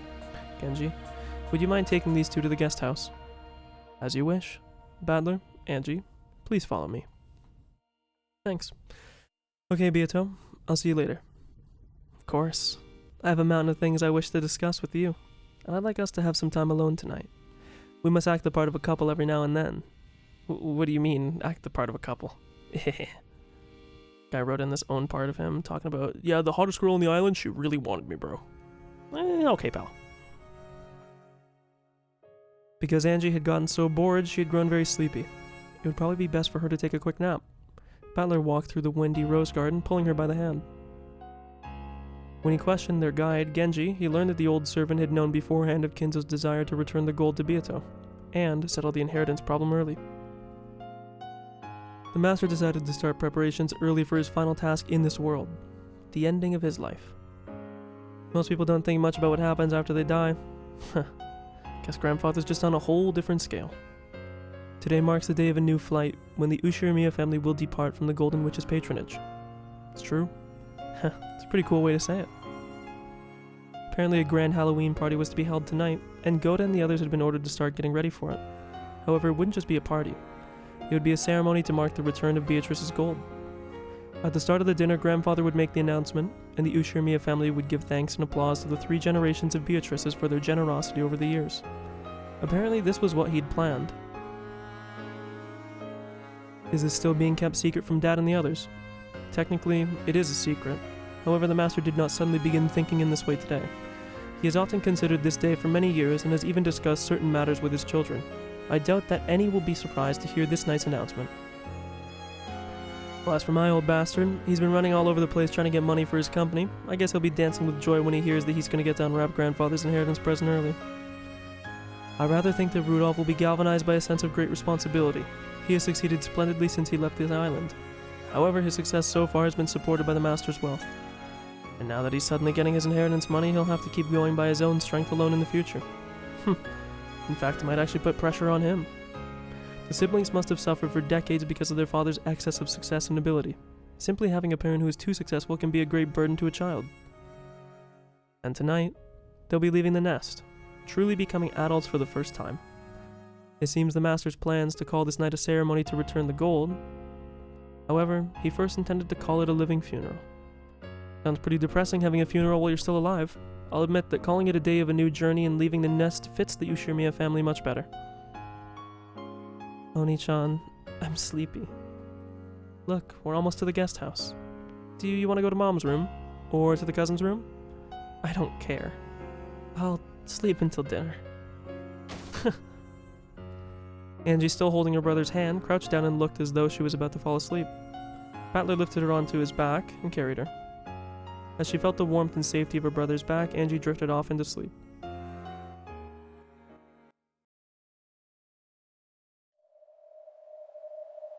What happened that day? Because what on earth happened on October 4th and 5th, 1986? Because of the massive size of the Rokkenjima explosion accident, the time the explosion occurred was known almost exactly down to the minute. Okay, so this is an interesting way to phrase this.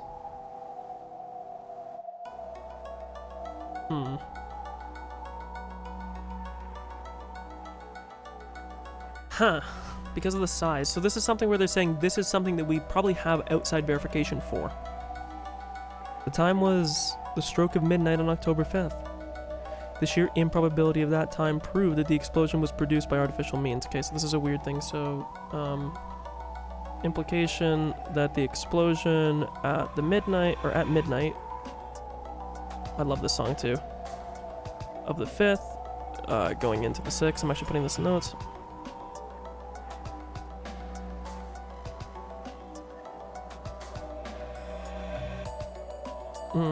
Sorry, I should actually pop this up.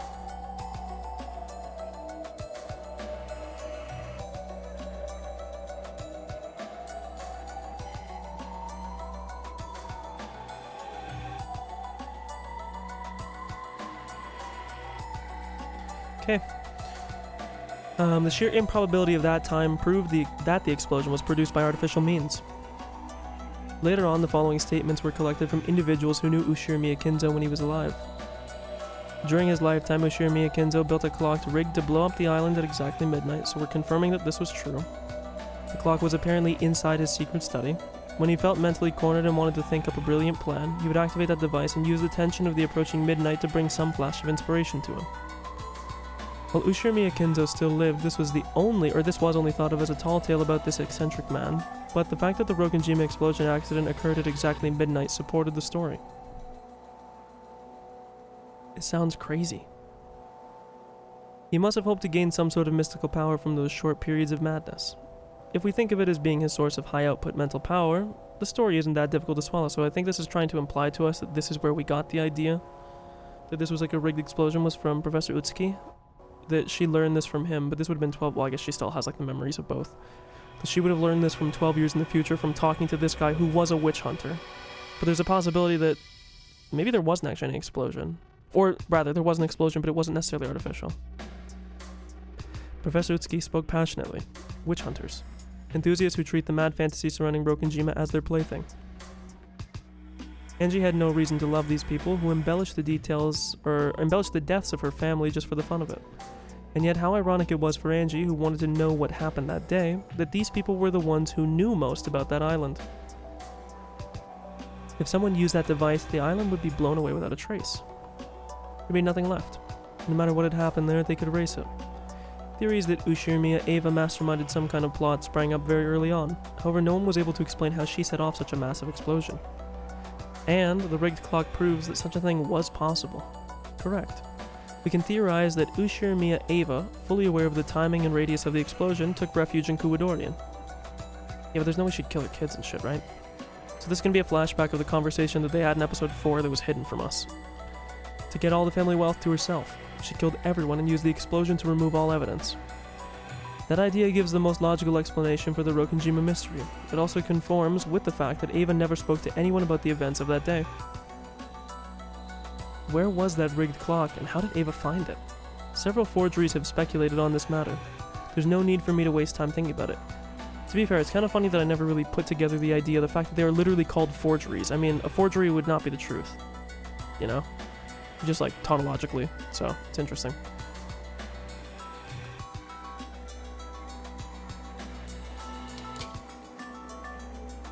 Ava activated the clock device, hitting Kuwadorian to escape the blast, and was therefore the only one to survive. Of course, this also doesn't really make much sense when you think about it, because the way that she would kill Hideyoshi and George, obviously in the way that it was presented in the story, it was that those two had already died by that point. But you know, it would just be weird that if otherwise, let's say all else equal, like everybody else is still alive, and she's like, fuck it, fuck this bitch, and just blows it up, like, come on. That was everything, the answer, which eloquently told the whole story. When Ava first adopted me, our relationship wasn't as bad as it later became. I asked her several times what happened that day. Every single time she answered, it was to say that she didn't remember. But, well, she must have been flustered at the time. The very first time I asked, she answered like this. I can't tell you about it. Okay, that's an interesting way to phrase that. I'm gonna put that in the notes as well. First time Angie asked Ava about the explosion, she replied, I can't tell you about it.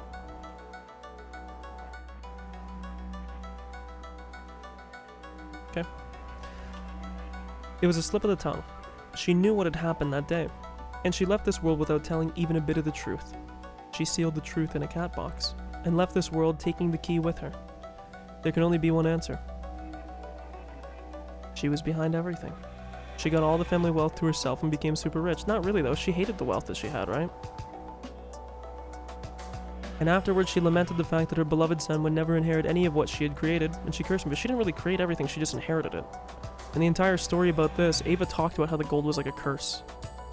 That she hated the fact that she had the gold, that basically she had people, they had to look over her shoulder for the rest of her life. I know obviously this is bait, we're what, however many chapters into this episode, like I don't think this is the truth of the matter, but just remembering that old bitch makes me want to vomit. What happened that day? That's what I want to know. It's my only goal, the only reason I'm still alive. However, later on I had to come to grips with the fact that my goal was an abstract one. After all, even if I don't know what happened that day, as for who did the crime, the whodunit, that's already clear. Ushirimiya Ava. She's the culprit. That has never changed since the beginning. Yes, I'm not trying to find out what happened that day. I'm trying to find out what Ushirimiya Ava did that day. If I can reveal that, then I can expose Ava's evil, even though she's already died. That is my true goal. The police also suspected that a crime might have taken place, and they did investigate. However, no matter how much they inspected the crater that had once been Rokkenjima, they didn't find anything at all. The public and the witch hunters cornered Ava with several pieces of circumstantial evidence, but they were unable to find a single piece of physical evidence. Well, yeah, it got fucking blown up. And so, though Ava was only the merest fraction of a shade away from guilty, they were unable to expose her crime. Or rather, maybe there was no crime to expose. My goal isn't anything as vague as learning what happened that day. It's to expose the crime Ushirimiya Ava committed that day, and to have my revenge. I can't expose Ushirimiya Ava's crime, so people are treating the events on the island as though some bizarre golden witch did it all. Defeating the golden witch means exposing Ushirimiya Ava's crime for what it was. I won't forgive Ushirimiya Ava. I swear. I swear. I will hate her and take revenge for my family. That is Ushirimiya Ange's one and only reason for living. Ah ha ha ha. If she knew that she was hated that much, the president would probably be rolling around laughing in the next world. Shut up. I'll expose that old bitch's crime. I'll never accept that she blew all the evidence away and committed the perfect crime. I refuse. In other words, this journey of yours is a journey to take revenge for your family. Got a problem with that? You must be joking. It's great to know that you have a purpose in life. Could you turn that off? Oh? You don't like Mzaki? Hey, he played that on the boat. Amakusa turned the radio off. The dull sound of the engine became the BGM that filled the car. It's kind of meta. Is there something strange about it? a fight for revenge? Not really. We're about to get the Last of Us 2 storyline here. Guys, revenge bad. Did you guys not know? Revenge bad. Revenge bad! It's like, okay. Not really. I've met people who live for that reason many times on the front. You've been on battlefields many times as a mercenary, right? Well, I've seen a few. So are people who fight to take revenge for their families strong? Tunnel vision, more so. No doubt about it. Some people even strap bombs to themselves and commit suicide to take revenge for their families. Humans are more than capable of dying for vengeance. That's right. I could do it too. Have you heard of child soldiers? Coney 2012. You mean kids who fight like soldiers? That's it. Kids who've lost their parents and have nowhere to go sometimes get picked up by groups of armed insurgents and become soldiers. They get a gun thrust in their hands and they're taught how to take revenge. But in the end, children are expendable. Anyone can be a soldier in a battlefield if they can pull a trigger. Are you trying to say I'm like that? Revenge can be a reason for living. It can also give you the strength to become a soldier. Like a miracle, it can turn a girl who could do nothing but sob over her parents' corpses into a soldier almost overnight. Nothing gives you more power than revenge does. Oof. It's a good line. Basically just telling her, like, hey girl, you've attached your entire existence to revenge. You've attached your entire existence to finding out and to getting revenge on Ava for what happened. But you're not doing it for the right reason. Revenge was a good thing. It helped you, like, pull yourself together to become a functioning person. But, oh my god, it's 6 p.m. I didn't realize it was that late. But it's not enough. You know? And it's one of those things that, like, I don't want to do the whole, like, Last of Us, like, revenge meme. But you do get to the point where you ask the question, like, well, what happens when the revenge is over? What happens when what you've done, like, will you really be satisfied? Is that going to be enough, or are you just going to feel empty? Are you going to feel accomplished, or are you just going to feel like you finally, you know... Sorry, I have some chocolate-covered almonds. Okay, I'm kind of hungry. It's like, are you going to feel proud or happy or fulfilled with what you've done? Or is it just going to be like you checked a box? And then you have, like, the summit syndrome of standing there and being like, man, I climbed this mountain I've been saying I'm going to climb, and now it's just downhill from here. You know, are you going to become like a husk that you did what you lived for? You didn't really get a new lease on life. Dota reference. It's like you just put shallow grave on yourself, man. You didn't really stop your death. You just kind of delayed it. But besides the point. I guess so. And that's what I'm like. You know about the child soldier problem? No. Child soldiers who are given guns and taught how to take revenge make that their reason for living. Well, it's not exactly right. It's the only way they know how to live. It becomes their reason for shooting their guns. But revenge is something that never ends. At some point, they no longer have any reason for shooting their guns. What do you mean? They used to shoot for revenge, but eventually they keep on shooting for no reason at all. Because they've forgotten about their revenge? When revenge is impossible, they eventually tire of it and forget their original purpose. When that happens, they have nothing except their gun. Eventually, they'll just keep shooting so they can eat.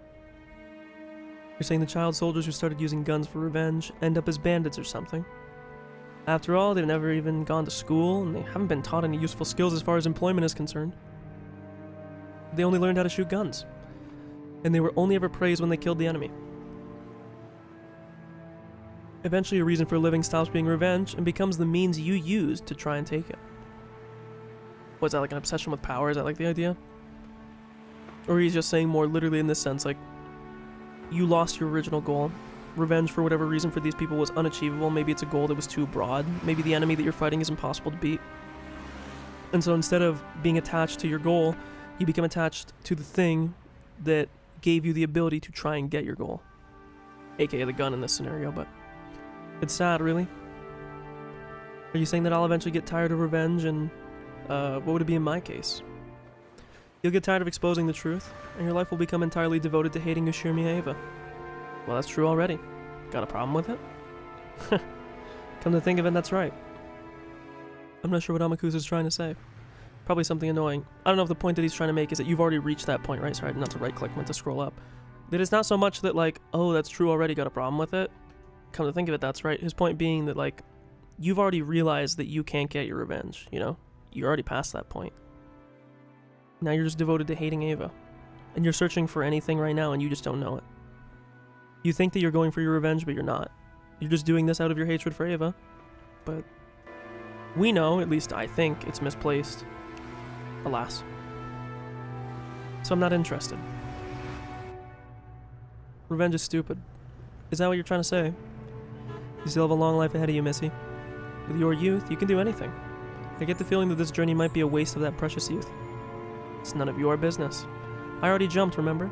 Off a skyscraper. And you were lucky enough to come out of that alive. Back then, I died. So I'm already a ghost. And my only purpose is to expose the truth of that day to take revenge on my family's killer. I see. Living on borrowed time. It's an iron will you've got there, Missy. There's no way a flippin' man like you could understand how I feel. Oh, I know, I was a child soldier.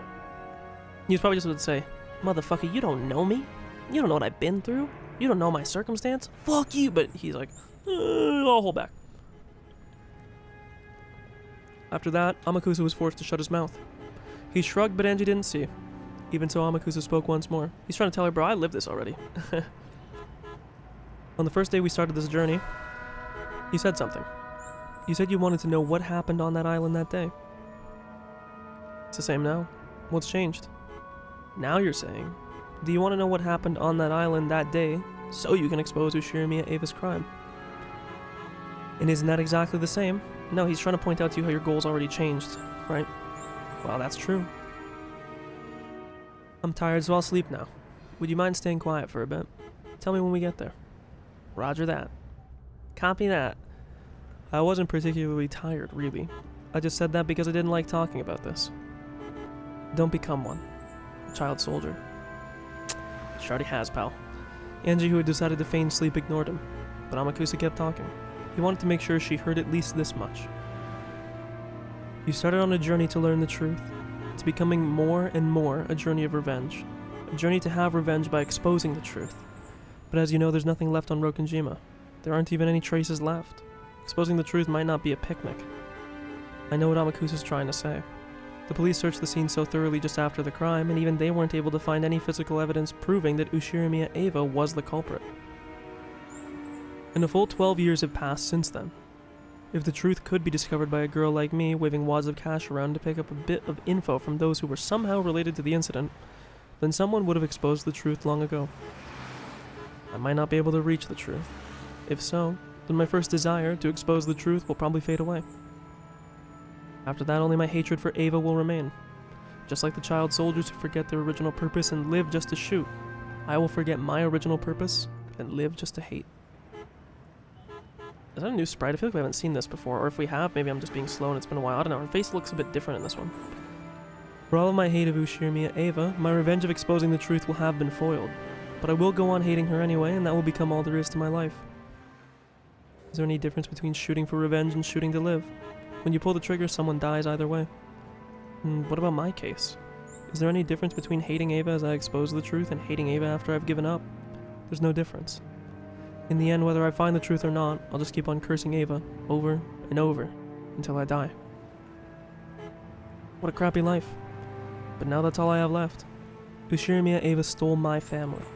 So I'll take revenge by exposing her crimes and showing the world. My consciousness was slowly drifting away into sleep. Why is Oni-chan showing me such a bizarre Rokkenjima? Is this supposed to be the truth? Enough with this farce. Why is even Oni-chan trying to hide the truth from me? I'm trying to find it so that I can avenge him and the others. His point is there's nothing to avenge. Or would Oni-chan say the same thing as Amakusa? That revenge is meaningless, so I should stop. Is that why he's speaking in riddles, trying to make everything more confusing? It's none of his business. I'm not just trying to take revenge for their sakes. I'm doing it for my sake, too. After all, that's the only thing I'm living for. Taking revenge is my reason to live. I don't have a clue what Oni-chan is thinking. Jeez. Wild. Okay, one sec. I gotta make a phone call real quick. I'll be like 2 minutes, not even. I'm gonna be right back. I think I still got a fair amount of time. I mean, my eyes are a bit sore, but we'll make it work. I'll be right back. Halloween party, though. Next chapter. Smile. Okay, my bad. I'm back. Oh, let's continue. This is Chapter 4, Halloween Party. Outside, the rain had started to pour down hard. However, inside the cousins' room, it was loud and cheery. It could have been raining spears, and no one would have paid any attention. Sorry, I got scared for a second that I remuted my mic. Hehehe. Full house. Take that. Whoa, you weren't bluffing. The cousins were all bursting with energy, sitting in a circle on the bed and playing poker, evidently. Now I thought Battler always had crap in his hands every time he acted tough. Of course, I've been losing all this time, just to make you think that. Ushirimiya Battler, the man who loses strategically to win in the end. Ooh, Battler's amazing. All my coins are gone again. I'll give you some of mine. Let's crush Battler together, okay? With just a deck of cards, the cousins could enjoy themselves for many hours. They were so engrossed that the occasional thunderbolt hardly even registered as static in the background. I'm starting to get hungry. I wonder if dinner's ready yet. Who knows? Should be ready soon. Goda and the others really went all out for tonight. Heh, which means we've got a lot to look forward to. Is this to celebrate my long-awaited return? I heard from Shannon just now that it's going to be a Halloween party. They'll set up a buffet in the hall. Sounds incredible. Halloween party? Wow. Ooh. Hello, who is it? There was a knock, the door opened, and Angie was there. Angie had been sleeping in her parents' room. Hey, it's you, Angie. So you woke up. They said it's dinner, so we have to go to the mansion. They said to get ready. Ooh, food. I'm hungry. Perhaps because she was the hungriest, Maria celebrated more vigorously than anyone else. She jumped up happily and hopped off the bed. As the others all clambered off the bed and started putting their shoes on, Kiri and Rudolph came into view. Hey, brats. Oh my god, bro, I know. Brat, great album. Should've won album of the year. Time for food, so get ready. It looks like today will be extra special. I can't wait to see. Ooh, I know. It's a Halloween party. A Halloween party? Hehehehe. I know, and Angie doesn't. Hehehehe. Mom, what's a Halloween party? Who knows? We'll have to go and see for ourselves. Everyone's ready. It's about time to go. Is everyone here? Please follow me. Maria, over here. Your collar's crooked. I'm so hungry. The food is the best part of these family conferences. Are you hungry too, Angie? Ava smiled at Angie. Yeah, starving. Angie? Yes, I am, right? Don't worry about it. Yeah, I'll bet you're starving. My stomach's rumbling too. Okay, let's get out of here. Looks like the wind's blowing hard outside. Make sure you don't lose your umbrellas. Everyone, please take an umbrella. Here's your umbrella, Angie. Thanks, Auntie Ava. Hehehe. Ah, girls really are so cute. Come over to play at your auntie's house one of these days. It's a promise, okay? Looks like Auntie Ava's taken a liking to Angie. Yep. Apparently Mother actually would have liked a daughter. I've heard that too. I think she doted on me too when I was little. My mama said she actually wanted a son. Ugh. If your kid grows up happily, it doesn't matter if they're a boy or a girl. Aw, Maria's my precious, precious gift from God. And then Rosa turns around and beats the fucking snot out of her. When they got outside, the wind was fairly strong. Ava, who had now really hit it off with Angie, offered to share an umbrella with a little girl. It was hard to tell what they were chatting so excitedly about, but it seemed that they were already getting along splendidly. Badler opened his umbrella as he watched this. His little sister was cute when she clung to him, but she was just as cute and adorable when looking up at someone else with a happy smile. She doesn't even know she's gonna hate her. The wind and rain were strong, but even this must have been the perfect spice to heighten their anticipation of the coming meal.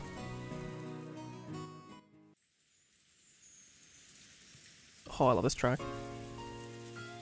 Prefer the piano version, but hey, this one's good too. Aww. I love the decorations, so cute. Aww. Thanks to some festive decorations, the main hall had been remade into the scene of a Halloween party. The Ushirimiya family always took meals in the dining hall. This was the first time I'd ever seen a buffet-style party set up in the main hall. Yo, Battler! Hey Maria, long time no see. Beato, happy Halloween, trick or treat. Hehehe. I have some candy for you, but now is not the time. After all, it's just before a meal. Hehehe. Thank you, Beatrice. I see you're looking as beautiful as ever. You too, Rosa. One would never guess you to be a mother.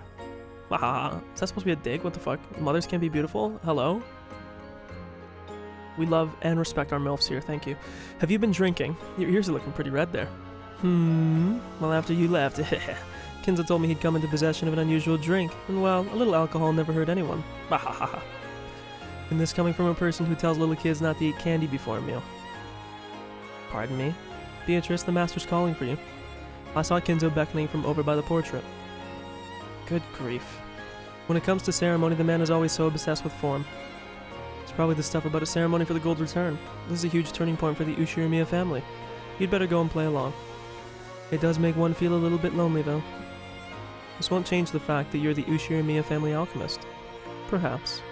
Then I'll be back shortly. See you later, okay? According to Genji, today's party has a bit of a twist to it. You'd better look forward to it.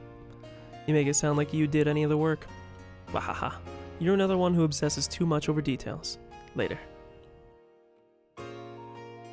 Oni-chan, is something going to happen today? Is it a special day? It looked as though even Ange had picked up on that much. She seemed to be getting tense for no reason. This is a special day for the Ushirimiya family, but it doesn't have anything to do with you personally, so you should just relax. Okay. Ah, that's right. Hey, did you know? I just heard a huge secret from Auntie Ava. Even Maria doesn't know, but I'll tell you. Oh? So what's this secret? So yeah, I heard that if there's an almond in it, you win. Win? Is this like a lottery or something? Anyway, if you get an almond, you win. Angie puffed out her cheeks. Apparently she wanted to be praised for sharing this exciting secret. But just hearing that almonds win didn't really explain much. Okay, got it. Thanks for letting me in on that major secret. You're mean, Oni-chan. And I even told you my secret. Angie, her cheeks still puffed out, headed back to where Auntie Ava was. They really are getting along well. Still, I guess I have no problem if it's her aunt. If it was some guy from her class, I don't care if they're both in elementary school. It's not happening. No playing with the opposite sex without Oni-chan's approval. At that moment, Genji's voice rung out. The chatter gradually subsided and the rain outside once again became apparent.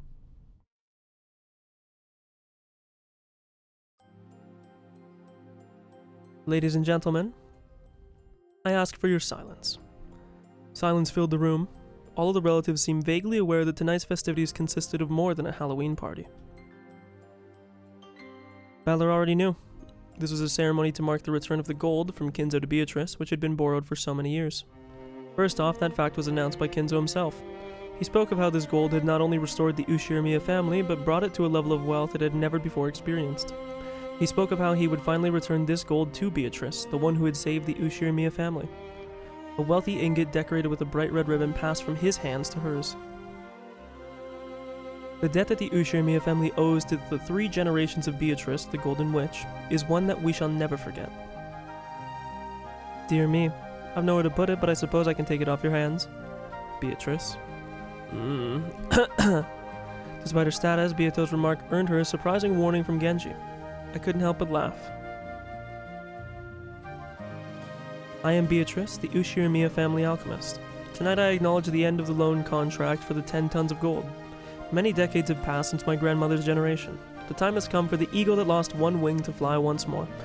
I will watch over that eagle, and I pray for its prosperity in all generations to come. Applause filled the hall. Though she'd just managed to make such a dignified speech, as soon as it was over, she stuck her tongue out and leered at us. I guess that's about the limit of how long Beato can stay serious. By passing her name on through the generations, Beatrice, the Golden Witch, may live for thousands of years. Therefore even her descendants shall be Beatrice, and all shall be alchemists to this family. The descendants of the Ushirimiya family will praise Beatrice for her gratitude forevermore, and this will be passed on through the generations. This family will always be indebted to Beatrice, and she will always be our family, tied by a noble bond.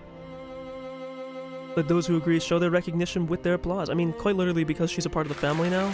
Yes, no shit. They've been a family, literally, for a while now, ever since the second Beatrice. In like a blood sense, I was taking a drink. After Genji's words, the relatives all looked at each other, then started applauding at once. The ending of Ava, congratulations. Thank you, ladies and gentlemen. Beatrice, you are a member of the Ushirimiya family, and your bond to us is more sacred than one of blood. Ha, the relationship between debtor and creditor is indeed more important than blood. Beatrice. After that, Kinzo's long-winded speech continued. Tonight, Kinzo would retire as the Ushirimiya family head.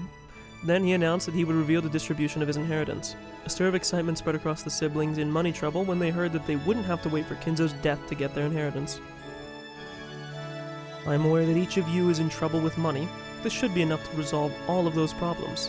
But do not grow complacent. This is my inheritance, given to you before my death. In the past, though I have been strict, I have always watched over you. However, beginning tonight, your father will cease to provide support of that kind. I shall watch on as you take flight, as though watching down upon you from the heavens. No longer will I interfere. You may live however you please. Dad. Father. We understand. You need have no fear, that we'll take flight on our own. Here and now, all of us siblings swear to work together, to make the Ushirimiya family even more prosperous. That's right. If we stick together, nothing can stand in our way. Hideyoshi laughed, but Genji admonished him. However, he could understand why they were so happy. So far, the siblings had quarreled ruthlessly over the inheritance. However, this evening, the inheritance had been neatly split apart, and they no longer had any need to scheme for money. In other words, the siblings no longer had any reason to squabble with each other anymore. On the contrary, this was a time for them to join hands and help each other become more and more prosperous. Ava and Rosa were sniffling, with tears in their eyes. And so was Rudolph. Perhaps now, even at their ages, they had finally left the nest. Tonight, the eagles of the Ushirimiya family would leave Rokkenjima, the nest weaved from the witch's magic, and go their separate ways, with their own power and determination. It made Kinzo think. If only I had done this from the start. If he had settled the inheritance problem himself, there would have been no need for his children to quarrel at all. Instead, he had acted in a sullen manner and left the problem to them, which had resulted in their strained relationships to each other. Yes, all of that had been his responsibility, and now he was disentangled. It had been like an invisible rope wrapped around Kinzo's body. That rope had now come loose, and he felt a sense of release he hadn't experienced for many years. Aww. This is kind of like a good timeline, but I'm expecting something bad to happen. The four siblings stepped forward, and before Kinzo, they swore to all support Kraus, the new head, and lead the family to greater prosperity. Their faces sparkled with an unexpected youthfulness. I mean, unironically, Ava should lead the family. Kraus is so fucking incompetent, but it was only natural. After all, the four of them had not been so naturally united since the time they were kids. As the vibrancy of their youth returned to them, the siblings banded together once again. When Kraus finished his announcement, a warm round of applause filled the hall. The cousins, and the servants too, joined in on the applause that continued on and on. Ange watched this, dumbfounded. The four siblings had quarreled with each other constantly since they were kids, supposedly. Supposedly, they had pointlessly locked swords with Kinzo's inheritance as their goal, their worries over money spurring them on. Even the world of truth, the world I acknowledge, has been rewritten by this golden ceremony. Were they actually friendly towards each other, or did they quarrel all the time like I believe? It doesn't matter.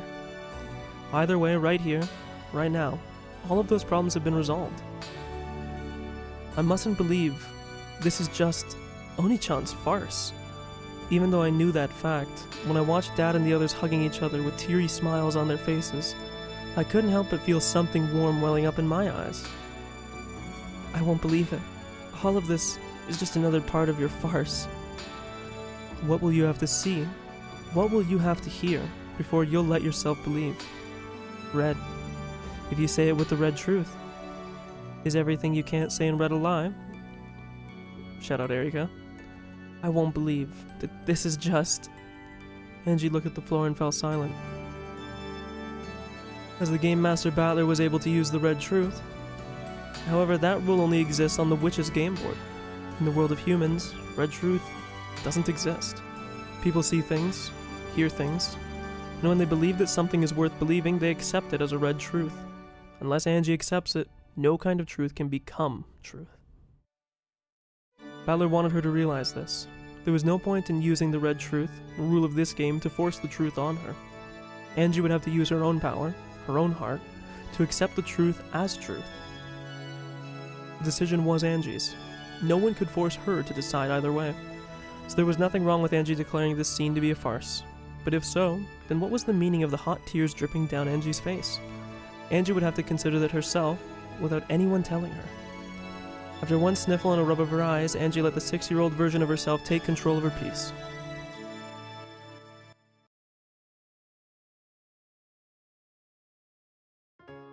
Interesting. What followed was a harmonious, fun stretch of time. Beautifully adorned dishes were brought in one after another, and champagne corks were loosened with pleasant sounds. Several small tables were set here and there, each with its own theme. That was where the fun lay in this stand-up buffet party as the guests wandered from table to table, pondering what they should eat first. This sort of performance was where Gota's genius shone through. The hotel that let him go should probably regret ever having done so. Of course, a stand-up buffet would probably be a tiring affair for the middle-aged, so chairs had been set up as well. However, each time a new dish was brought into the hall, they could get up to look and wander the tables however they pleased. This way, they could each bump into a new group of people, then mingle elsewhere when that group melted apart. People are interesting. As the members in each group changed, so did the topic of conversation. The bustling Halloween party played out like a colorful kaleidoscope. The origami chains decorating the walls recalled one to one's youth. They would make anyone enjoy themselves as they did when they were kids. Even to Ange, it was like a dream. She chatted happily with her cousins. She also chatted with her aunts and uncles.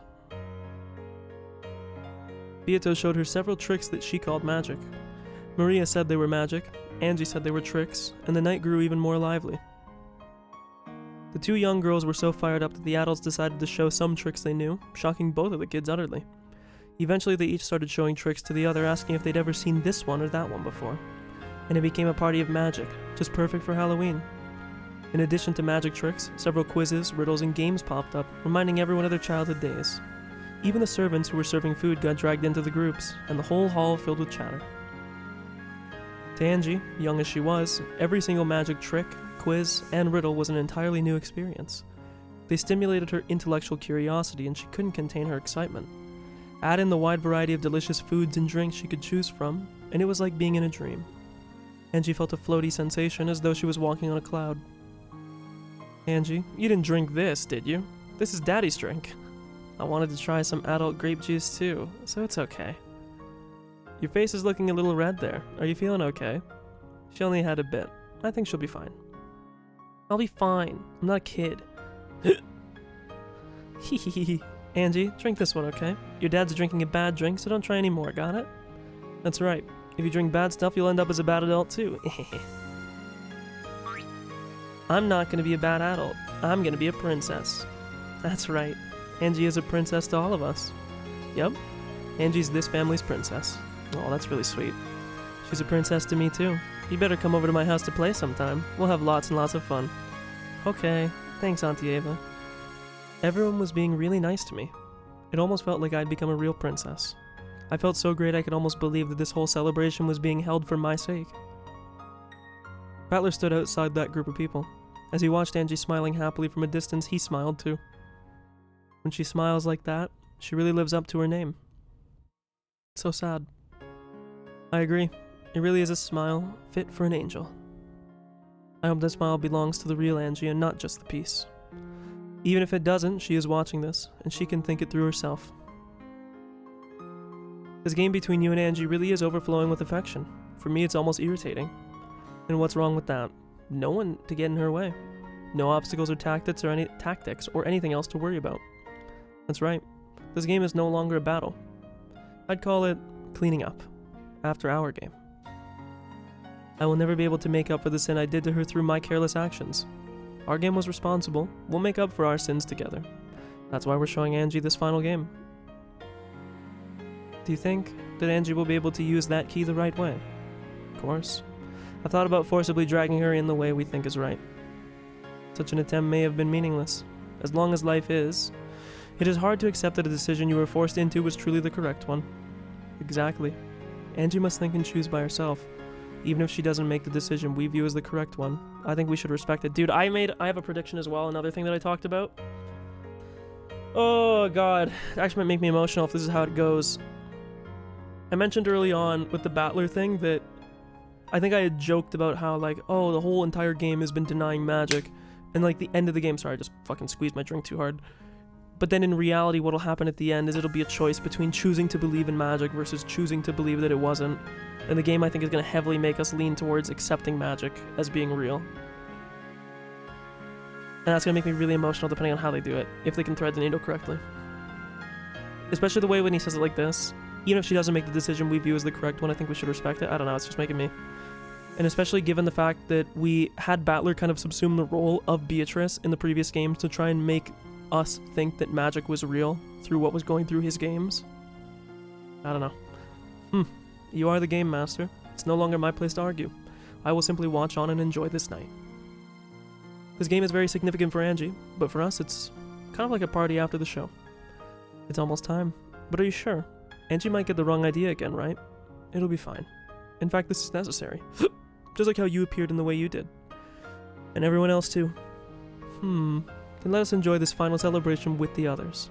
After all of them have acted their parts so well in this long game. That instant, the sound of someone clapping for attention rang out. That was a bad clap. Your attention, everyone. Please gather.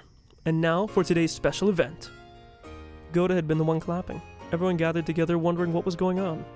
On the serving cart in front of him was a large sliced chocolate cake. As the highlight of tonight's Halloween party, I have prepared this Sacher Torte for you all. I don't know how you say that. I don't know if that's French. It almost kind of seems Spanish, also somewhat German. I'm Googling it right now. I'm gonna go Spanish. I'm going Spanish on this one. Sacher Torte.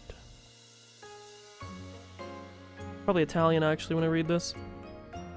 Sacher Torte is a chocolate sponge cake covered with chocolate glaze with an interior layer of apricot jam, either under the glaze or in the middle of two sponge layers. The cake was invented by friends. Oh my god, bro, it's Austrian. It's Austrian.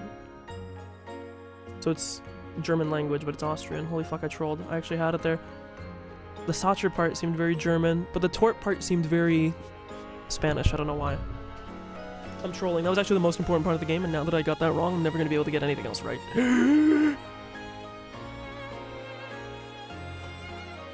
As you can see, this was made specially for the Ushirimiya family and bears the crest of the one-winged eagle in chocolate. Sorry to reopen my chat. I got something caught in my throat, Jesus. The stupendous cake drew a gasp of admiration from all present. What a splendid cake. Fuck, I'm hungry. This is my third line of the episode. I've talked so much. A perfect highlight for the party. Oh no, it's not just the cake. Tonight's cake has a little secret. Master asked that you explain that secret to everyone. Very well. This is a bit of a game. There's one tiny thing in this cake that will make you a winner. An almond! Yeah! It's an almond! Angie shouted happily. How the fuck did Ava know about that, though? Because Ava told her, right? That was the secret. So how did she know? Something's up here, Ava. Something's up. Angie shouted happily. Kinzo looked at her fondly and nodded. In just one slice of this cake, there is a single almond. The one who chooses that piece will become tonight's king. Ooh, it's been a long time since I played the king game. I'm guessing the subject matter was a bit different when you played it. Ha ha ha ha. So what happens to the person who becomes a king? The king gets to name one wish. Then we shall all try to grant it together. Oh, sounds interesting. Kings are boys. Girls can't be kings. If a girl wins, they get to become the princess. The almond! The one with the almond wins. Right? Haha, that's right. You're incredible, Angie. Times like this are when a man's luck shines through. Can't let myself lose now. Hold up there. Let's let the smallest kids choose first. Good idea. Angie, you can go first. Hey, you're the big cousin now, Maria. Let Angie go first. What if Angie wins? I am gonna win.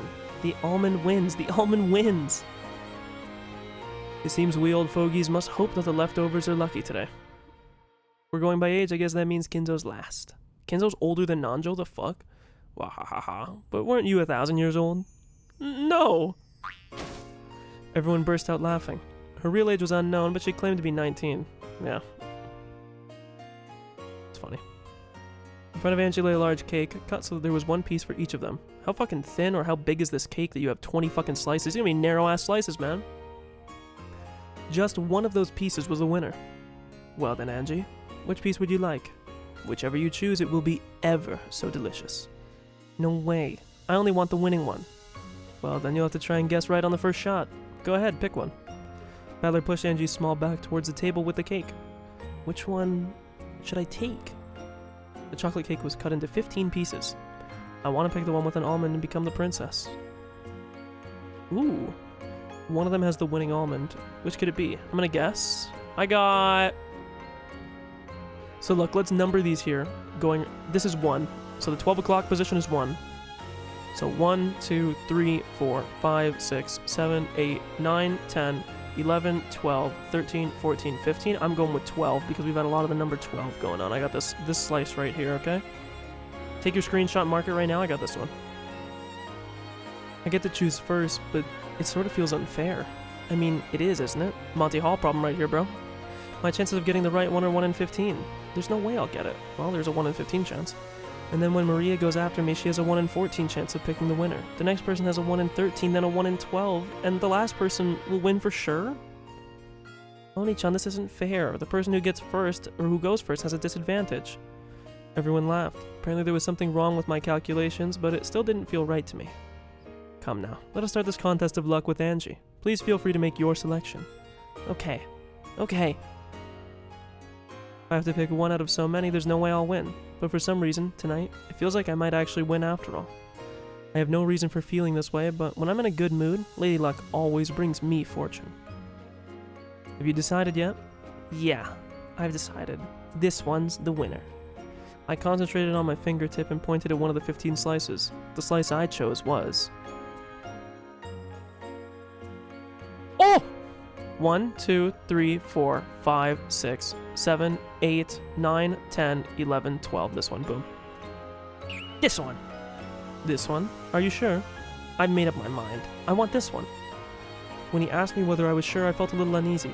Still, at times like this, it's better to stick with your instincts.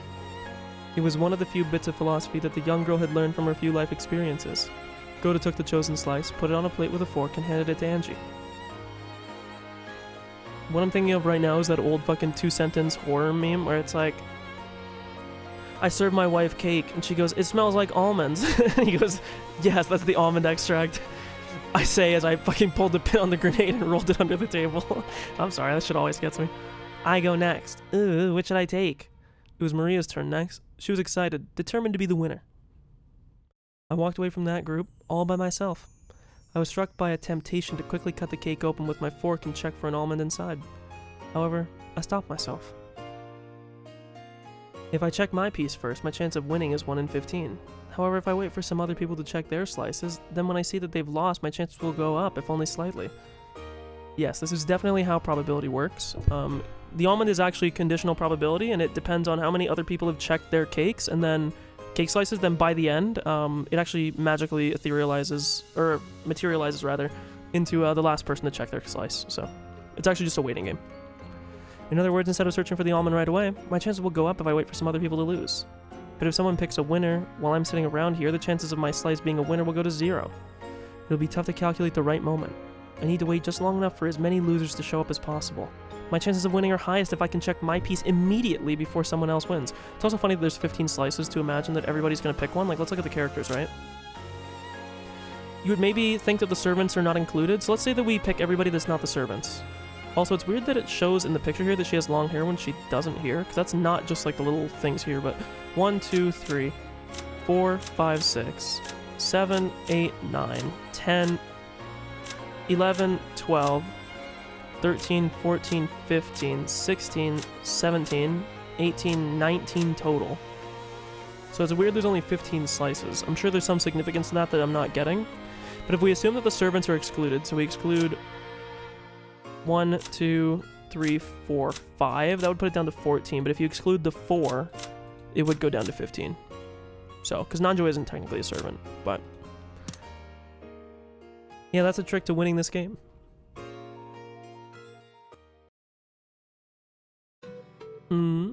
What a strange thought. It feels like I'm missing something.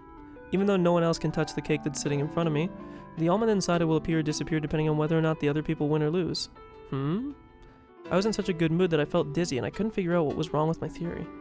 But I did realize that something was strange. There's always just one truth inside a cat box.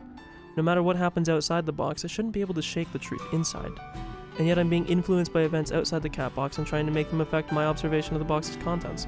So yeah, this is illustrating the same point that we talked about earlier, that she's in the very same way that you would think that the rumors that you heard about things about the people on the island, about things that happen on the island, that she's saying that like it's fucking hilarious to look at this cake here and to try and pick a slice and say like, okay, I take this slice And regardless, I mean, you know, like, the almond is in one of the slices. So to sit there and then think that after the fact, that people finding out that their slice didn't have the almond in it increases your chance. Technically, it increases your chance at that point, but it doesn't increase the chance when you select it. It was the same chance when you selected. The analogy kind of breaks because we're talking about probability a little bit, but I understand the point that they're trying to illustrate by saying that, hey, you know what? You have this... You're influencing, or you're thinking that these outside factors are actually going to make any effect on whether or not your slice has the almond, aka is the truth. It seems really weird to look at the other slices and be like, oh, no almond, no almond, no almond. Like, the truth is the truth, regardless of whether you have other rumors or other things. Again, but... The same way here, I'm being influenced by events outside the cat box and trying to make them affect my observation of the box's contents. It doesn't really make sense if you try to equate it to the cake analogy, that it's like, other people finding out that their slice has no almond in it doesn't mean that the almond is like changing what slice it's in. The almond was always in a slice to begin with. But regardless. I think the probability analogy makes it a bit goofy. I think maybe they could have done it a different way, but it's okay. I understand what they're trying to go for. I don't even know what I'm saying. Another me inside me is trying to say that, but it's too hard for me to understand. I feel like I'm drifting. I got so cheery and excited that even though I'm not sleepy, my mind feels hazy. Maybe it's because I drank Dad's adult drink.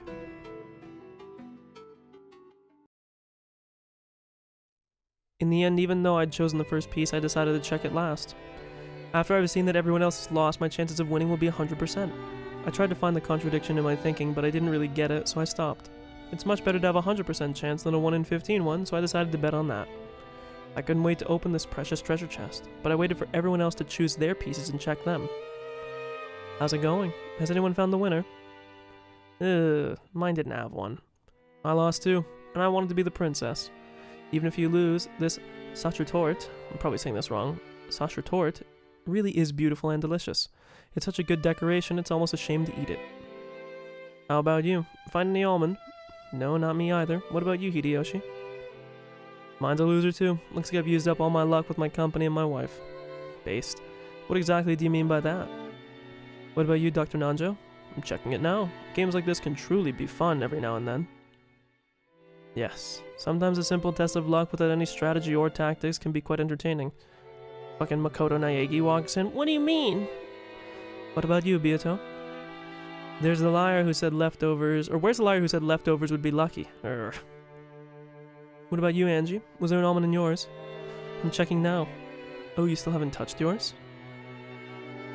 I was following my own personal probability theory, but I didn't think I could explain it well to Oni-chan, so I didn't mention it to him.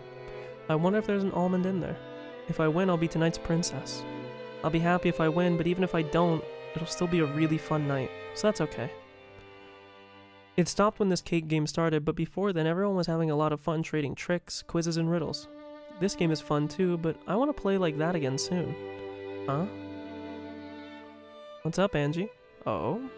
I stared at the tiny thing on my fork, then showed it to my brother. This is an almond, right? Whoa, Angie got it. That's awesome. At the same time, a stir rose up in the other corner of the room. I got one. I won. Oh, so Ava won. My. Congratulations, Ava. That's wrong. I won. Mine has the almond. And then this is going to be an analogy that there can be multiple truths for the same scenario. If you're equating the slice with the almond to being like the truth of the situation, the reality could be in this situation that there were multiple truths. And it also does make sense because both Angie and Ava had it, and they were the two people that lived, right? They were the only people that survived to the future to be able, well, Angie wasn't present, but, you know, they were the only two people that would have lived to be able to cast a future or to cast a truth back onto the past, you know? I held the almond high and shouted across the room. The crowd around Ava split and everyone stared at me surprised. I was surprised too. The thing in her hand was, without a doubt, an almond. What the heck? What's going on here? Fucking Rudolph teleports to 2025? Oh, what the helly? Goda? There seems to be two almonds. So are they both winners? But that shouldn't have... Does this mean that one of the two made a mistake? Angie's is clearly an almond. How about your end, Canon? Ava's is clearly an almond. Oh ho ho ho ho ho. Then it seems that they both win. My lord. What an odd occurrence. What's all this, Goda? Well, it seems we've had a little mistake. Perhaps they should do rock, paper... Come now, don't be stingy. It just means that 2 almonds have appeared to signify the queen and the princess. Precisely. Let's have them both be winners. Well, but... Goto was hesitant. Actually, he had prepared a single special dessert for the king. I guess I have to share it. It had been decorated in a way that made it hard to be split for 2 people. So it wasn't convenient for there to be 2 kings. When Ava heard Goto mumbling something to this effect, she shrugged and laughed.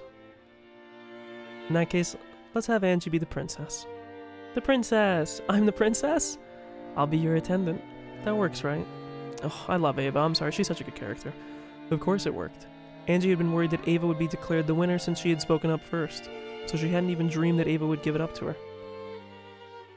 But are you sure? You won too. It's okay. I get to be your attendant. Come, princess. What wish do you want granted? Let's hear it. I have already chosen my wish. Oh? And what is it? Won't you tell your auntie? I want to know why the fuck you killed everyone. I want this fun time to keep on going. Forever. The young me spoke for the desire in my heart. I want all the fun stuff from before to keep going. I get the feeling that the nuance has changed. Still, that was unmistakably my wish. From before? Oh, you mean those tricks and quizzes? Yeah. Then this is what we'll do. Listen up, everyone. This is an order from your princess. Remember how much fun we were having before this? Let's all entertain Angie with tricks and quizzes. Hold up there. I already used up all my material for tricks. Then let's do quizzes and riddles.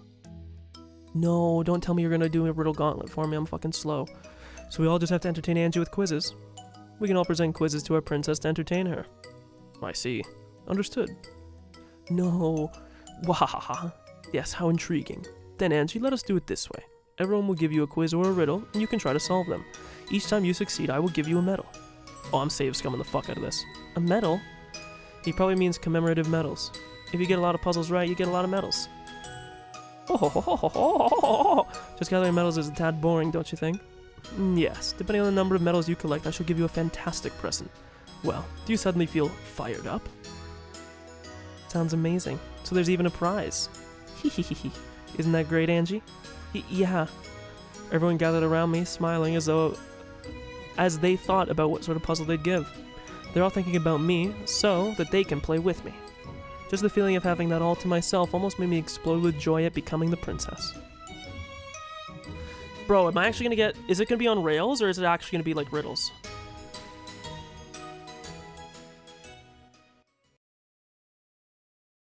Quiz tournament first half.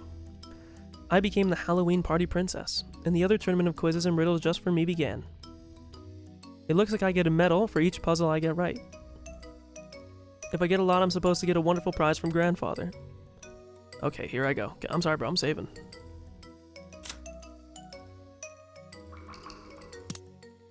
Who should I start with? I don't think it matters. Start with whomever you like. I'd better think up a killer puzzle while I have the chance. Maria, didn't you have a quiz book in your bag? Ooh, I do. Hehehe, I'm gonna bully Angie with a mean one. Maria laughed with an evil smile. Looks like everyone's going to try and bully me. I'm sure they'll think up some really hard questions. Don't worry, I'll lend a hand. Really? Of course. After all, I'm the princess's attendant. So let's give it our all together and get a huge pile of medals. Okay.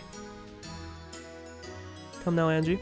Start with whoever you want, or start wherever you want. I, Goto, am ready to challenge you whenever you please. Whoa, not so fast. The honor of the first audience with the princess belongs to me. Angie, begin with my challenge. Okay. I suddenly got tense and my stomach began to feel tight. Then Auntie Ava gently held my hand. It'll be alright. Let's do this together. Okay. Then let us begin, Angie. This is the story about December 25th, Christmas Day. Okay. Christmas? Even though it was October, he suddenly started talking about Christmas. Is he going to ask what day Christmas is? I know that. It's December 25th.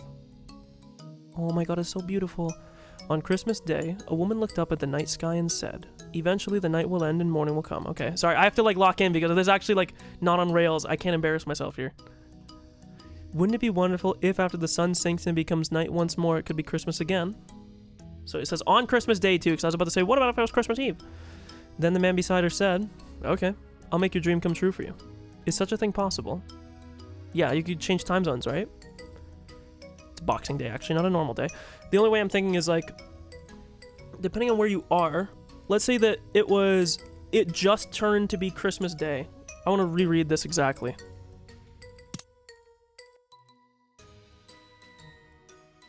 Looked up at the night sky, so it was already nighttime. So if it passed midnight, could you go back to another time zone? Because you could just go back, right? You could go back like a little bit. I'm thinking that's what it is. The day after Christmas is the 26th, a normal day. That's impossible. Still, Christmas even after the sun rises. Oh, I've got it. Huh? How? How can a day after Christmas be Christmas again? Wahahaha. Think about it for yourself, Angie. While gazing at the night sky on Christmas... Oh my god, it actually is. No. While gazing at the night sky on Christmas Day, a woman said, eventually the night will end and morning will come. Wouldn't it be wonderful if after the sun sinks and it becomes night once more? Wouldn't it be wonderful if after the sun sinks and it becomes night once more, it could be Christmas Day again?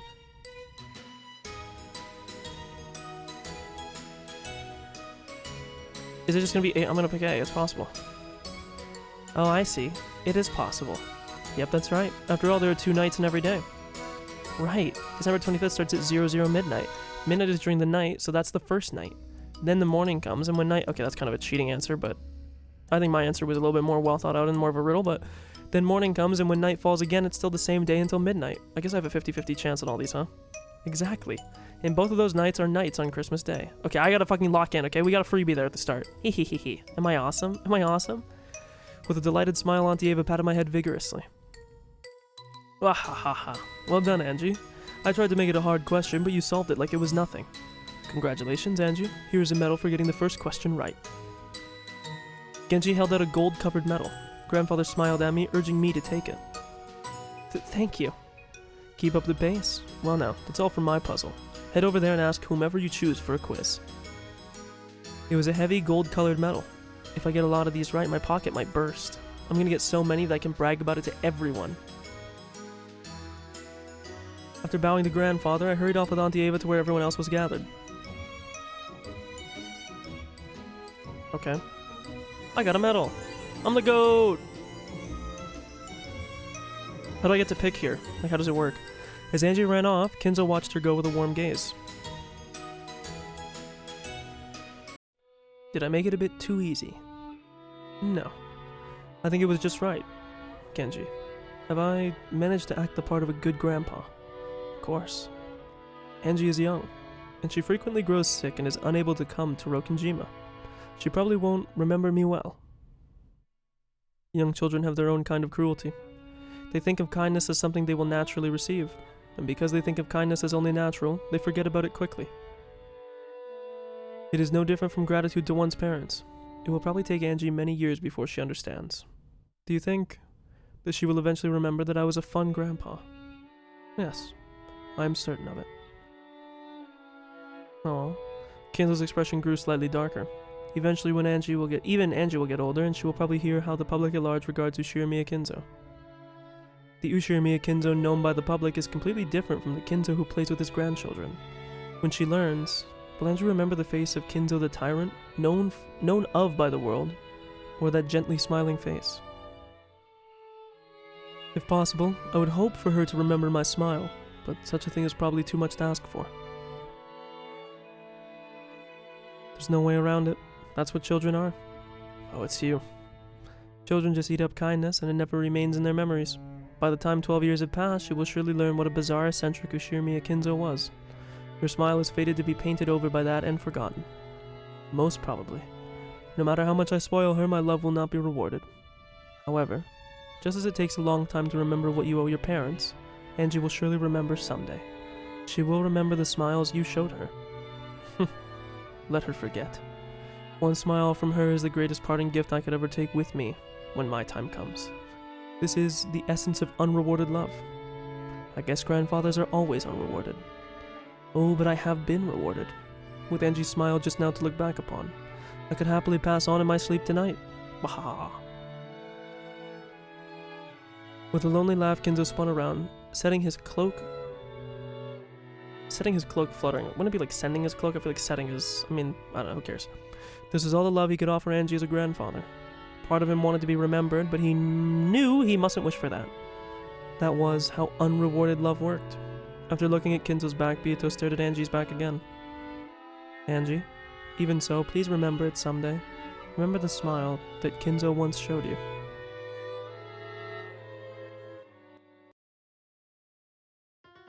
Okay, whose quiz should I take next? I'm gonna challenge more and more people, get more and more medals for getting them right, and get a wonderful present to show everyone. Uncle Krause and Auntie Natsui are over there. They're looking this way and smiling. I'm sure they've thought up some interesting puzzles.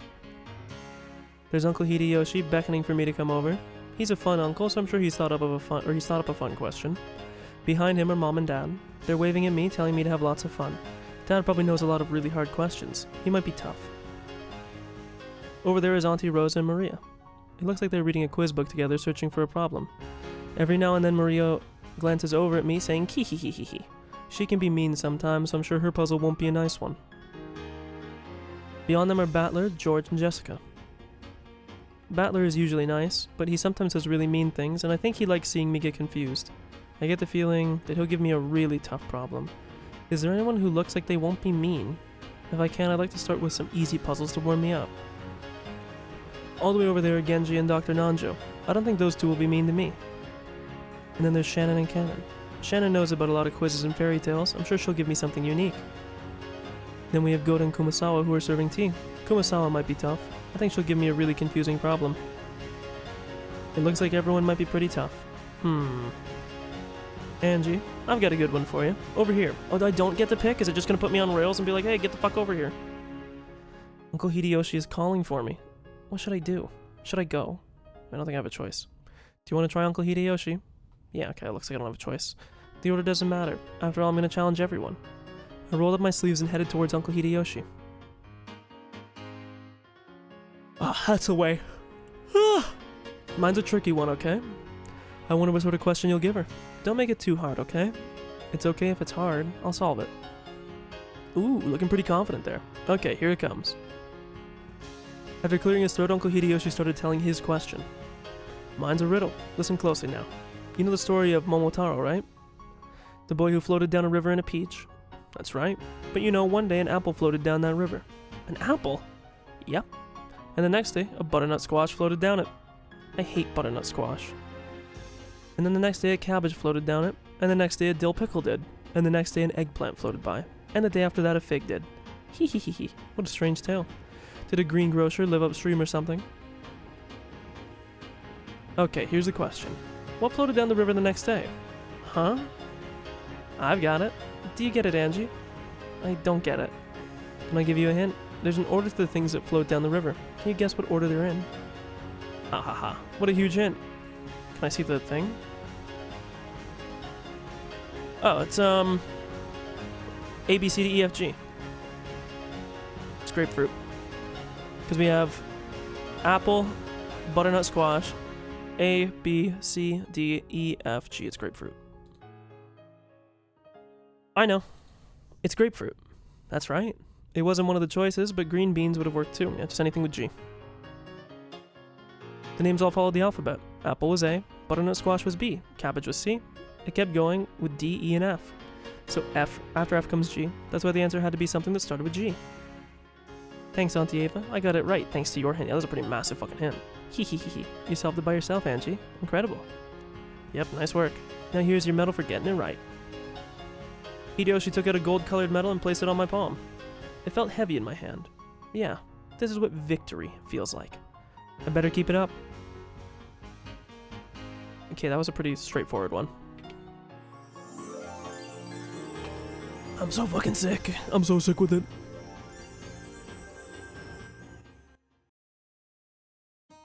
I've actually got one more medal here, I guess for me to give in place of Ava.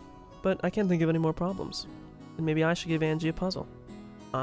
You will? Sure. A quiz for the princess from her attendant. I've thought of a fun one, so please have a go at it.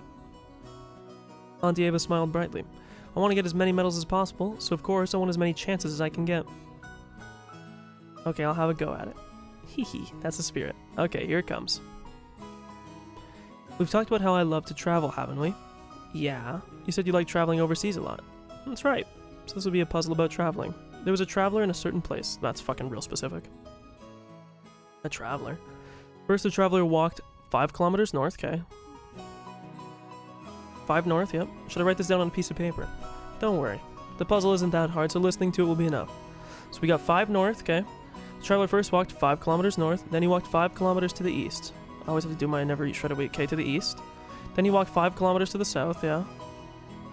So north, east, south, okay? So he's technically, currently he should be 5 kilometers east of his initial starting position. You mean like a blocky N? Yep, basically. That's right. You work it out and he's in a spot 5 kilometers to the east of where he started. Yeah, shut the fuck up, bro. I just said that. That should be the case, right? But incredibly, this traveler ended up in the exact same spot that he started. Is something so mysterious possible? Ha ha ha, there's no way. His compass must have gone crazy.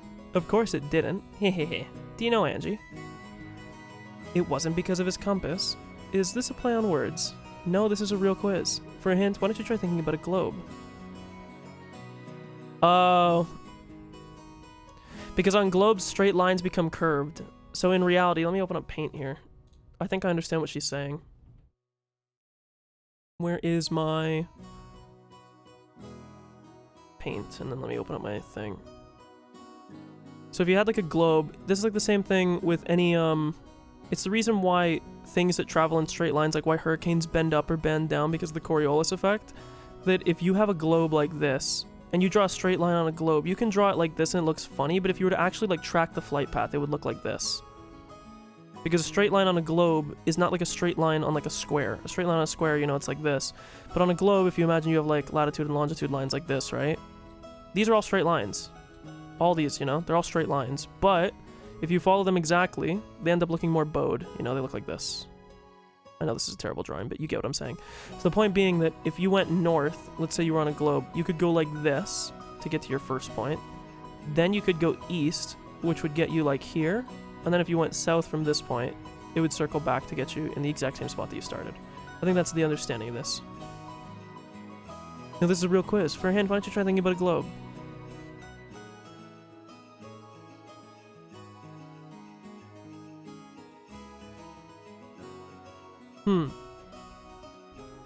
Ooh, wait.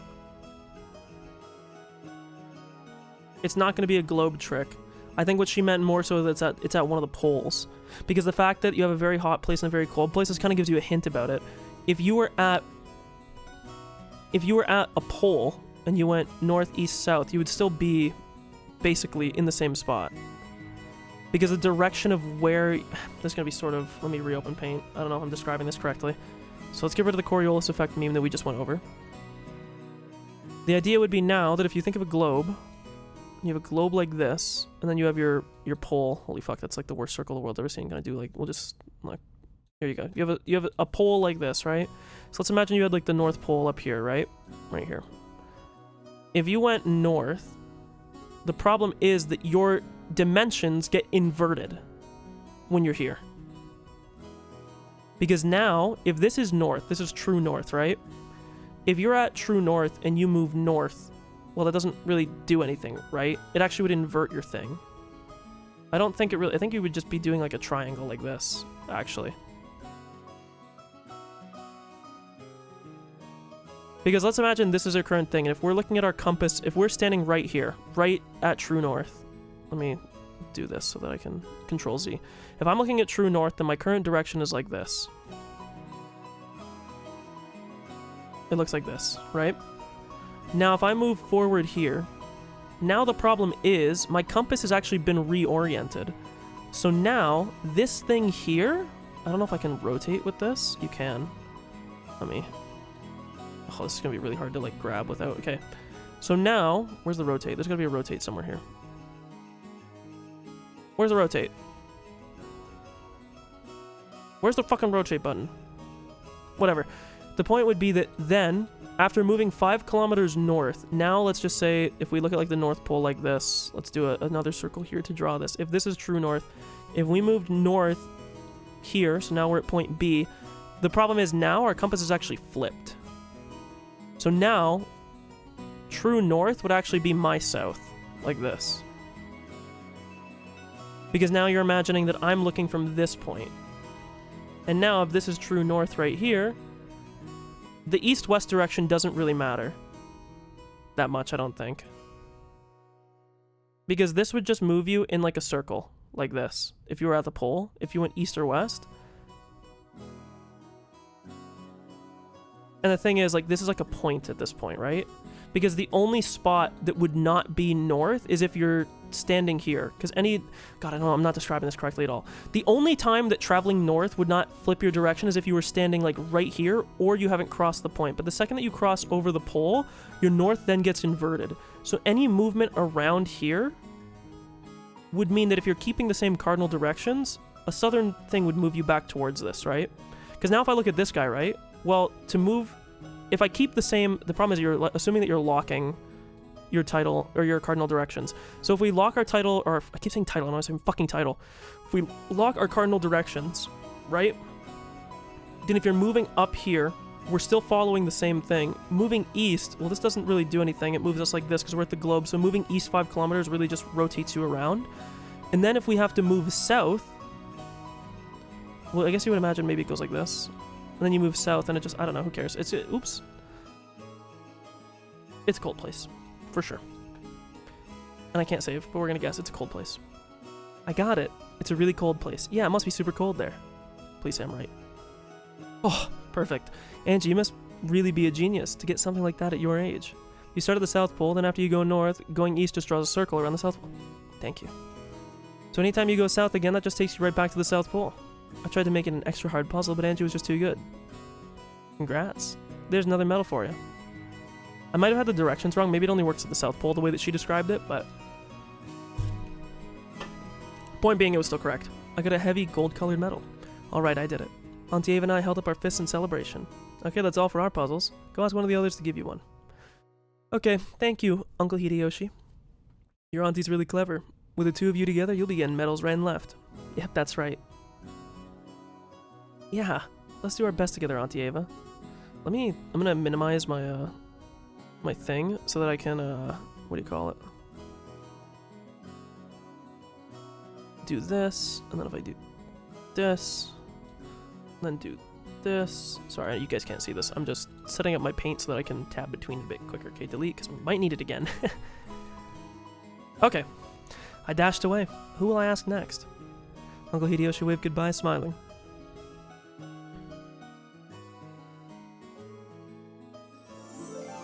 Okay.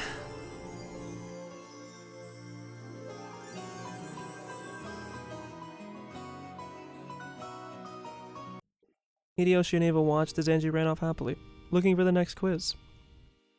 That kid can wear such a cute smile, and I will be the one who takes it away from her. Ooh, interesting. Ava. Ava hung her head. A single tear sparkled in her eye. Her reaction was only natural considering how she felt, but I wasn't able to see past it and accept her feelings.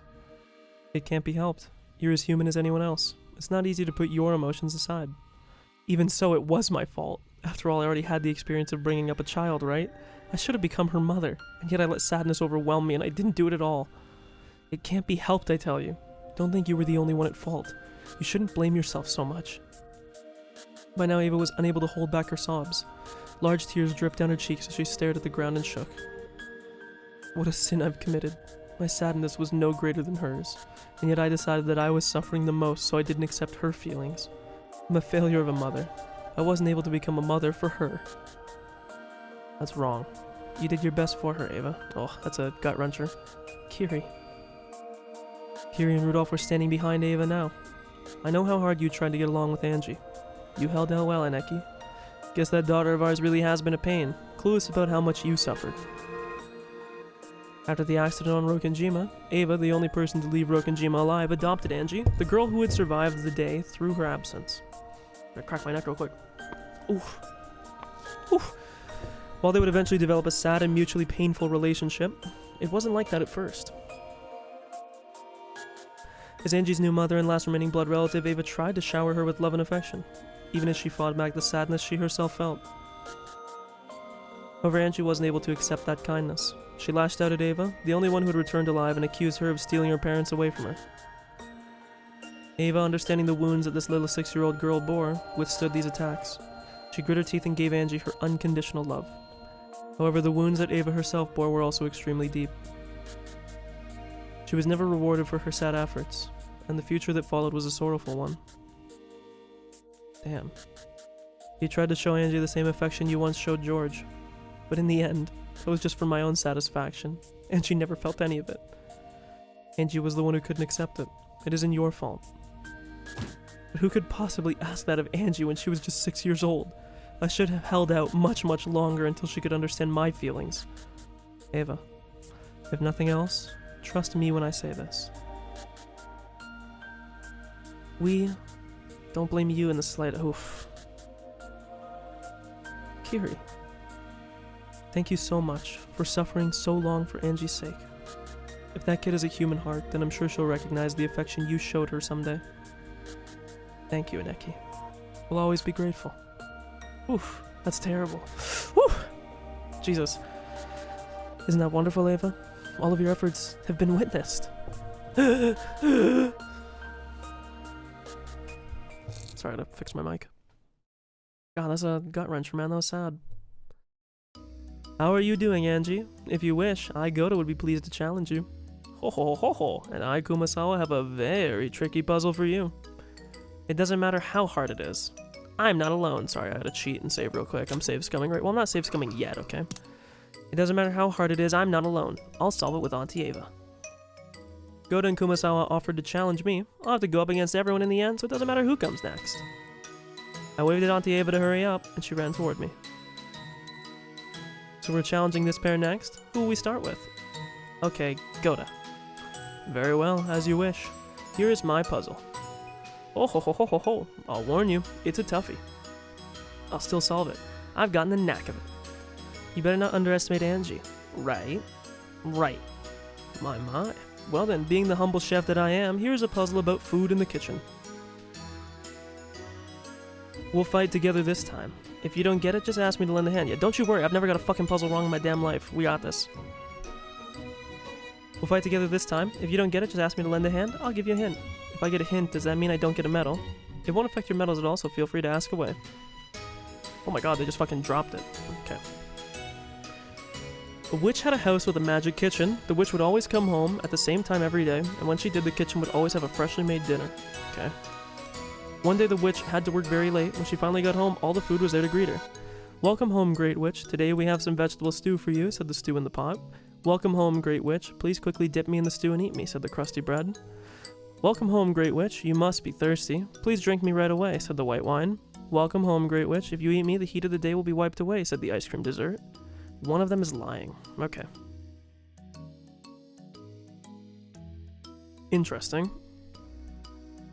Freshly made dinner served for her.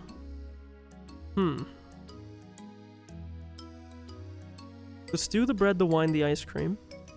A magic kitchen. Also, no helping. If I fuck it up, I fuck it up, but we'll save scum it if I get it wrong anyways. The witch would always come home at the same time every day, and when she did, a kitchen would always have a freshly made dinner served for her. One day, the witch had to work very late. When she finally got home, all of the food was there to greet her. So, the thing is, if we look at this...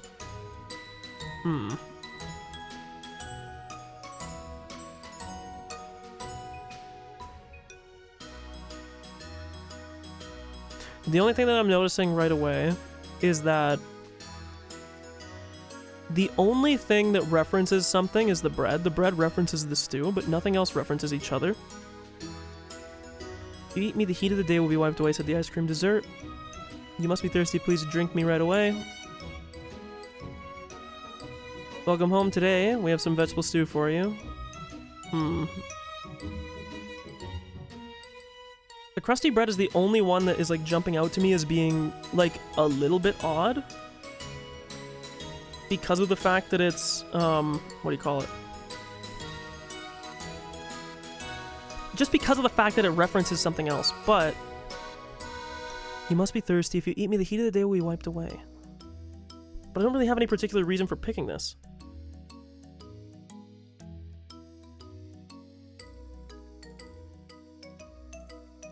I don't...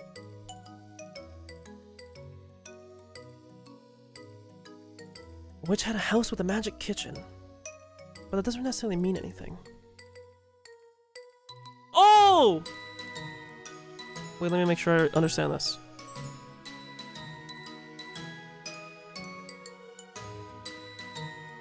Which would always come home at the same time. Because it says same time every day, okay? When she did, that would always have freshly made dinner served for her. One day the witch had to work very late. There has to be something special about this clause. So this referencing is like a pointless thing. Said the stew in the pot. Oh, wait, it's easy. It's this. Because it says she worked very late, so it's not at the same time that it would normally be. This mentions the day being heat, and it's ice cream. It would have melted. 100% it's ice cream. I'll call my shot. Ow, fuck. The ice cream. The witch got back really late, so the ice cream would have melted. Damn right. So she couldn't eat it. Oh my god. Nicely done. See? Angie is a clever girl, isn't she? Congratulations, Angie. Very impressive. How quickly you saw through the puzzle that I, Goda, put all my efforts into. It was totally easy. Auntie Ava's puzzle was harder. I don't know, actually. The thing with these puzzles, and it's kind of true of all mystery games, is that you have to be really clear with the info they elect to you. Congratulations, this medal is your prize for answering my question correctly. I feel like Kumasawa's gonna have a fucking bitch of a puzzle. Thank you. Alright, that was easy. Now let's take a shot at Kumasawa's puzzle. Just gonna go right into it. Fuck, my eyes are starting to burn too. Hopefully this doesn't take too long. Fuck, we're only got 4 though. How many is there to get? 15 probably? If it was based off the same amount as the slices?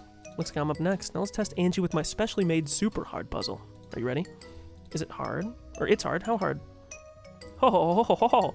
You'll have to wait and see. And now let the macro dessert puzzle begin. Macro dessert? Okay, we're gonna save real quick. I'm a bit scared of this. This is Kumasawa we're talking about, so you can bet it'll be a strange one. Be careful. Okay.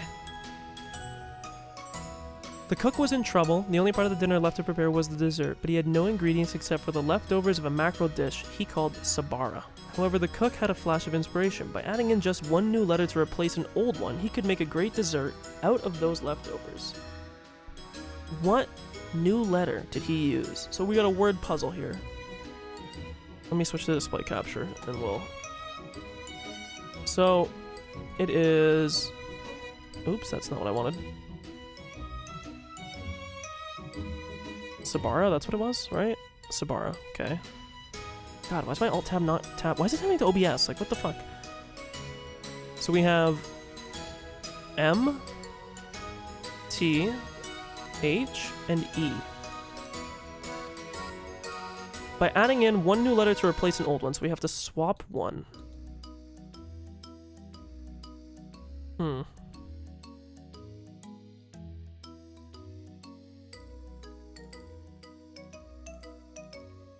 The problem is I hope this isn't like a Japanese dish, because I'm just going to insta-get it wrong, if that's what it is. There's 3 A's here, which seems a bit... Put my glasses back on. Ugh. Okay. M-T-H-E.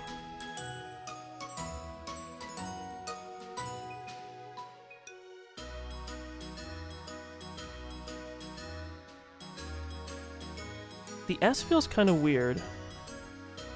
The only thing is, when it says adding in one new letter to replace the old one, I don't think it necessarily means that I have to swap it. Like, I don't know if it necessarily means, like, let's say that I wanted to say this, and I was like, okay, it's Mabara. I don't know if I necessarily have to do that. It could be that I just remove this and then I have this word and I can add one in. You get rid of B and you get Sahara. Like the desert. What new letter did he use?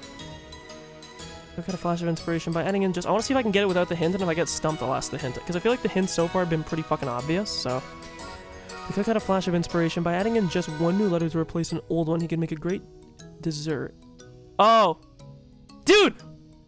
It's desert. It's not dessert! I literally had the meme. It's H. A great desert. Oh my god.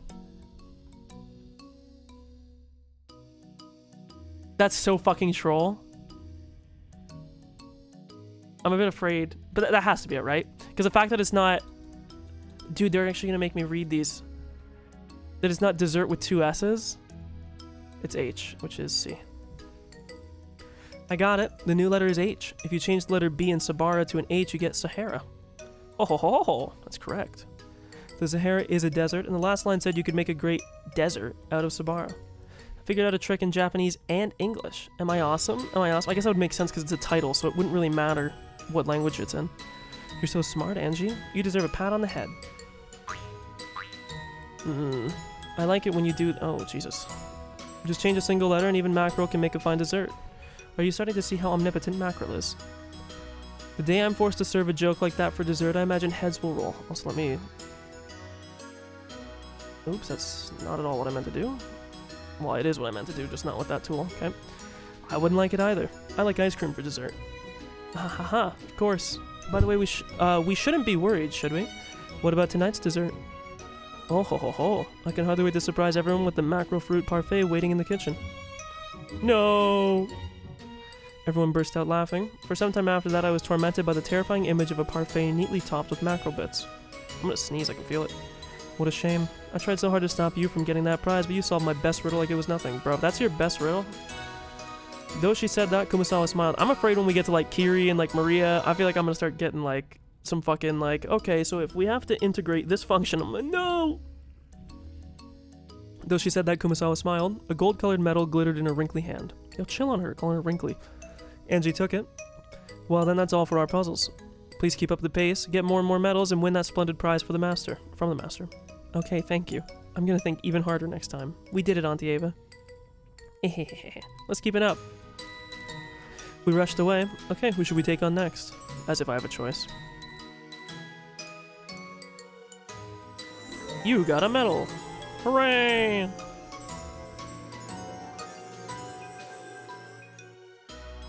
Okay, ...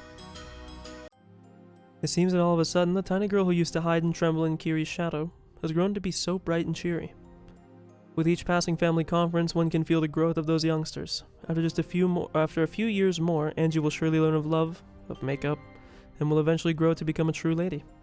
Very true. If she grows normally with the passing time, that is. The cruel fate forces the chick called Angie into a lonely future. If an egg isn't warmed, it won't hatch. The egg she is now will not be warmed by anyone, and neither will it hatch. Inside that frozen egg, will Angie have no choice but to face that isolated future? An eggshell can always be broken from the inside. Even if a cold shell is very, very hard, that doesn't mean it cannot be broken. Does Angie have the strength to do that? Is she capable of achieving that or not? I hear that question is what this final game is all about.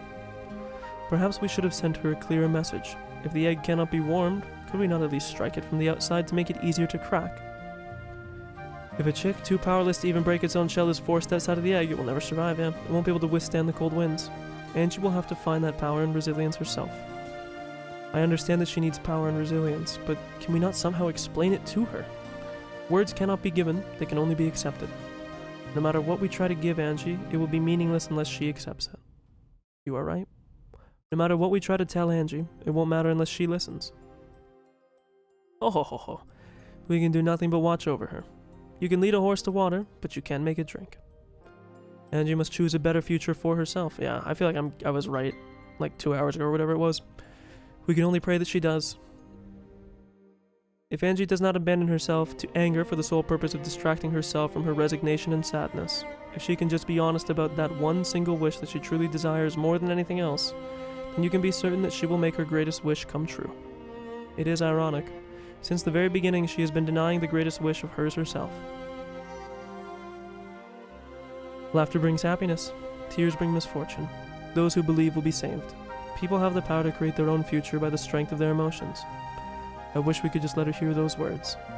Battler is very strict. He's hoping that Ange will realize it by her own power alone, and is not permitting even words of this nature to be told to her. I think they're basically saying exactly what I was saying, that she's holding her own future herself because she won't accept what happened. Seems we can do nothing but watch over her. And so, let us pray at least. Pray that she grasps the world she desires most with her own hands.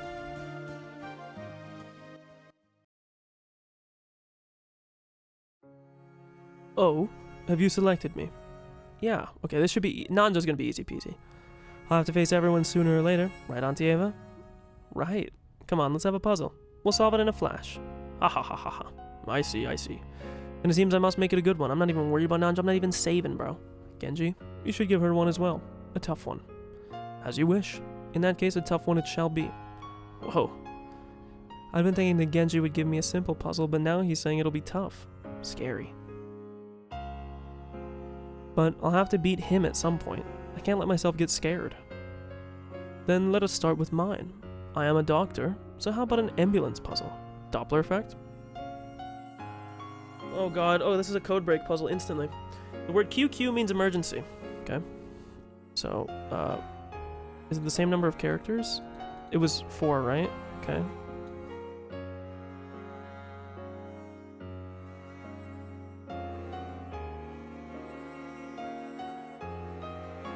Nope, it's not. It's 1 long.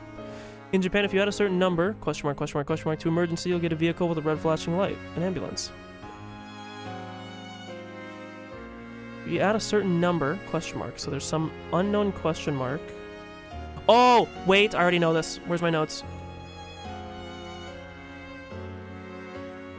I wrote them down.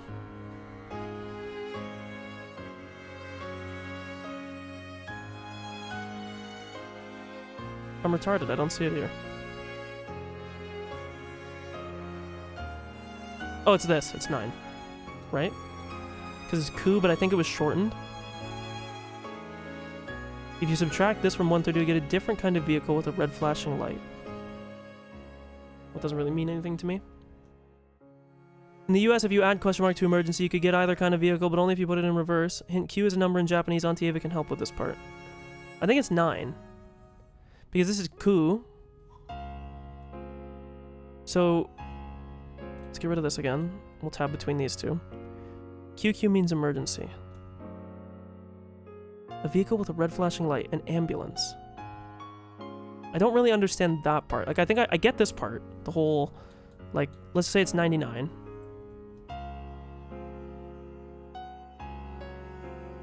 In the US, if you add this to emergency, if you add a certain number, question mark to emergency, you'll get a vehicle with a red flashing light, an ambulance.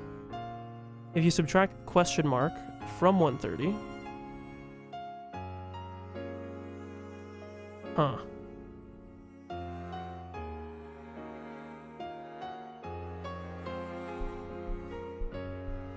So then, if you add these together, if we want 130,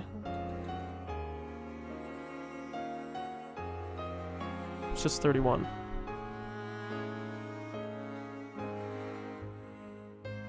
If you subtract, I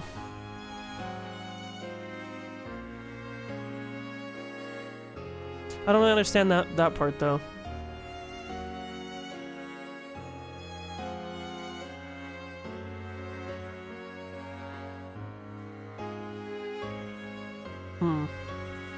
I might need the hint on this one. What number is this? The problem is this is going to be related to, like, the Japanese name, isn't it? Like, isn't it just going to be the Japanese numbers? It's going to be, like... QQ means emergency. At a certain number to emergency. If you add... plus whatever this number is, you get ambulance. Okay. These numbers that we have the option for are just 5 through 25. So 5, 10, 15, 20, and 25.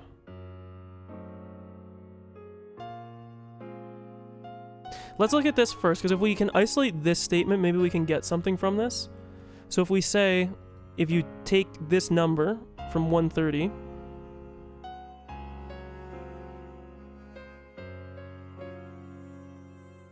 well, so you're either going to get 125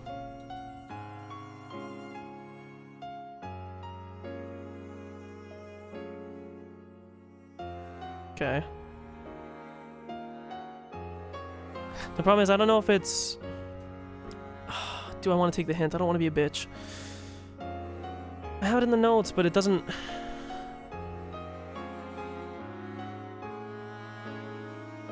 I know it's this. It's gonna be 9.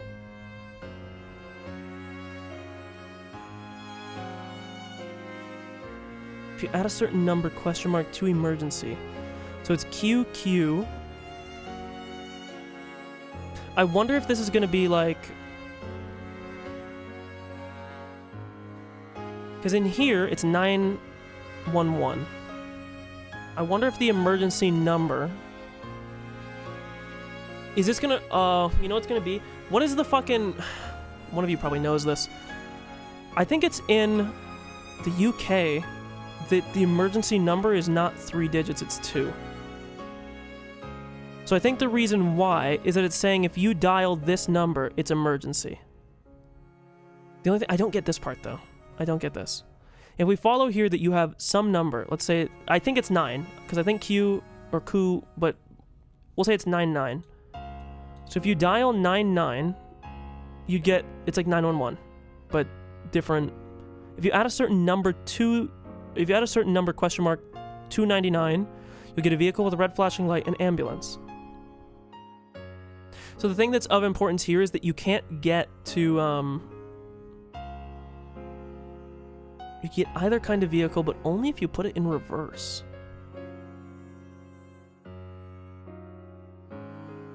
Because you can't reach 130 with the numbers given. At most, you could get 124.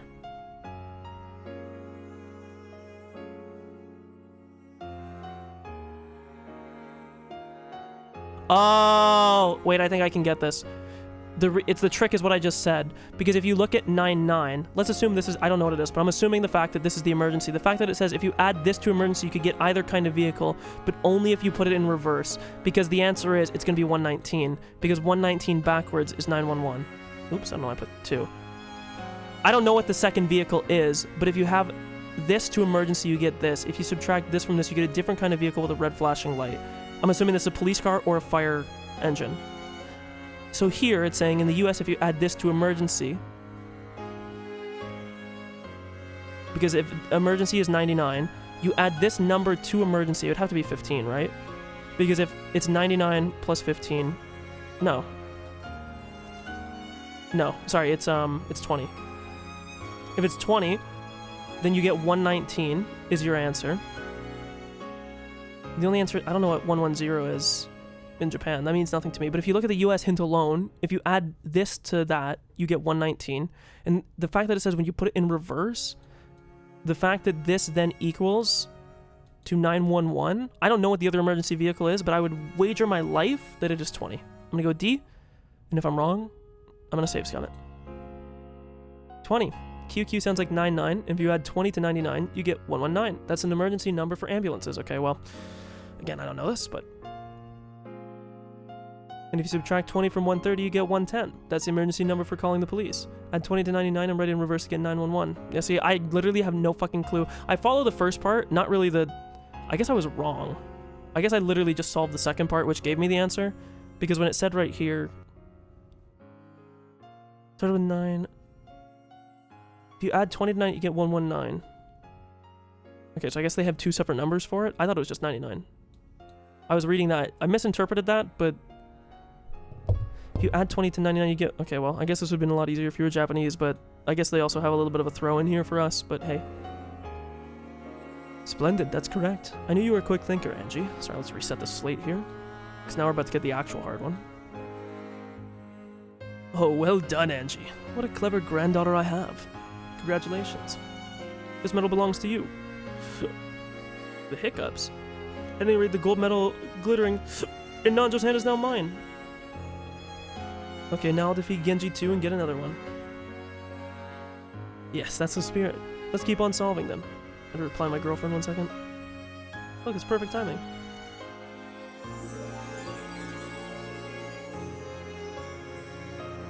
I think we're gonna try and go through all the puzzles, I guess. I'm assuming there's 15, because there was 15 slices of cake. I'm assuming it'll be the same amount of medals. I'll probably stop after that, because my eyes are starting to bother me a bit. And I don't want to, like, burn them out, especially if I want to go tomorrow, so... This is so cute, I love Little Pumpkin. Your turn, Genshi. My friend who doesn't speak much, but his knowledge is quite extensive. Even I cannot wait to see what sort of puzzle he whips up. Now then, Angie, prepare yourself. The puzzle starts now.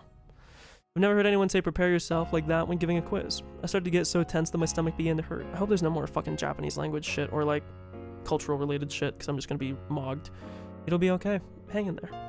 Auntie Ava gripped my hand firmly, and my stomachache got a little better. Angie, have you learned division? Ooh. long division. Yeah, I learned it in cram school. Cram school at 6? Incredible, a 6-year-old who knows division. And there should be no problems. Here it comes, so it's gonna be division related. This is bad. I did learn division, but I'm not very good at it. We have a lit candle 5 centimeters in length, okay? I should probably read it before writing because it might be evident. The candle is made so that half of its remaining length burns away over the course of each hour, so it just halves each time, okay? So half of it per hour, okay? Each hour the candle is half as long as it was before, and when its length is 1 cm or less, it goes out. So 1 cm or less. Is this just gonna be like a Zeno's paradox thing?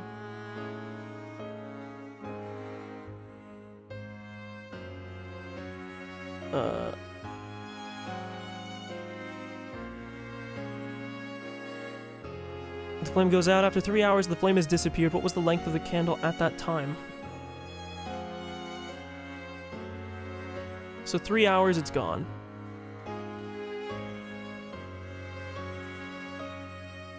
Well, we just follow this.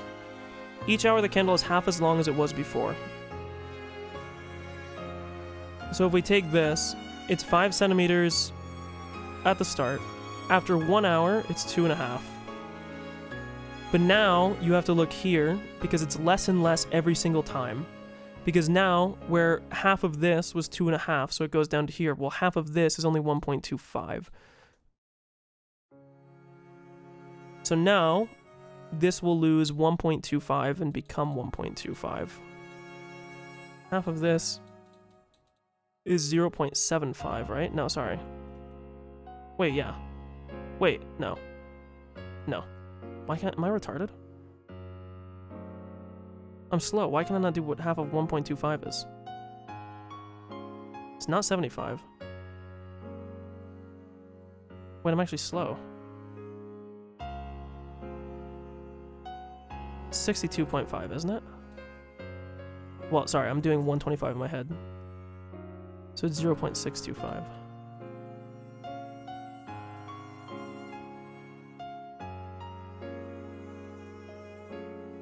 Yeah, because 6, yeah.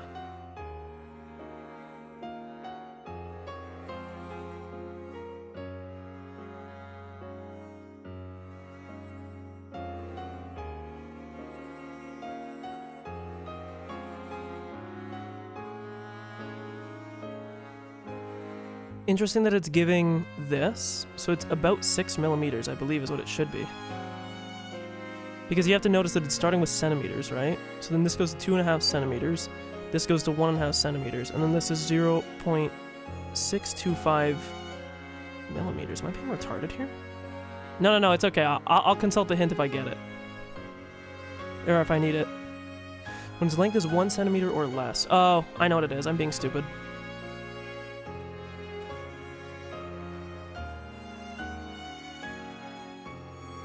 Let's just convert these to millimeters.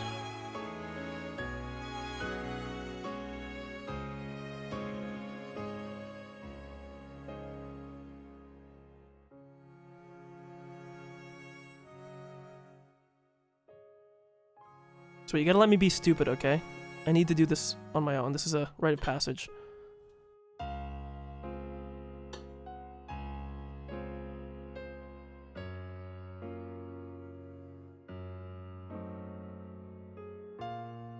It says after 3 hours.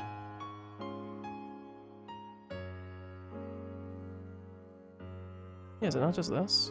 It was the same answers I had before, I was just doing it in bigger fractions.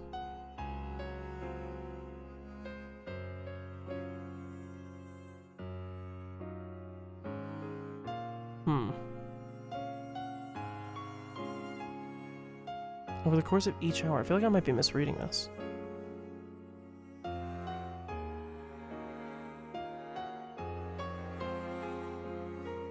Half as long as it was before, and when its length is less is 1 centimeter or less, the flame goes out. So it needs to be less than 10 millimeters, which is right here. 1, 2, 3. Yeah. I feel like I'm either like giga-braining this for no reason, or I'm just really off and I'm misreading something.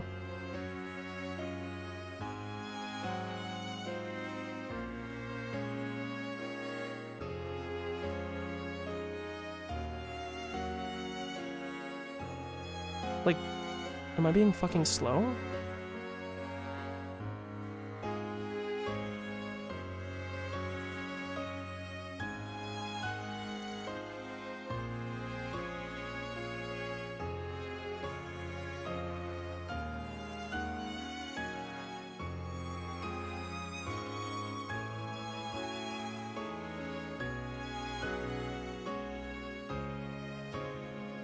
Why did he mention division? I don't get this. Because it feels like that's just the obvious answer. It feels like I'm getting baited. Candle is made so half of its remaining length burns away over the course of each hour. The flame goes out. I may ask for a hint here on Ava.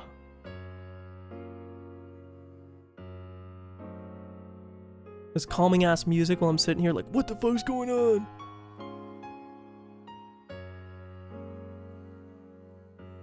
There's obviously a trick here. It can't be 6 minutes. This is too simple. This is literally like takes 2 seconds. There's no way this is correct.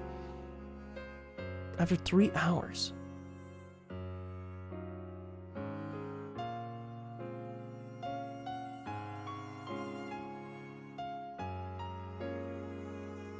There's no trick with the units here.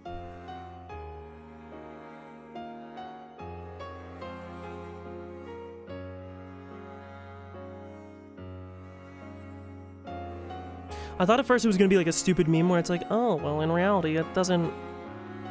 The candle's melting, not the... But...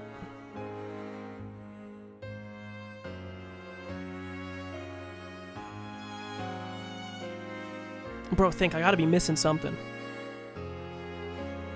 No spoilers, okay? Let me be stupid. You can all point and laugh. Fuck!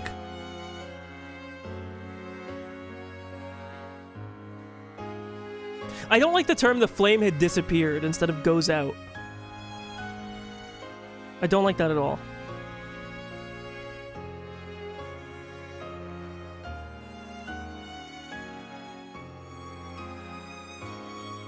We might be asking Ava, boys. I might be throwing in the towel. Let me think. Is there anything else I'm missing here?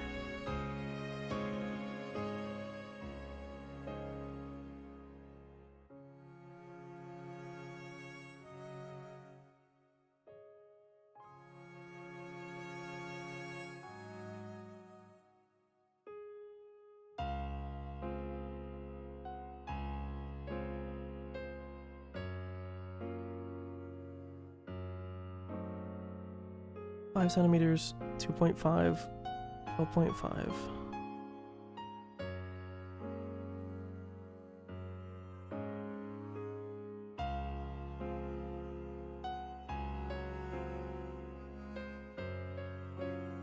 So it's definitely not this. This one I think is wrong too. I don't...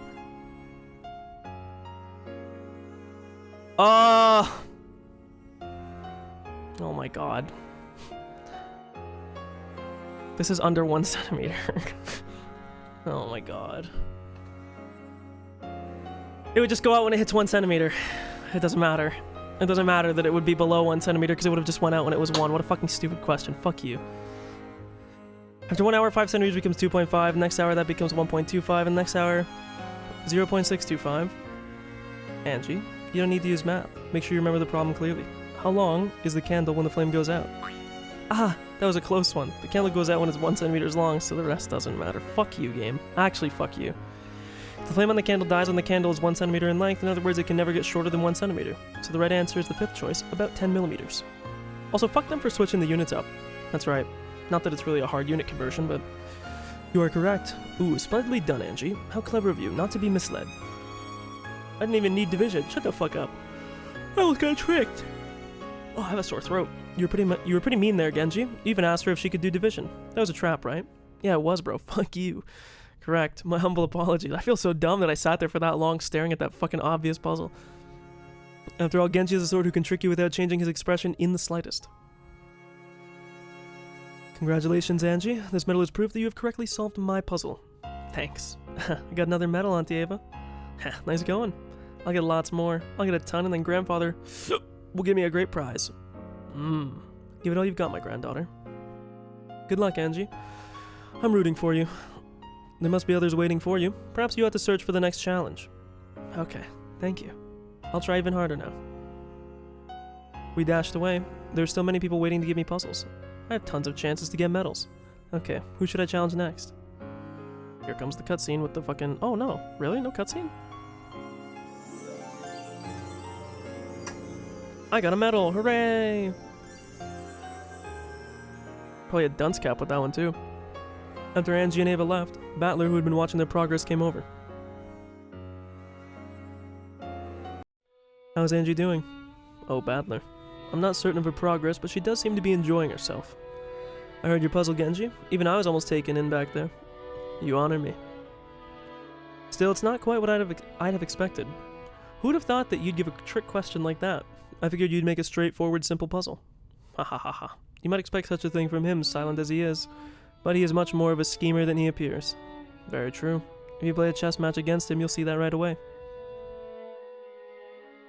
He even fools me from time to time. He'll trick me right to my face with that stern, serious expression of his. He has always been like that. And yet, despite the numerous occasions on which he had fooled me in the past, I keep on getting tricked. He has fooled me. Bahahaha. Come to think of it, what sort of relationship do you and Genji have? Oh, we're lovers. For an instant, Kenzo glanced at Genji's face. Apparently he didn't plan on touching on this subject if Genji had any objections.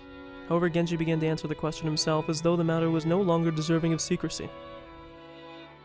I knew the master once, in Taiwan. Ah, knew me, he says. We were partners in crime, you might say. The two of us were both prodigal sons of rich families, a pair of ruffians who caused their parents nothing but trouble. Genji, a prodigal son. That's a surprise. So Genji, you also moved to Taiwan and met grandfather there? No, I was born there. No. Oh my... I'm a native of Taiwan.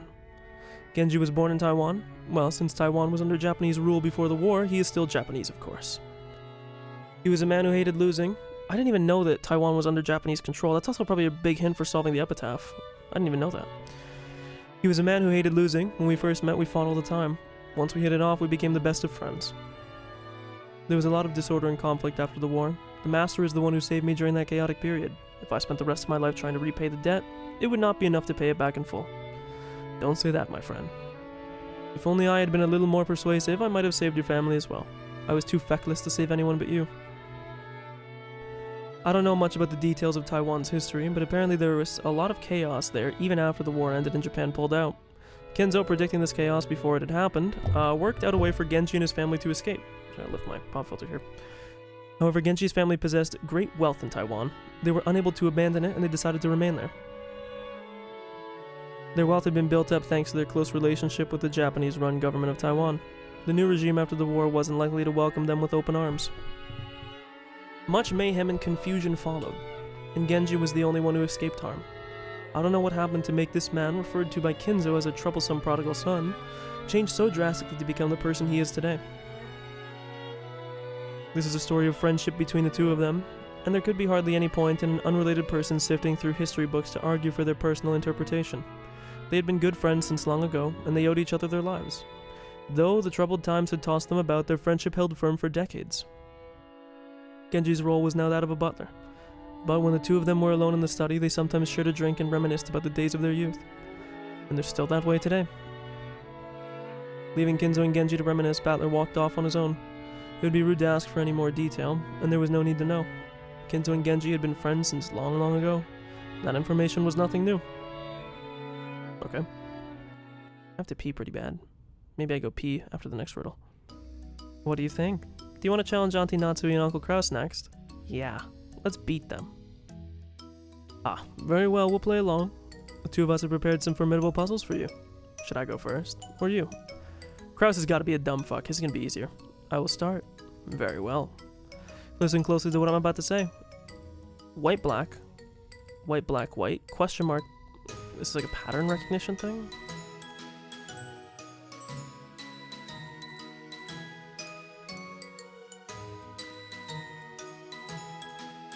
White, black, white,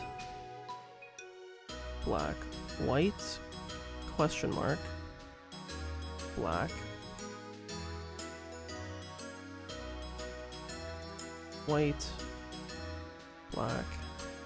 I fucking lost count already. I'm fucking slow. Sorry. I don't know why I... White. Let me do this, actually.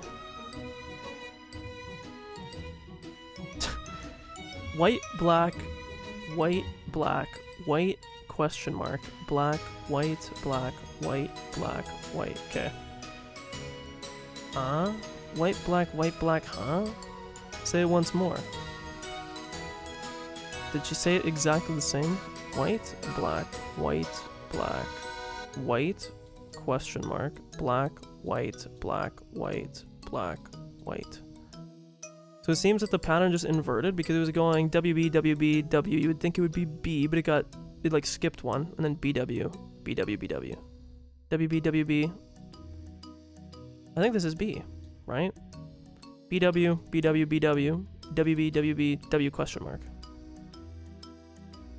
What does the question mark stand for? This is a really hard one. I don't think it's hard at all. It looks like the white and black are alternating, but the question mark is between a white and a black. Is it gray? Is it that easy? This is a surprisingly hard one coming from you, Natsui. Auntie Ava, am I being stupid? You just split this in half. You treat them as two separate strings. What? Auntie Ava was groaning. Apparently this one's really hard. Is it really so hard? There's a chance that some people won't understand if they hadn't had the right experiences. Ava sighed. I think Angie would have seen it a lot at school and kindergarten. What are you saying? What? Are you saying I'll never get this one? It's a problem that I could get easier than Auntie Ava. It's hard. Okay, so my initial instinct is to just say black.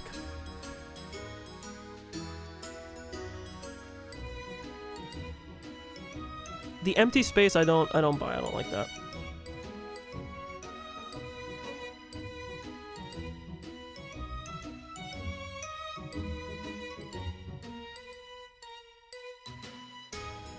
What did she say before that? She said it's something that she would get before. White, black, white, question mark, black. Well, I feel like the only two answers are going to be one of these. Or, sorry, one of white and black. Because I don't know where gray seems stupid. Okay, I'm getting rid of these two. I don't know why it would be red. I don't know why it would be gray. If we're treating these as two strings, white, black, and then it was white, question mark, and then it switched. BW, BW, BW.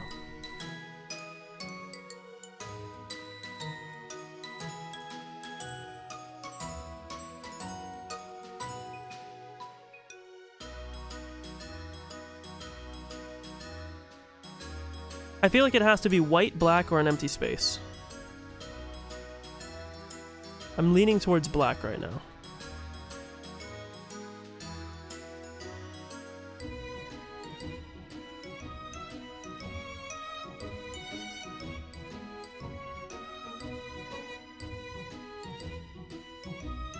I wonder if these have anything to do with anything?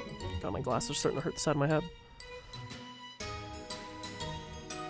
White, black, white, black, white.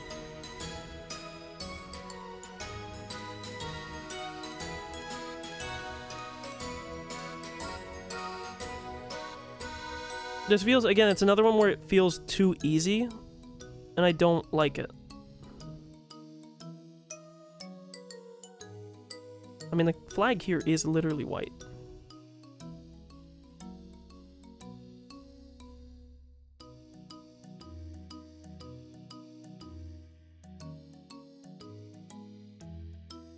Not really seeing any pattern here.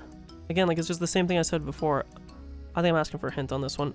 Oh, I don't want to ask for a hint, though. It's so bitch made. But I have, like, no clue. There's, like, nothing even to, like, pull from here. I'm asking for a hint. I'm sorry.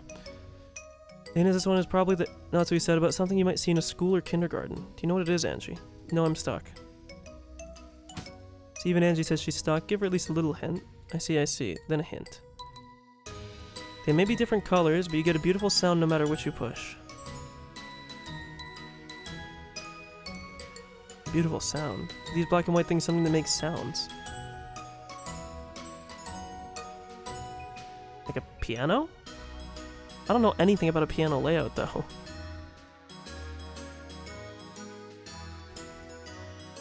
I'm trying to think.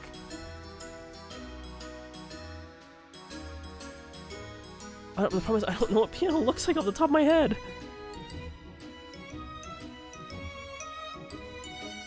Because, yeah, you have, like, your sharp notes here.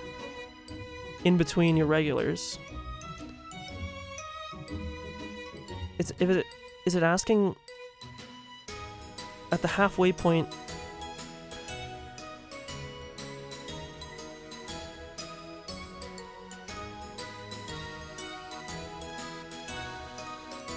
Because like here you'll have like your sharp notes.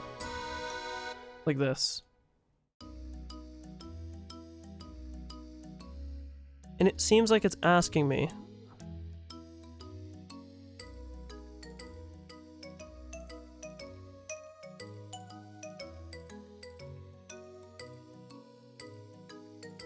I don't remember if pianos... Okay, the only thing I know here is there is a split in a piano, I'm pretty sure. I mean, you have two hands. It would be really weird if you had one here in the middle that would be like, well, maybe not though. I promise I don't know piano layout. I feel like I remember there being a split, but there might not be. But even if it was a split, it doesn't help me narrow it down because then I'm just stuck between white and empty. Because if there's no sharp note here, then it's just one of these two. But I don't know which it is. Let's consult here.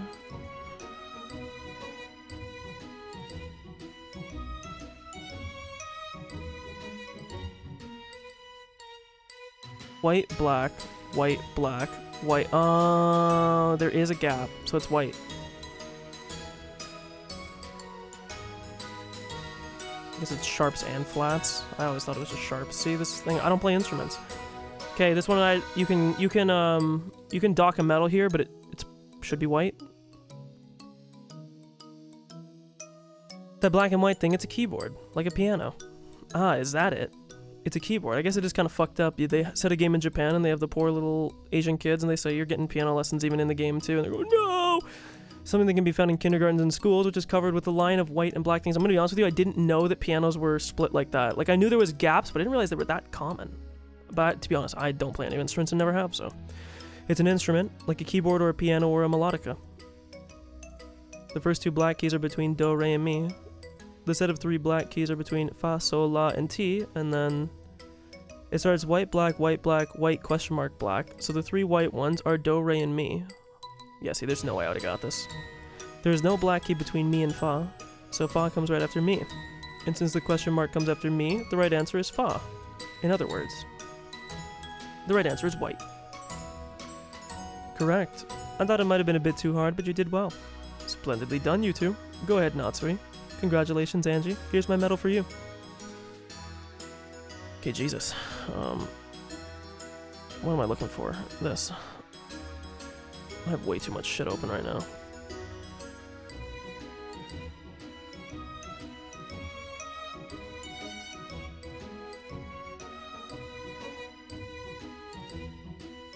Okay, it's a little bit more fucking clean now. Okay. Well, let's clean our fucking slate here. Natsui, once again, giving us a random-ass hard puzzle. Alright, Auntie Ava, I got another one.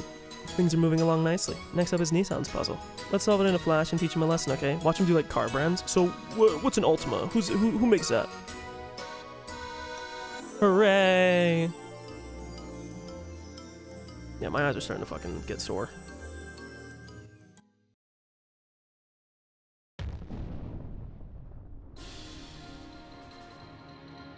Sorry, one second, my girlfriend's messaging me.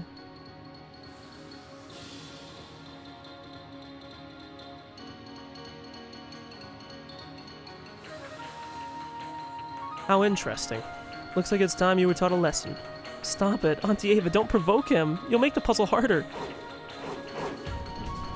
If there's anyone you have to blame, it's Ava. Now take this brain twister. Here's a puzzle about the tenants of a skyscraper I'm invested in. Or I've invested in. Good lord. I had a yawn. Oh, I gotta pee so fucking bad too. Do I just go pee now? Yeah, I think I go pee right now. I'll be right back, one sec.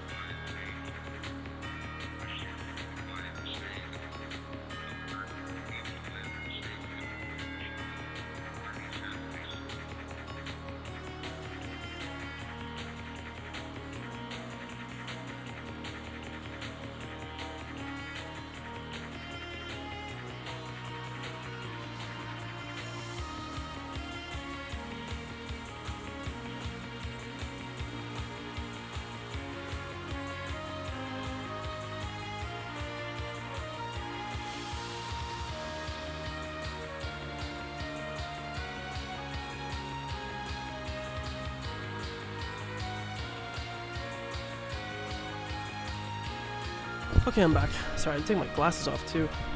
It's gonna hurt my eyes. Well, my temples, rather. Okay. There's a 14-story skyscraper with one company on each floor. Okay. I think I kind of already know what the trick is going to be on this. Is this going to be that like the ground floor doesn't get counted? I'm already...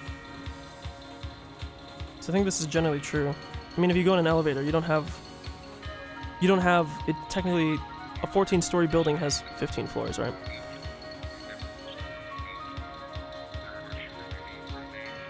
The following companies have the following floors. So we'll just say... O is 1.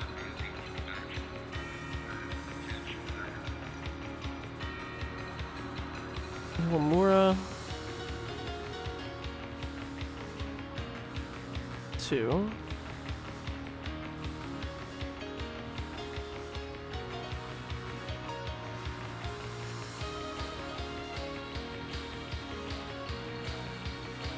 He insists that it isn't.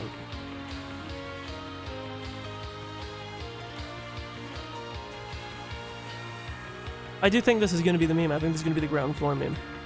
There's so many puzzles that are like this. Because when you count a building by stories, the first floor would be the first story. But technically on the 0th story, you still have a floor. It's the ground floor.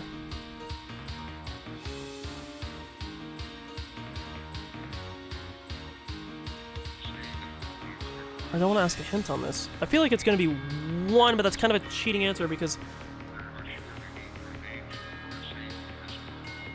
The company insists to me that it isn't. Which floor is it located on? 1 is going to be my immediate feel.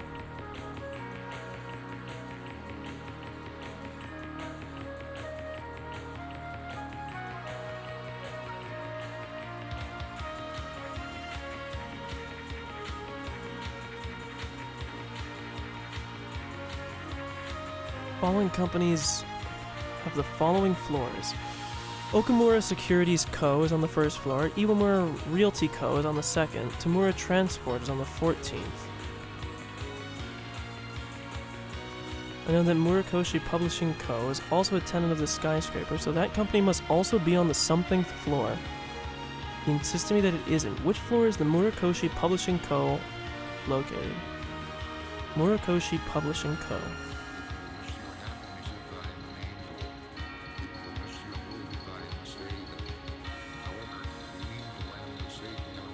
Oops.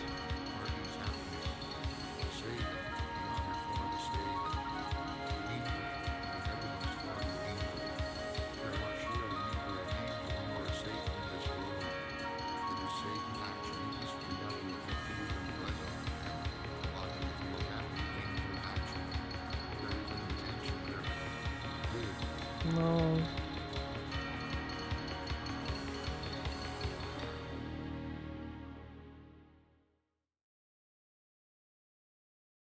I thought it was gonna be like omit, like if you had like this. But it doesn't make sense because I thought it said third, but it doesn't.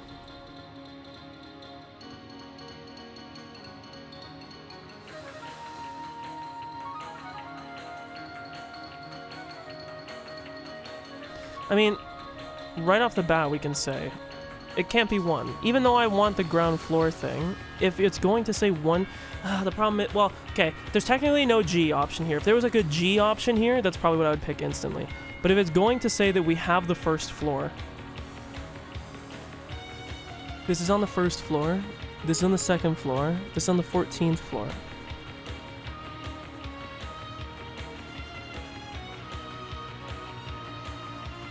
Huh. On the something floor, however, the company president says to me it isn't. Which floor is it located?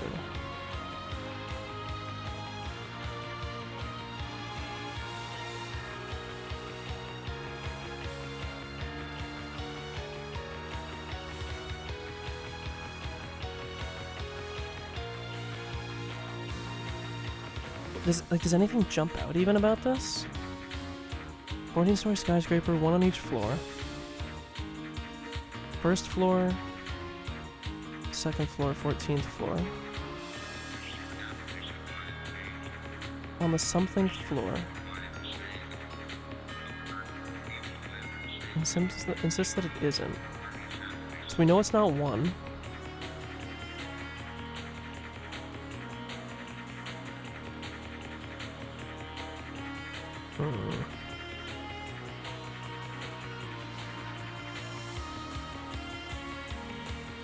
First, 3rd, 5th, 7th, 9th. And it can't be the first. So it's really 3rd, 5th, 7th, 9th. First floor, 2nd floor, 14th.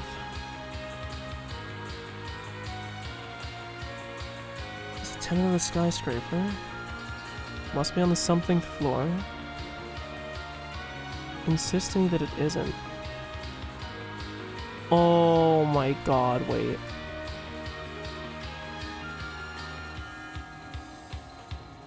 It can't be the first.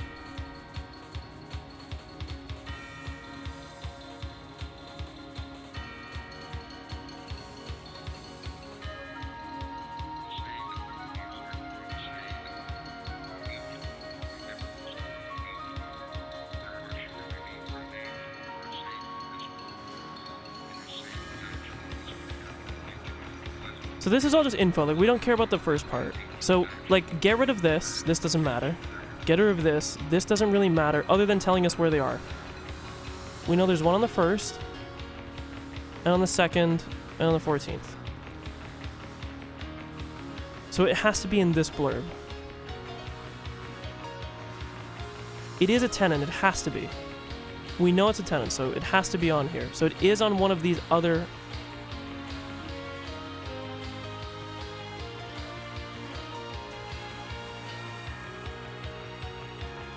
Oh my... This is so dumb, bro. These are all word games. It's fucking 3. Bro. It's the only one that doesn't have this. And then it makes even more sense that it showed these because it's 1st, 2nd, 14th. The only one that's not is this, which is B. The 3rd floor. Well done, you got it. Ignoring the first 2 floors, the only floor that doesn't end in th is the 3rd. Yeah, the 3rd floor fits, but all the other ones after that, the fucking something. That's so stupid. Nicely done. And even I didn't figure it out until I had the answer given to me. Apparently Uncle Kraus once had this puzzle shown to him and he wasn't able to answer it right. I still think that Natsuhi's was worse, but at the same time, Natsuhi's required more requisite, like, knowledge and didn't... I mean, that one, again, you could reason it out. I think what's really frustrating him is Auntie Ava solving it, not me. Weird. Come now. Let's see that medal. This medal is a mark of Ange's intelligence. It's not for you, Ava. Heh, sore loser. Thank you, Uncle Kraus. Am I awesome? Am I awesome? Very much so. You're a more flexible thinker than your uncle. I'm proud to have you as a niece. What is that? Is that 8 or 9? It's 9. So we have what? 6 left if it goes up to 15?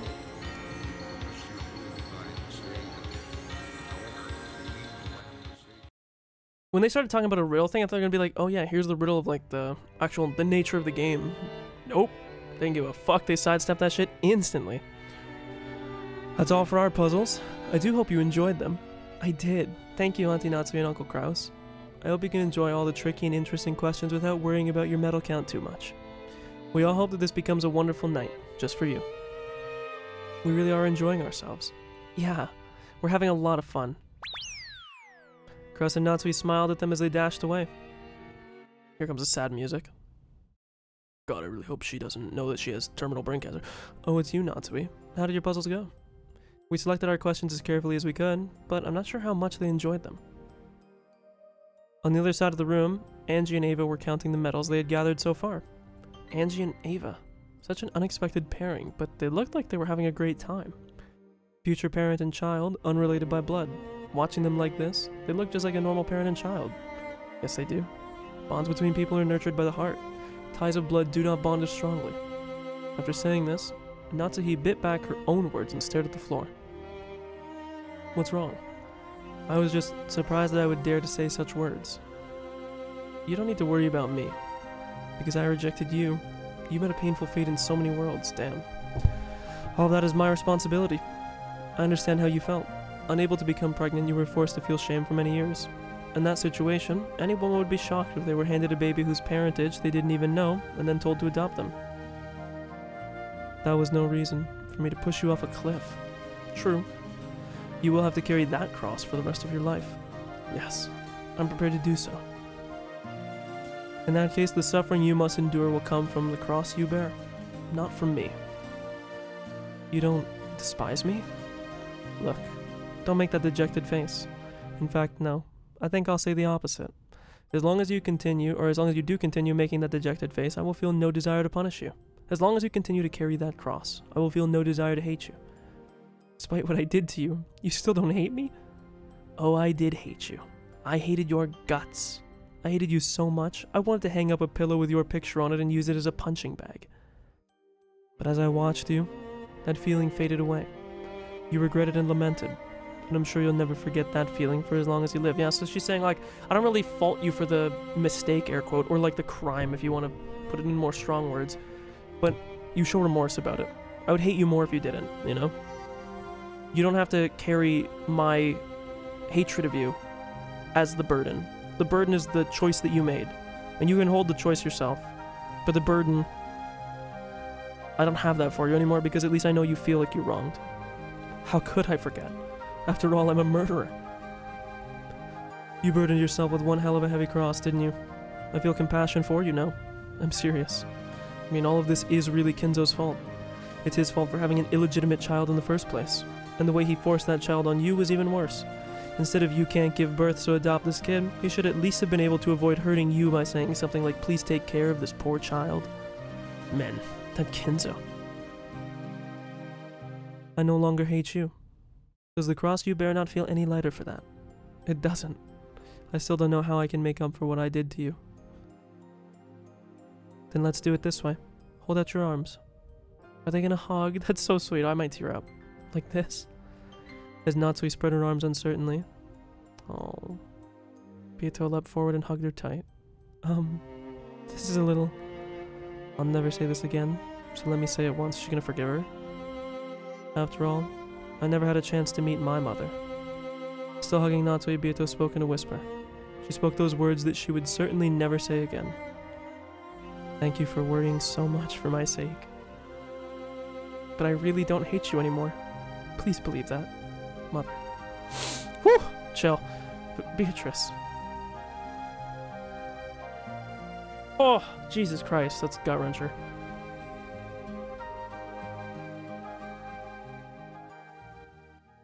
Oh my god. I can't cry, dude. My eyes already hurt. Quiz tournament second half. Let's do a quick save. Jesus Christ. We'll continue it here. I can't imagine there's not much. I mean, well, we have 6 left, right? Who should we get a puzzle from next? What about those two? Shannon and Cannon? Oh, fuck. Sure, it looks like they'll put up a good fight. Do you need something, Ava and Angie? Don't be stupid, Nason. They're asking us for puzzles. Ah, my apologies. Shannon was as absent-minded as ever. However, Cannon looked extremely calm and would probably have a well-polished puzzle ready. Okay, I'll go first. While Nason thinks up a puzzle. Okay, sorry. So if I'm buying time for Nason to think of a puzzle, I'll have to make one tricky enough to keep you stumped for a while. Heh, you got guts, kid.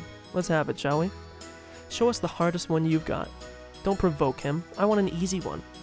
Now that I have Ava's permission, allow me to present an insanely difficult puzzle. Leave this to me. I'll solve it. A scholarly king once decided to give out prizes to the learned people of his land. The one who won the copper prize got 29 gold coins, the one who won the silver prize got 47, the one who won the gold prize got 79. So, how many gold coins were given to the one who won the platinum prize?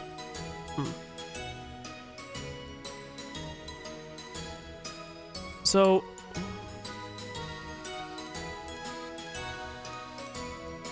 we have platinum, gold, silver, and copper. 29, 47, 79. So first we're going to do the obvious check, which I don't think will be, which is there a consistent increase between the two? So this one went up plus 28, right? No, I can't do math. Went up 18. Sorry, I can't do math. So it went up 18. This one went up 32. Is it actually just that simple? Don't be that.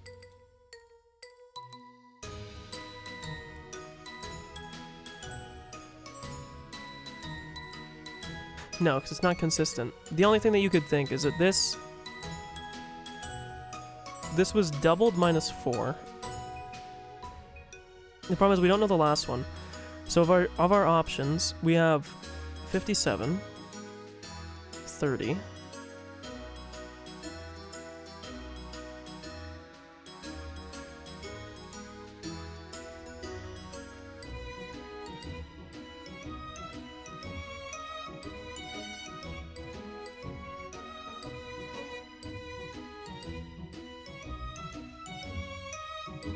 huh. Well, so first of all, I don't think, because what I was gonna say is I think is it like plus, because if this was double minus 4, then this would be 64, this would be plus 60. But I don't think any of the options line up with that. So instead we have to look another way. 2 plus 9, 11. Okay, I don't think there's anything to do with adding the digits. 13. So yeah, I don't think it's like that, at least. It doesn't feel like it can be anything below... It feels like these are wrong.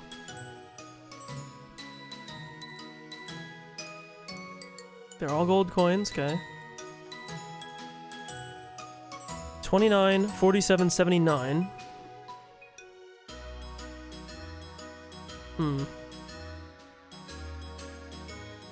So then let's see, what the hell would be the... Shut up. That's too big. And the question would become, what would be the relation to them if it was each of these numbers?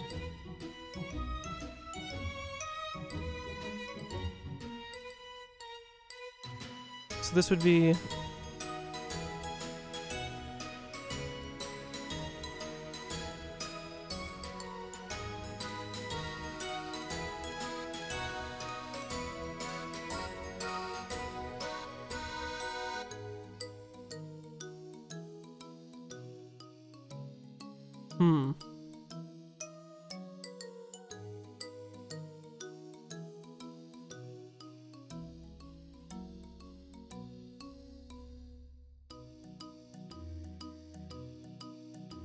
Okay.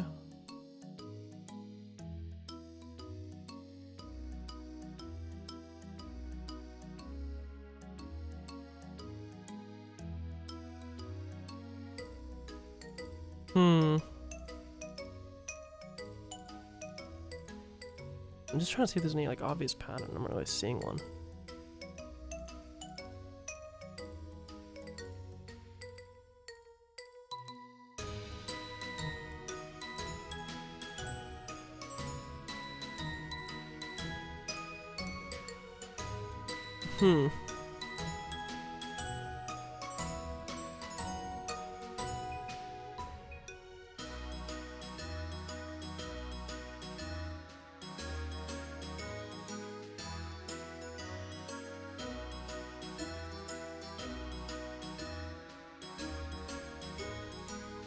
Okay, I don't think it's gonna be a simple addition thing. I don't think it's gonna be like that. That'd be too easy. So if I look at these numbers, because the only thing I'm thinking here is, if you look at the tens and the digits here, or if you look at the tens in the thing here, the ones location, we have a lot of recurring numbers. Like, these 4 digits are repeated. 247979. But there's not... The only other option would be 7 here. This one up by 2, this one up by 3, this one up by 4, maybe on the next one? But doesn't that not work? Because if you look, like, let's say that you broke it up into 2 parts. 29, 47, and 79. Let's say you were to split these down the middle. minus 2, plus 2. Because then that would lead you to think that it would be a minus 2, so you think it would end in a 7. Which is this. And then this one up by plus 2. And then this one up by plus 3. And then you would think it would be by plus 4. If you did that, it would be... But it would be 117, right? Which doesn't really line up, because then this would be 11. And 117 isn't an option.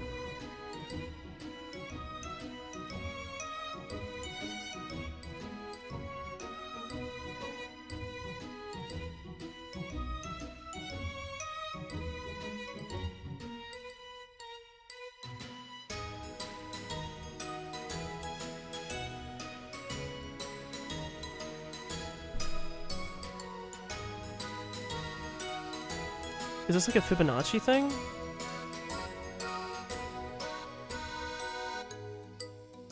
I don't know why I can't do like the basic math in my head.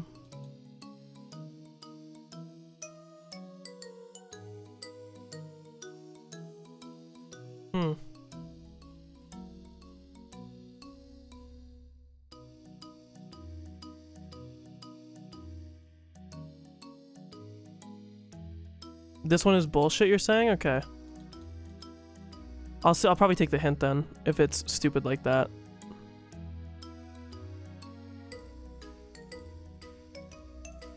Yeah, because like I'm not really getting any numbers that are really like adding up to any of the answers.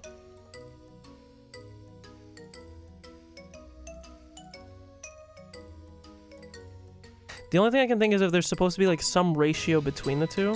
I have my calculator somewhere here.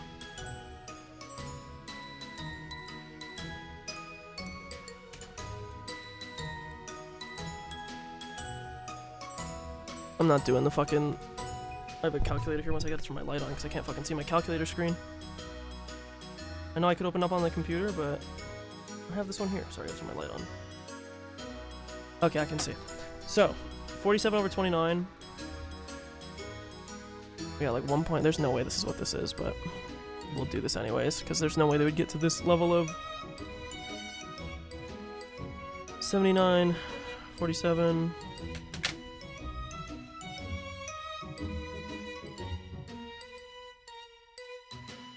is 1.68. So if it went up by 0.6, then it would be by 1.74. So 1.74 times 79. That gives you a number that's way too big, so that's not it. Is there anything else that jumps out to me? The sum of the three. No, it's way bigger. 79 plus 47 alone is too big. 155.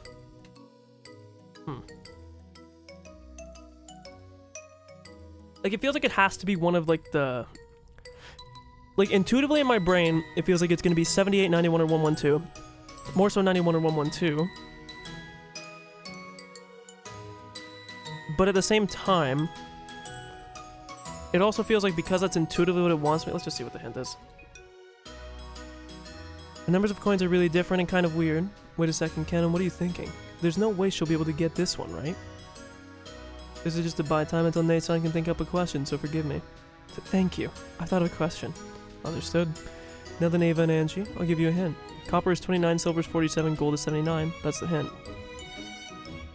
Oh my god, I'm a fucking dumb fuck. I'm a chemistry student. When he said it like that, it all made sense. It's periodic table. It's the one right below it, 78. Because it goes PTAU, right? Dude, I'm a fucking chemistry major. How the fuck did this not jump out? It's because silver's 47.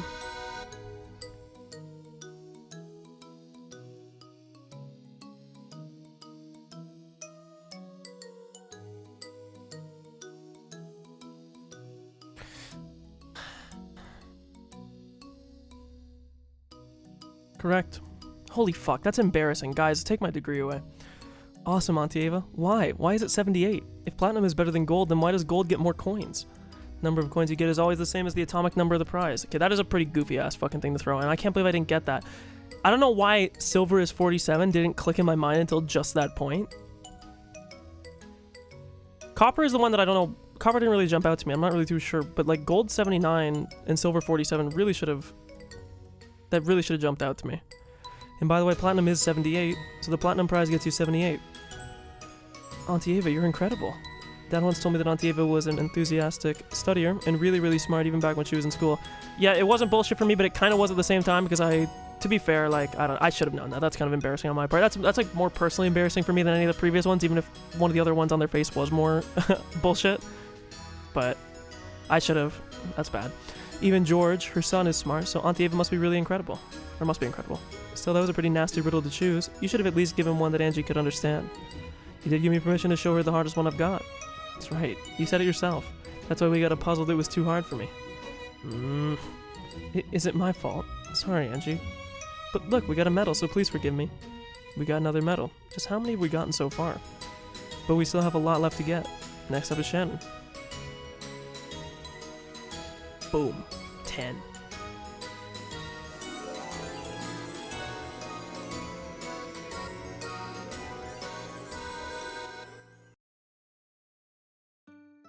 Mine isn't that hard, so you can relax.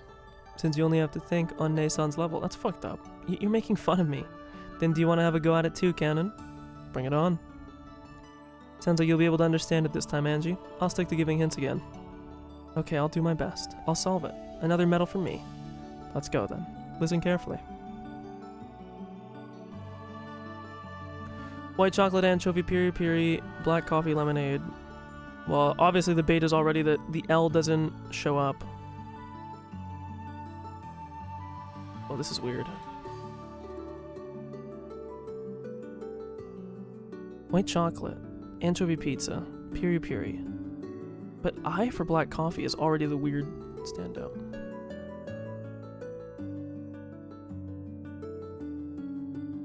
White chocolate, anchovy pizza, piri piri chicken curry, black coffee, lemonade.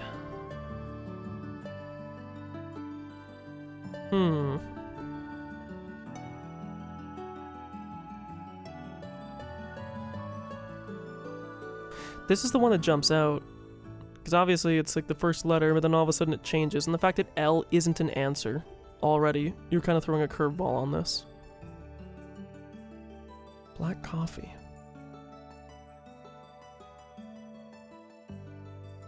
At first I was thinking, is there a letter that repeats in each of them? But white chocolate only has one W. This does have two A's, it bookends it. This has two P's, but this also has two C's. But then that wouldn't really apply to this. You would think it would be F or E.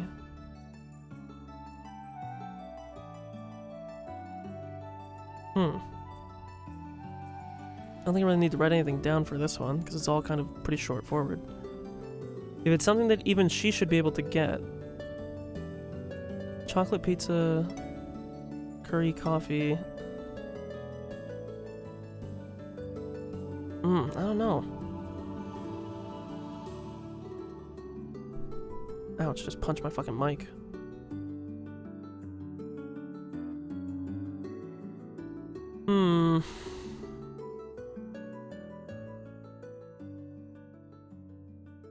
This isn't immediately obvious.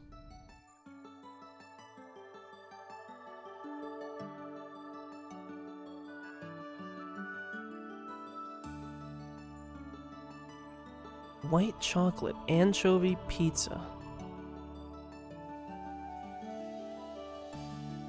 It's gotta be the I equals black coffee. There has to be something with that hint that is like the key to this. White chocolate.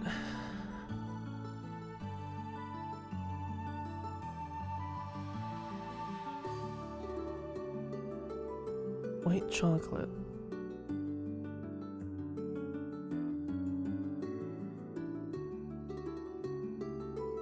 My eyes do hurt, so I kind of don't want to take forever on these, but then I also don't want to hurt my own pride by not being able to get these.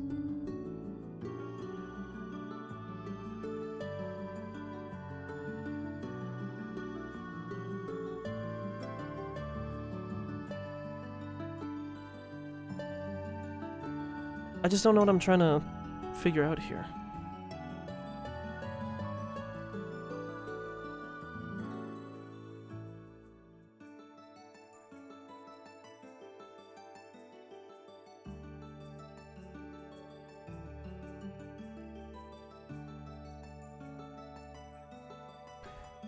Yeah, I don't know. There's something about this that I'm like staring at and I'm like, I don't really get it. Because I'm looking at this and I'm thinking like, okay, well, if it's not... It doesn't seem like it's anything to do with the words themselves.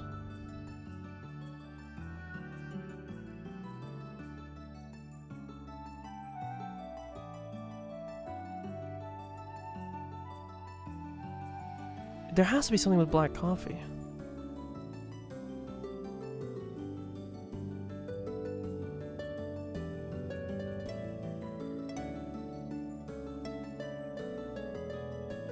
I'm taking a hint.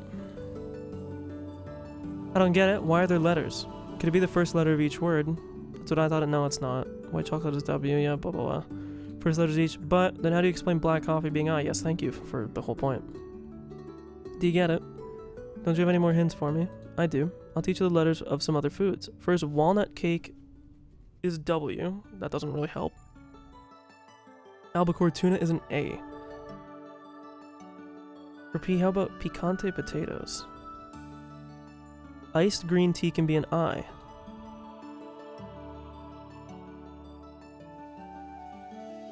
Cream cakes are W, right? Isn't the first letter after all? What's going on? What is this W group? White chocolate and walnut cake, right? Are these desserts? Treats? A is anchovy pizza and albacore tuna. P is picante potatoes and piri piri chicken curry. And I is coffee and green tea. What are these groups?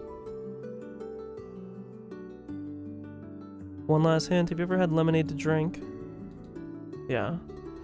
I thought it was just going to be sweet, so I was really surprised. I'll never drink it again. Huh?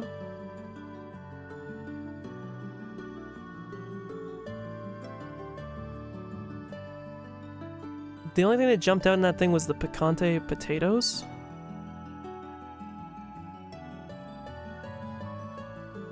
They're obviously playing with us on purpose of having the...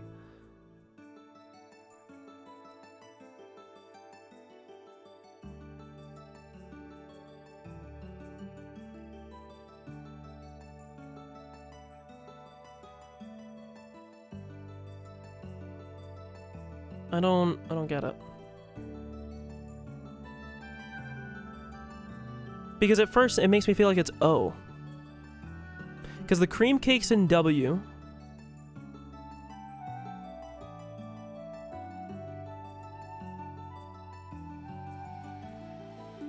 I don't...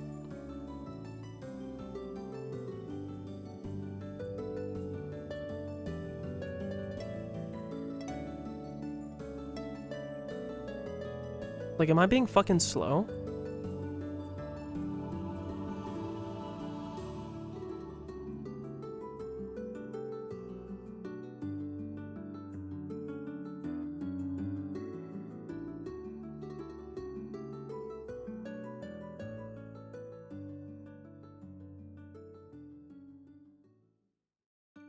I legit... Because the only thing that they were... The fact they put green tea there, too...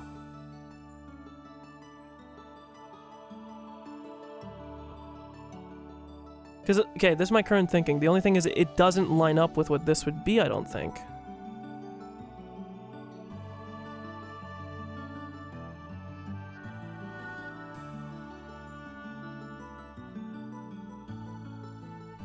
Because she also mentioned that lemonade... She thought it would be sweet, but it wasn't. And then when she's talking about the other things, she mentioned cream cakes. Sweet, S-W. S-A, salty. Anchovies are salty. I'm assuming this curry is spicy, SP. Another flavor, bitter, is black coffee. Is this not O for sour?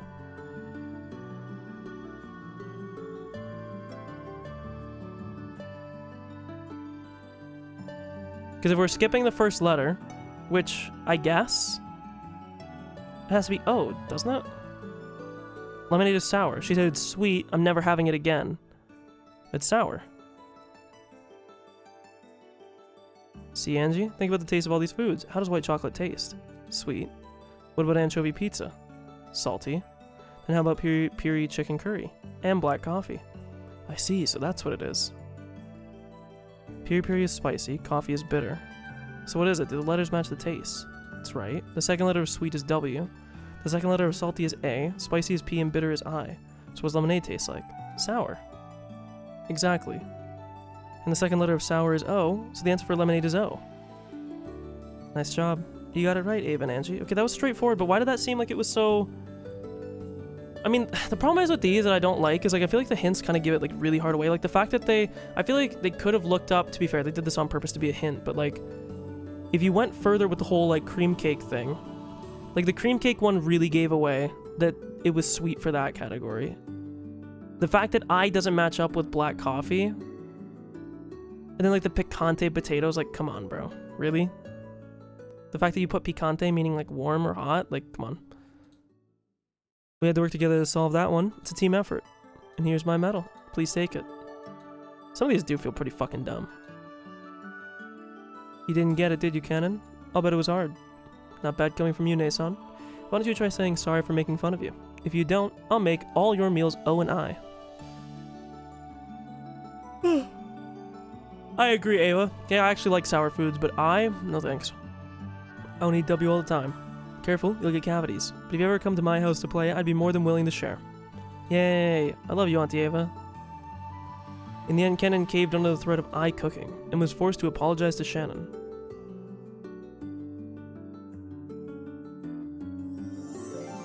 Okay, hopefully these last ones aren't too fucking insane, but they've been getting more and more off the wall as we've continued, so... That's all for our puzzles. Did you enjoy them? Yeah. Yeah, I was about to say, without the hint, I literally don't think I have any fucking chance without the hint on that one. I don't know how you're just like, oh yeah, that's it. Like, no, I needed the hint on that. If my eyes didn't hurt, I would maybe like try and slam my head against the wall for longer, but my eyes are fucking sore. I'm trying to wrap this up. Seems that others still have some brain twisters waiting for you. Please be careful. Good point.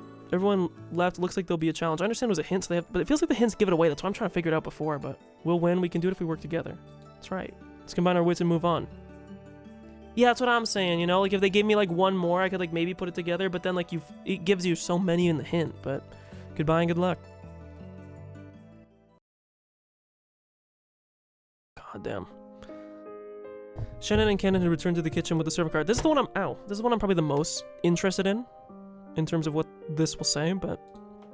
The dining hall was filled with such an exciting and fun atmosphere, but out here in the corridor, one was reminded of the fierce winds and the rain. But they were satisfied with this. The whole point of the noisy farewell party was to forget the loneliness of the rain for just a little bit. So we've reached the end of this long game. I feel relieved. Finally, we won't have to be toys for anyone else. I'd like to be quietly forgotten, to get covered with dust and vanish. You're wrong. We aren't going to vanish like that. In the world locked inside the cat box, our future will continue, unknown to anyone. You're right. Sorry. That's a world that even we can't know about, so I forgot. So what kind of future will we make for ourselves in the cat box world? No one knows. That's why it's called a cat box. Good point. Don't you have any regrets, Nason? About George, for instance? Receiving that ring is all you can do for George. As for marriage, living together and all the rest... Our future inside the cat box is what'll make all that come true, isn't it? I'm not the only one. It's the same for you, right? What about a future for you and Milady Jessica? There's a possible future where I break off my engagement with George and leave the island and disappear. In that world, you wouldn't have to hesitate for my sake. You could enjoy your youth to the fullest with Milady. If you gave up... Sorry, I'm trying to adjust my mic at the proper level and it doesn't want to be adjusted. If you give up on your engagement with George, what sort of world, or that sort of world might be possible? So, the world where I spent my life with George, and the world where you spend your life with Milady can both exist at the same time. That the inside of the cat box allows. It's a world where any contradicting dreams can exist at once. That's the world we'll be put away in as pieces. So there's no need to be lonely and no need to be sad. Even though the me here right now can only observe the part where I accept George's ring. The other me who lives in the cat box in a world I cannot witness will surely build a happy life in the future. The cat box is such a strange thing, a place where any pieces and toys and dreams can be kept. It's no cage sealing us in. On the contrary, the inside of the cat box is a boundless world that frees us from everything. A world where we're freed from everything, and yet where all of our wishes come true. However, the me in that world won't be the me here and now. It's a bit depressing. Canon discovers the many worlds interpretation. Hey, Canon. Yes. Let's do it. What? Duel. Are you sure? We both wished we'd settled this much sooner, and yet we've put it off until the last moment just before the game is going to end. Sure. The game is nearly over anyway. Now at the very end, it's time for us to settle things by ourselves. That way we'll be able to see our future before we're put away into the cat box. Sure. Let's do it. How will we decide it? A coin? Or with pistols again? Well, why don't we have our own quiz tournament? Huh? You're really getting into this. Okay then, question 1.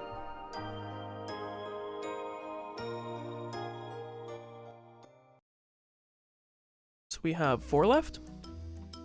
I'm gonna give you a really hard one. I'll trick you with my extra hard puzzle and make sure you never get my medal.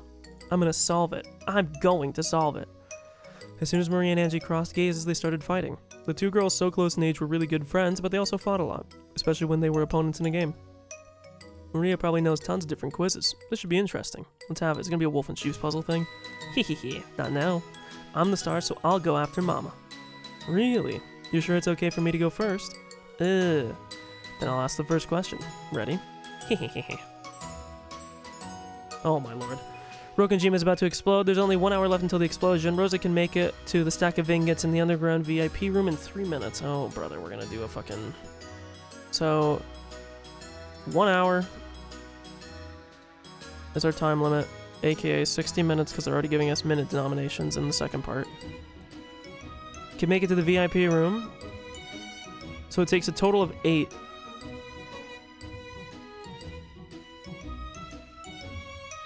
Oh god, is there gonna be a fucking trick to this? She can only carry 1 at a time. It takes her 5 minutes to carry 1 up to the surface. So it takes her 3 minutes to travel. To grab the ingot. And then another 5 minutes. Here, I should do this a different way. 3 minutes. Gets the ingot. And then it takes her another 5 minutes. Which then ends here.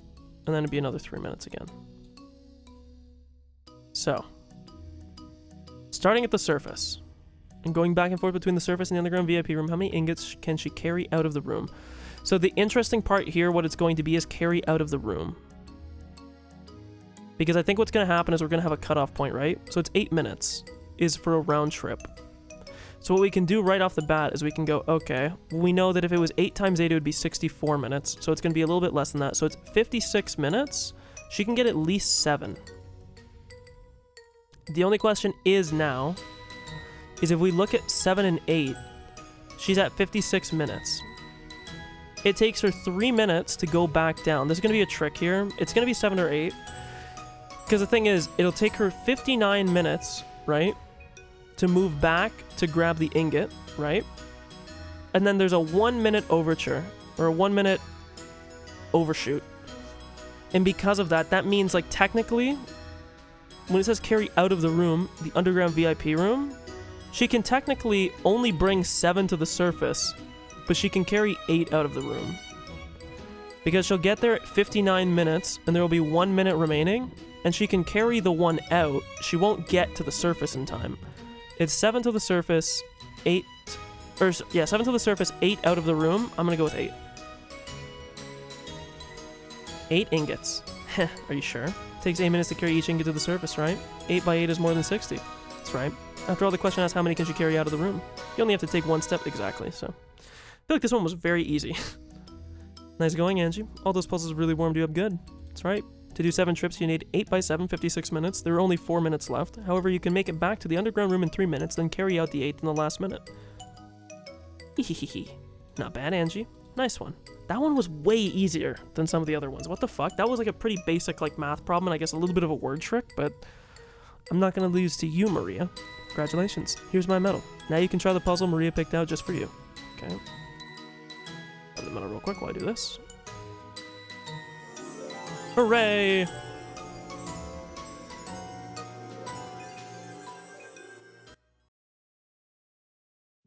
So it's finally my turn. You took so long on Mama's easy puzzle that I got a little worried. I don't know, man. That might have been one of the fastest ones I've done so far. Yeah, actually, though. A little fun add up the minutes here. By the way, the whole family dies at the end. I got a little worried. There's no way you'll ever solve this one. No way. I've got Auntie Ava with me, and we'll solve it together. Impossible, impossible, impossible. Even Auntie Ava won't solve this one. Wolves and sheep puzzles. I fucking knew she was going to give us one. From her handbag, Maria pulled out a wolves and sheep puzzle book that was worn out, well used, and had a majestic feel to it, like a grimoire. You know what a wolf and sheep's puzzle is, right? I know. You show me those all the time. They're puzzles about using a boat to take everyone from one shore of a river to another. They usually have a few bizarre rules. When there's wolves and sheep, you can't let the number of wolves on either shore get bigger than the number of sheep, right? That's right. Send a boat back and forth, moving everyone to the other side while making sure there are never more wolves than sheep. But the ones that have just wolves and sheep are only the simplest, easiest, plainest beginner's basic practice puzzles. Jesus Christ, the alliteration. When you get to the higher levels, you have many things other than wolves and sheep. It's pretty clever. Should we write this down on a piece of paper? Good idea. That'll definitely make it easier for you to sort out your thoughts. Sounds like this puzzle will be a handful. There's no way you're getting my medal, Angie. Okay, well, if it's a pretty straightforward, like, transfer puzzle, it's probably just going to be, like, a nested thing where it's like, oh, like, sheeps kill wolves, but these kill... Or, sorry, wolves kill sheep, but these kill wolves, but those kill those, if that makes sense. I won't lose. I'm not going to lose. Oh, my lord, this is long. You must use a okay, we got a two-passenger boat. Okay. To carry each person. On the rear bank, there's a farmer, his wife, a shepherd, a sheep, a cow, some meat, and some vegetables. Each of these takes 2 spots. Okay, so you can only take one at a time, really. Very weird to word this as a two-passenger, but then say each of these occupies 2. This is... Actually, wait, this just looks like a... Wait, this is just a basic logic puzzle, isn't it? I guess we have to see what the... So we have the farmer, the wife, the shepherd. Do SP, because SH will be sheep. A cow.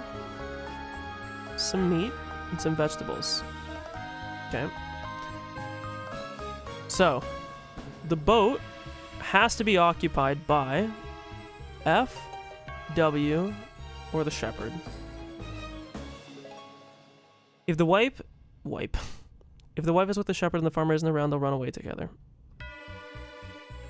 So on the opposite shore, the only way you can have it is they have to all be together, or one of these two has to be missing. Okay.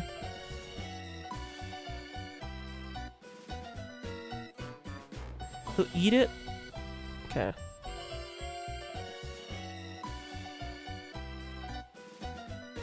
Okay, so the meat has to be done in one trip. This is definitely one that you have to write down. If the sheep is near the vegetables and the shepherd isn't around. Okay, so the sheep eats the vegetables.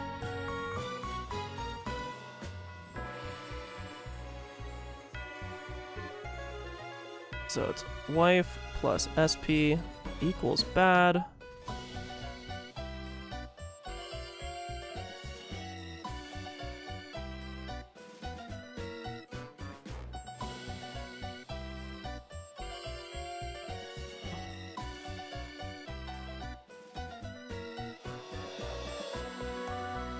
Okay.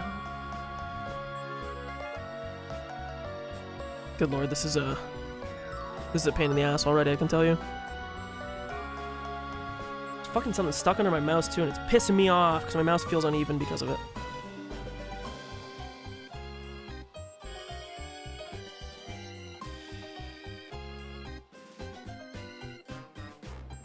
Well, each of these occupies... Oh, one of the two. Sorry, I misread that. One of the two. Okay. So you can do 2 at once. So you can keep the meat on the boat. I'm gonna have to write this out. Holy fuck. That's not what I want to do. I'm actually gonna write this in a text file, I think.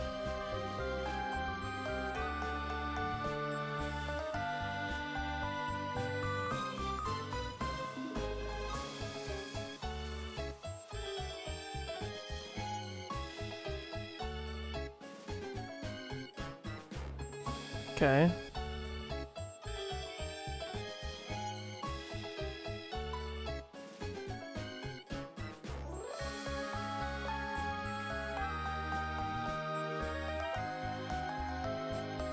Let's make this way bigger.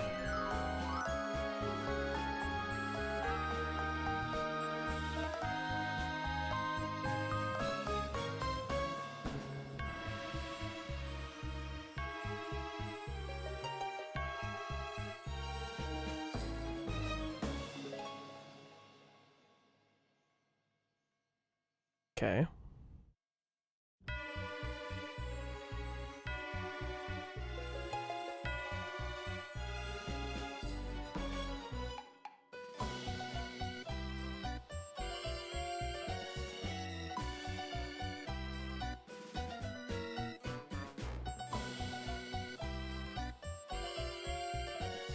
Okay.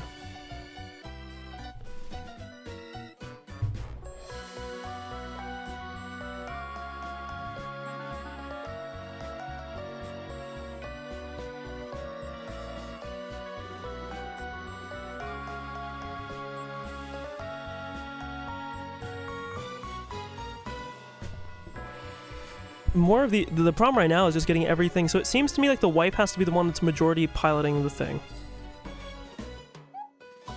Because there's no restriction on the wife. Ooh, except the shepherd.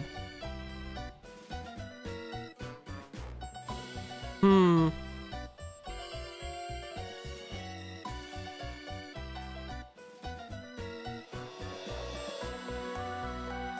So I think the first thing that I want is I want to make it so that the farmer and the shepherd are on the shore.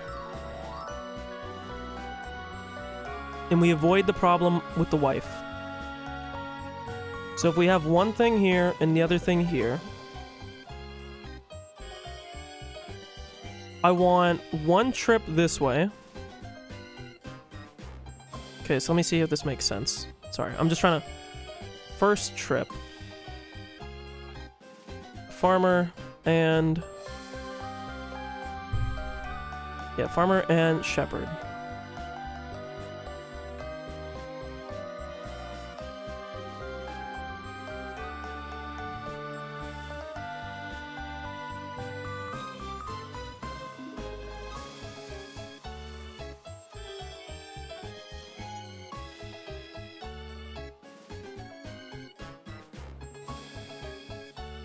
I'm gonna write this out and we'll see if this makes sense, and then we'll edit out.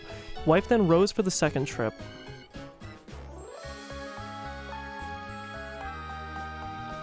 Drops the farmer off, then returns. Okay. So if we follow this so far, this ensures that, one, this will be guaranteed to be satisfied.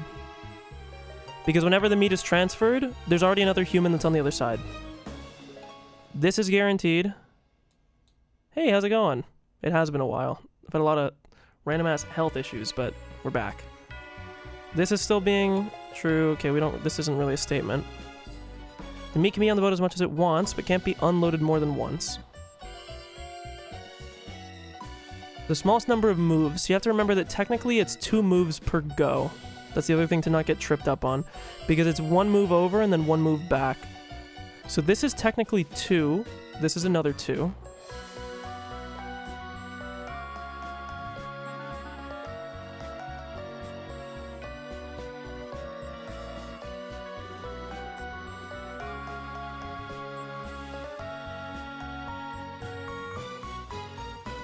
I think it's going to be an odd number.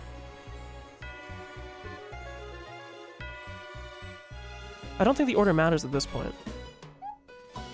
No, it does. This breaks. I broke my own thing because the cow would eat the vegetables here. I also forgot the thing about the sheep. Okay, so fuck. We gotta... Oh god, this is actually more of a pain in the ass than I thought.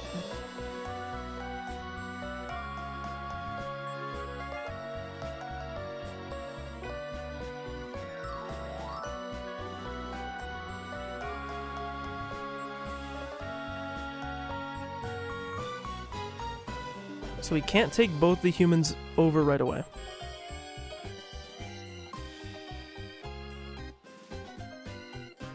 I mean, just intuiting, I think it's going to be one of B or C. E other is very interesting. I don't think it's E other, that's kind of silly.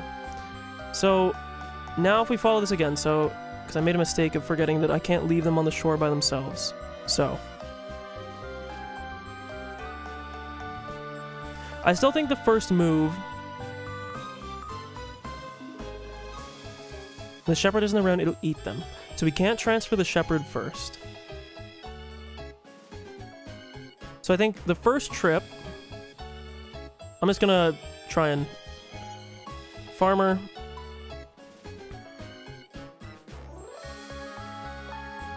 No, it can't be, sorry, sakes.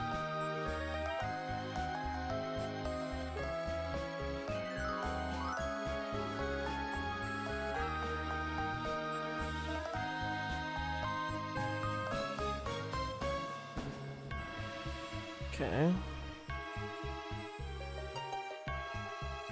So you follow this is 2. Then this is 4. Because now this would still be satisfied because okay, so first things first, this is satisfied because now no matter what, he's gonna be near a human. We just can't bring the meat over next.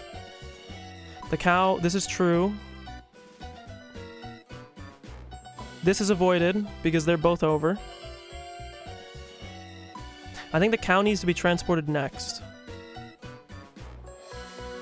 I don't know why these don't matter. Can I like delete these? Like actually entirely not needed. The wife will leave with the shepherd if the farmer isn't around. This just means that the farmer has to be the next person to get dropped off. So now the cow has to be taken next, because if you were to take one of the other humans, it means that 2 humans would be on the boat at the same time, and the cow would eat it. The cow would eat the vegetables, that is. I guess you could also bring the vegetables over, but that doesn't really mean much. So then I would say, I guess it doesn't particularly matter what human does this. It could be the wife or the farmer, but we'll just say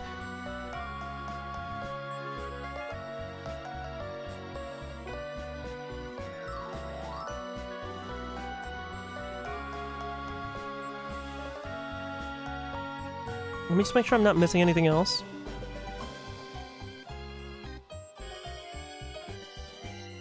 Okay, yeah.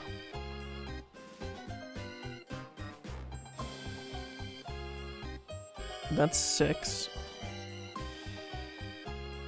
So now with that, this is also satisfied.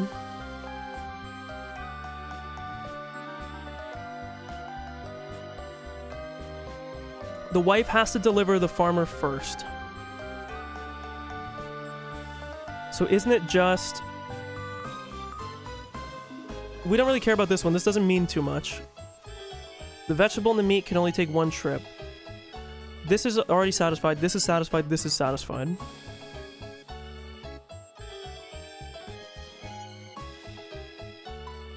Because she doesn't have to transfer the shepherd. She can now transfer...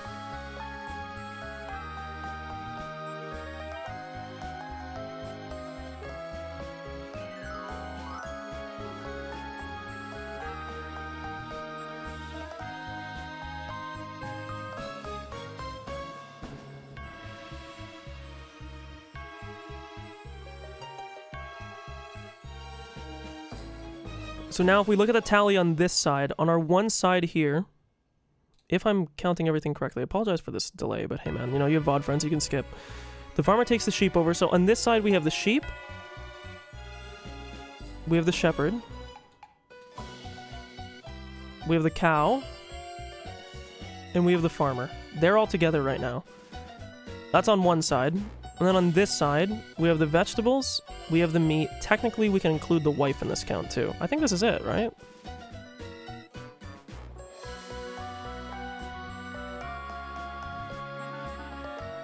So then, is it not just...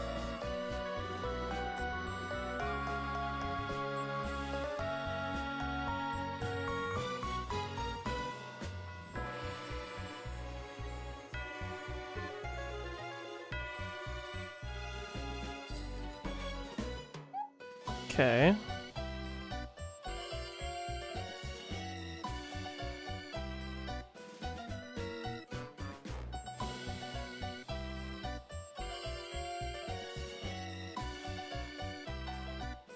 Isn't it just 11? I think it's 11. Because if we follow this, right?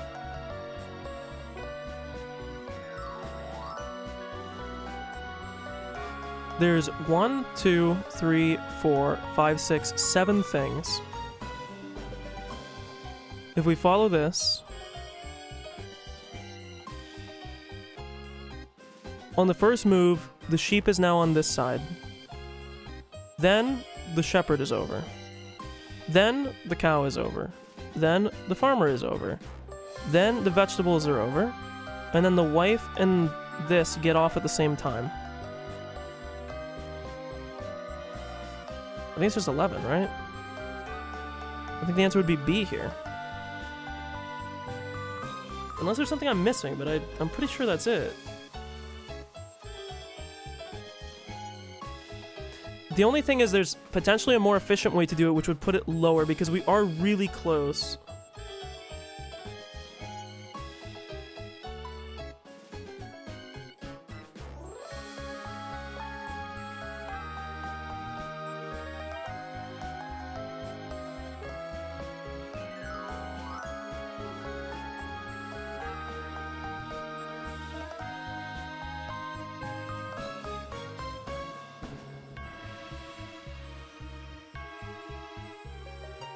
Because it's 11.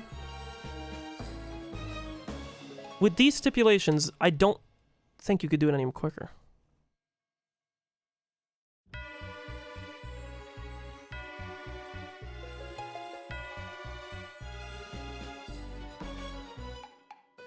I think I'm just going to take a hint because I don't want to mull over this forever. God, my eyes are going crazy. I need to get this over with quick.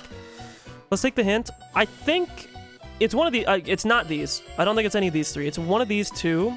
Something tells me I'm worried that I might have, like, fucked up my count. But let's just see what they say. Wait a second. Who ever heard of a puzzle with such complicated rules? Did you only know about the ones with wolves and sheep? There's lots of complicated puzzles that you've got to deal with in different ways. See? You don't get it either, right, Angie? Please give me a hint. You have to organize your thoughts carefully. Only the 3 humans can row the boat, yeah duh. Then you have to memorize all things to look out for. When the farmer is away, you can't leave his wife with the shepherd. When both the farmer and his wife are away, you can't leave the shepherd with the meat. When the shepherd is away, you can't leave the sheep with the veggies. You also need someone to watch the cow, but any of the humans can do that. So I guess the meat is the real key to the whole thing. I see. Just because you can't put it on the boat again once you take it off, that doesn't mean you can only take it across once. You got it. But the veggies really can only make one trip. Wait, what? What the fuck does that meat thing... The meat and the veggies effectively have the same thing. The fucking meat can't row itself back. What? But as long as you don't take the meat off the boat, you can take it back and forth as much as you want.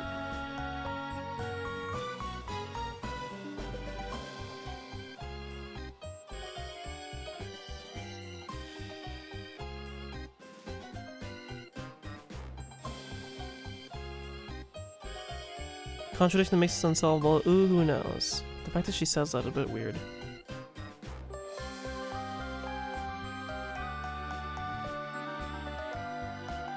It's just weird that it mentions being unloaded once. Like, is that a move or not?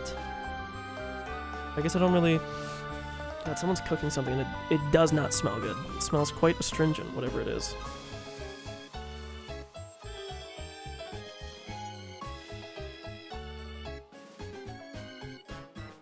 The boat can only be rowed by the farmer, his wife, or the shepherd. If the wife is with the wife... I keep saying wife. Why am I saying that? If the wife is with the shepherd, and the farmer is around, they run away together. The shepherd is near the meat, and now the farmer nor his wife is around, he'll eat it.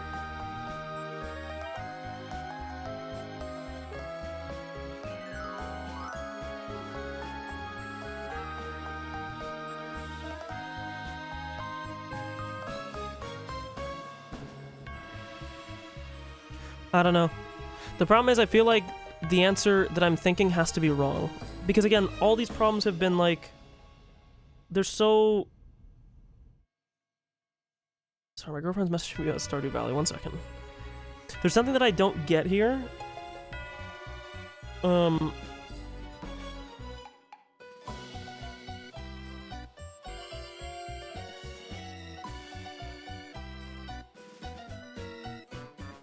I just don't... Something feels wrong about this. That hint didn't help me at all either. You must use a 2-passenger boat to carry each person to the opposite bank of the river. On the rear bank, there's a farmer whose wife is shepherd a sheep, a cow, some meat, and some vegetables. It's just weird that it says what's a small number of moves required to achieve the objective. What the fuck is the objective? I'm assuming it's getting everything over. I don't know. I almost want to totally game theory my guess here and say that I don't think it's C, D, or E. It's either B or A, and I feel like there's going to be a trick, so it's not going to be B, which makes you think it's going to be A.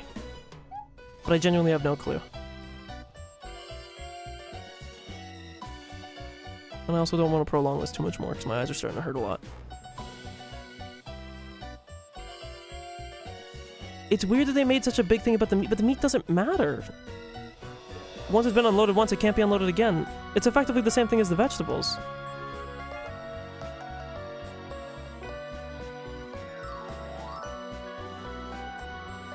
It can only be rowed by one of the three, so the meat being able to stay on doesn't mean anything.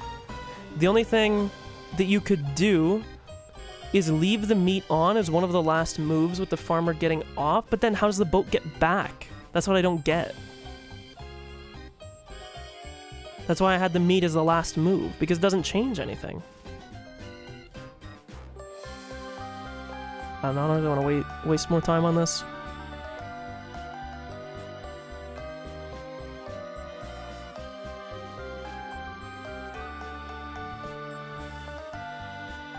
Like, is there an inefficiency in what I did?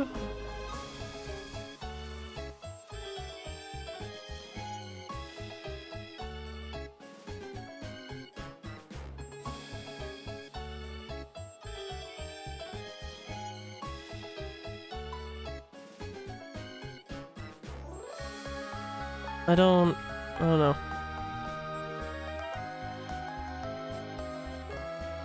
Okay, look, chat, if anybody's in here, I'm granting permission for just this riddle to afford me a spoiler. I think it's A or B. Can you just tell me which one of them it is, if it is one of those two? And if it's not one of those three, then... Or one of those two, then I will just, if it is one of the other three, I'll shoot myself in the head live on stream right now. With a non-existent gun that I don't own. Think about the objective. What is the objective, man? That's what I'm wondering. Oh my god. Thank you. I get it. Is each person. So who cares? Who cares about the other shit? That's such a cringe answer. This really is a nasty problem. Can it really be? I really put this much fucking time doing this for nothing? This really is a nasty problem. Can it really be solved? Is there some trick to it, like throwing things into the river and letting them drift to the other side without using the boat, or making the cow eat the vegetables so that they can be carried as one passenger, or some other trick like that? Well, who knows? If more thinking isn't getting you anywhere, should we take that as you giving up? This one's really hard. Even Mama couldn't solve it. The fact that they're not going, like, you're wrong instantly, I don't know. But I solved it on my first try. So do you get it? How many trips does it take to get every person? And there you go, that would be the... This is a cheap trick or a riddle, right? There's no way you can solve this straightforwardly. Well, you can. I did, but it's not really correctly, I guess. But I'm sure you'll get it, Nason. Smart as you are. How many trips does it take to get every person across? I got it. 3 trips. Yeah, because you just transfer each person. Huh? 3? How? It's easy. The farmer and his wife get on the boat, and then the wife gets dropped off on the other side in the first move. Then the farmer takes the boat back across in the second move. Then he crosses with the shepherd in the third move, and he gets off first, and then the shepherd gets off after. But what about the cow and the sheep? What about the meat and the vegetables? But Auntie Ava said to take every person across, right? Cows aren't people. Damn, that's a real fucking truth bomb, truth nuke from Ange. Huh? As Auntie Ava's mouth flopped open, Auntie Rosa started plotting. After clicking her tongue, Maria joined in. That's right. The question just asked how many moves it would take to move each person across. The animals and luggage never had anything to do with it. They only got it because you kept saying every person over and over again, Mama. Ugh. Auntie Rosa had probably said it so much as a sort of hint. Without that, even I wouldn't have figured it out. Come on. I was totally taken in. That was a mean question. Go on, Maria. Give Angie your medal. Whining like an unhappy dog, she reluctantly handed the medal over. I grabbed it and started jumping around like a happy dog. As Maria smiled at me from behind, her face was bright just like a big sister's. Okay, we're at 13. I imagine there's, what, 2 more? If we follow the same with the slices of cake.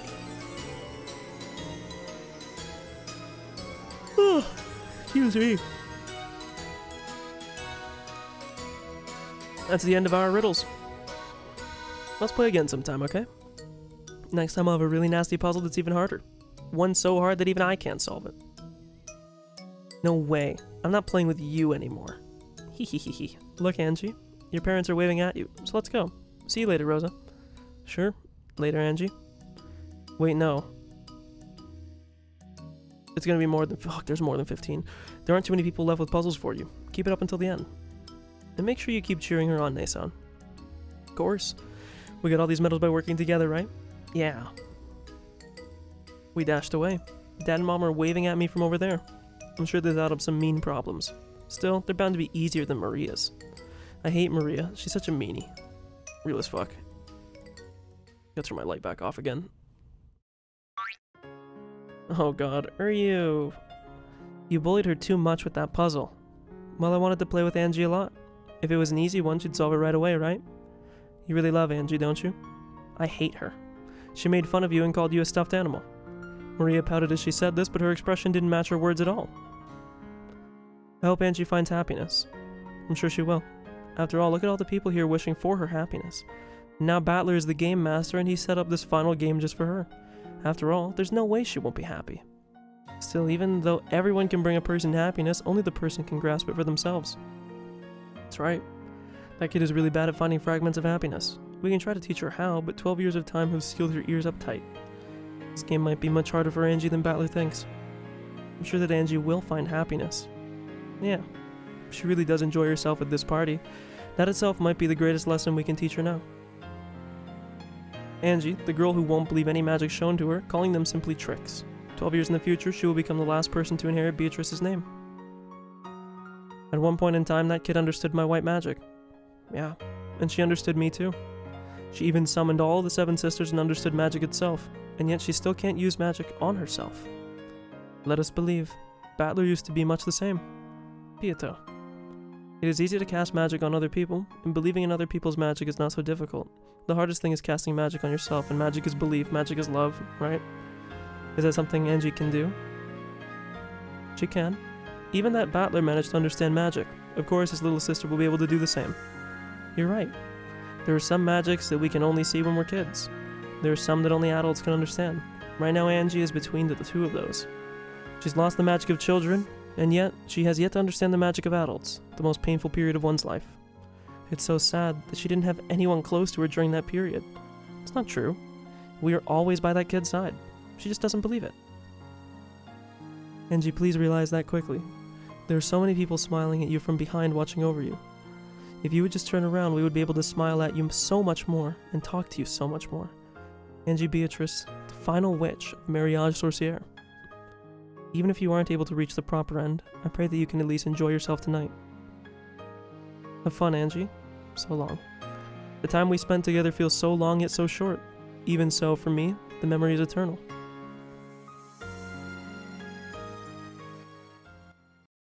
Right into the next puzzles!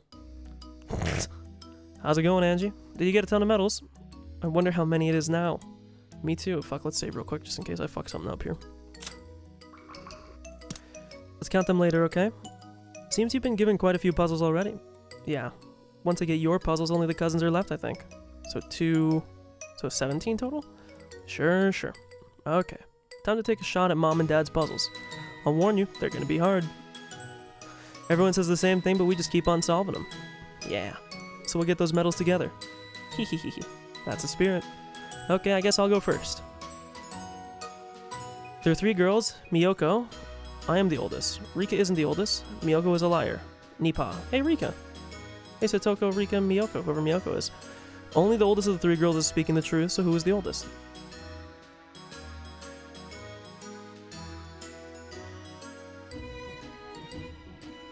So, oops, I just punched it.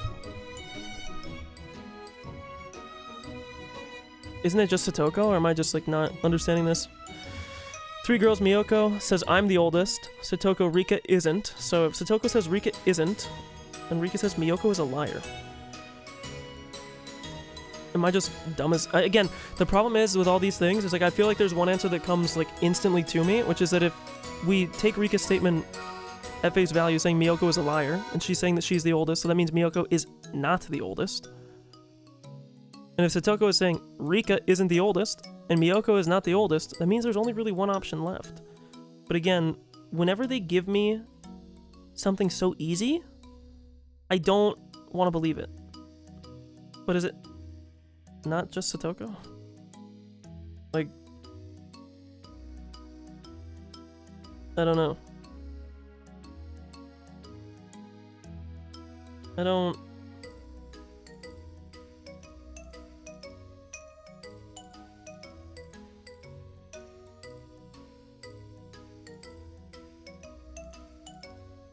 Like, am I... Again, I get worried whenever it's so simple.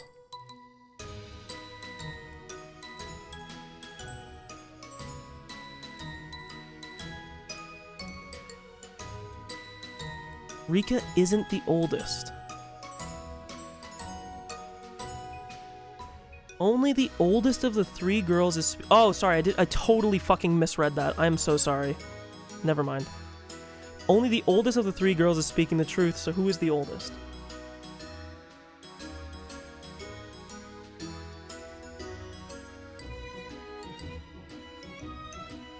Rika's the oldest. Well, I guess you would pick between... Only the oldest of the three is speaking the truth. So I don't think it can be Satoko.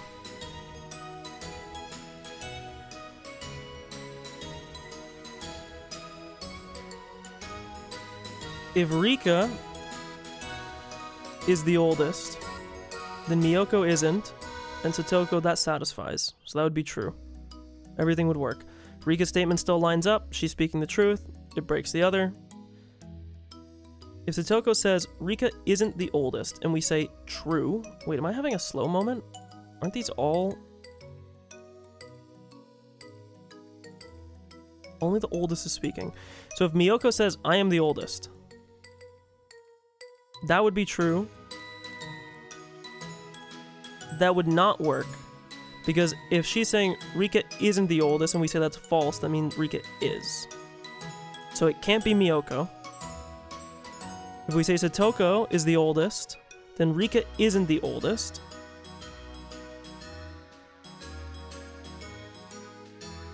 Again, I feel like it's either Satoko or Rika, I think can both work. Because if we say that Rika is the oldest and she's speaking the truth, saying that Satoko's would then be false, Rika isn't the oldest, that would then become false, Rika is the oldest, and Miyoko's is obviously false, and then Rika's is just basically restating that. So let me see, is there something that I'm not understanding in the Satoko? Because it's not Miyoko. It's Satoko or it's Rika?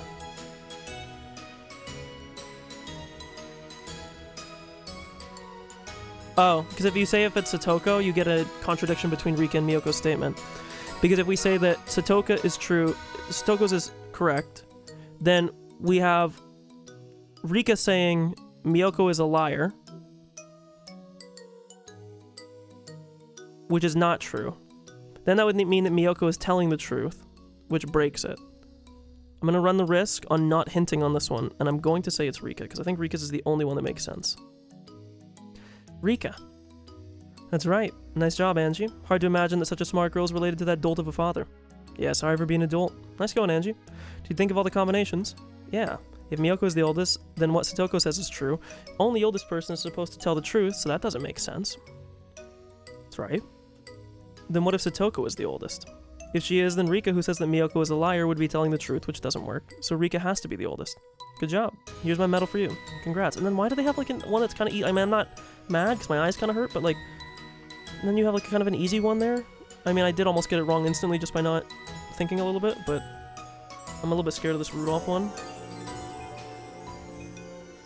Do you remember when we started and we got through the first two puzzles in like fucking 5 minutes? Rudolph is up next. I wonder what sort of puzzle he has for us. Well, guess I'll do a liar puzzle too. Okay, I kind of like liar puzzles. Are we gonna like some prisoner's dilemma out of his ass? Let's crank it up a notch this time.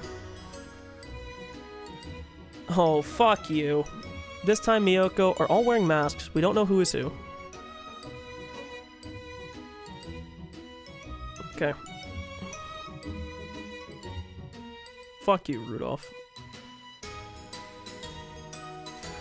So I saw ahead we have 3 girls like this.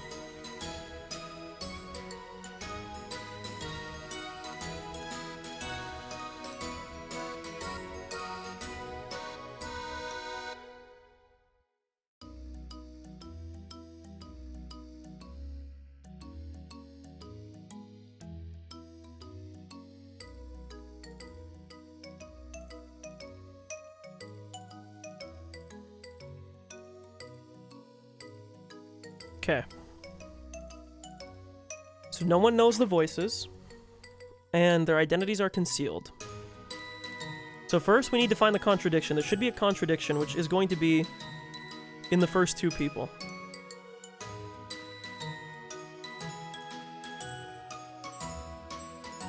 Because the girl on the right is saying that the middle is Miyoko, and then the girl in the middle is saying that the left is Miyoko. One of those 2 has to be wrong. You can't have both those things be true at the same time. So the only 2 statements is if we treat this girl on the left, the girl on the right is Satoko. Oh my god, you're gonna have to like double this up. We know that one of these 2 is not Miyoko. Because these 2 statements can't be true at the same time.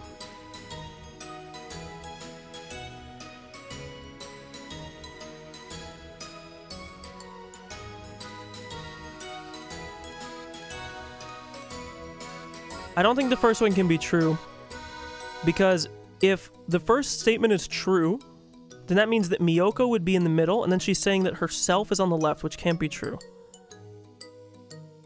Which means that it would be Miyoko here. If she's telling the truth, that means this is Satoko and it'd be Rika. That's the initial thing that I'm thinking, because, again, these 2 statements can't exist together. And again, we know that there's not necessarily a liar. The question is going to be, if Miyoko was in the middle here, if Miyoko is in either of these 2 spots, it doesn't make sense. Because if she's in either of these 2 spots, she is saying that she herself is actually in a different spot, which doesn't make sense. She can't do that. Because the girl on the right is saying the middle is her, and then the girl in the middle is saying the girl on the left is. Which means that Miyoko has to be in this spot, which means that this has to be Satoko, and this has to be Rika. So it should go MRS, which would be E. Let's see. I know who Miyoko is. She's on the left. After all, the girls in the middle and on the right both say that someone else is Miyoko. If they were Miyoko, they couldn't lie and say that someone else was Miyoko. That's right. Miyoko is supposed to be honest. So anyone who says someone else is Miyoko can't be Miyoko. Since the middle one and the right one aren't Miyoko, the left one automatically is. And since Miyoko speaks the truth, then it's also true that the kid on the right is Satoko. Which means that the only kid left, the one in the middle, is Rika. Perfect. You solved it like it was nothing. Angie, you really are smart, like your mom. Dad rubbed my chest and hugged me. I feel like whenever I get ones that are like kind of, I don't want to say like logic E, but that are kind of just like actual, like worked out puzzles, it's like, oh, it's not that bad. But then like some of them are like, that last one where it's just like a trick, I'm like, oh, and I stare at it for 40 minutes. That's all for our puzzles. Listen up, Angie. Life will lead you through countless puzzles. Auntie Ava's here to help you now, so it's okay to rely on her. However, you have to solve most problems in life by yourself. When that happens, you must remember the advice you've gotten from those who have helped you in the past. Okay, I get it. Ava, take care of Angie. No, of course. Even though the cousins were the only ones who hadn't given us puzzles, Mom spoke as though I was leaving on a long, long trip. Weird. Let's go, Angie. The game will be over soon. I wonder what Grandpa will give us for getting all these medals. Me too. Still, we've already gotten a lot that's far more wonderful than that prize. What do you mean? We've had a lot of fun talking to you like this, Angie. Again, this more and more seems like a you gotta let go, Angie. You gotta give up. I don't get it. You're weird. I'm sorry. Let's go then. Now, all that's left are the cousins and Beatrice, I guess.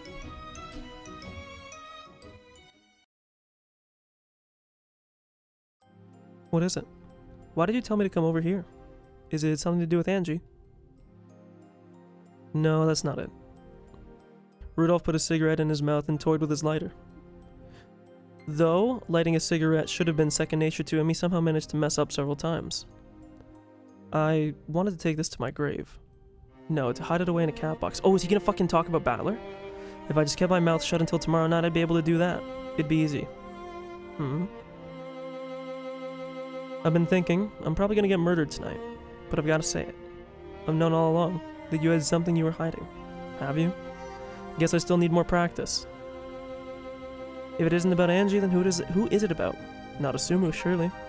It's about Battler. Oh my god. Fucking, this is like a long prediction that we made like episodes ago. Show me the fucking money. That comes to the same thing. I've been very adult in my treatment of Battler, if you ask me. Even though he's Asumu's son, I've treated him the same as Angie. I do think of him as a child in our family, so don't worry. He's not just a kid in our family, he's my kid and yours. I'm sorry, but you'll have to let me draw the line here. You don't get it. He's my kid. And yours. Ugh! Here in the ATM cash. What? You didn't have a still... Oh my god, okay, now I need to hear how he faked it, though, because that's what I need to know. How did he fake it? Was it the same hospital? Did he just lie to her and say that the kid died? Asumu did. Back then, when I was double timing the two of you, I got myself stuck and couldn't find a way out. You don't mean... Asumu and I were married. You and I were cheating. Then Asumu had a stillbirth and you gave birth. My head was a mess with it all. The sin that Rudolph brazenly committed when his mind was at its most chaotic was to switch the two. Oh my god, what the fucking swap theory? Oh, I mean, I knew I was right. There's no way. It couldn't have been any other way. I was better off financially back then. I was young and I didn't give a damn about what lengths I went to. I threatened the hospital with money. Okay, so that's how it was. So, I don't know if they're trying to say that, I think the way that it's worded here is that he threatened the hospital so that he could take the kid and swap it.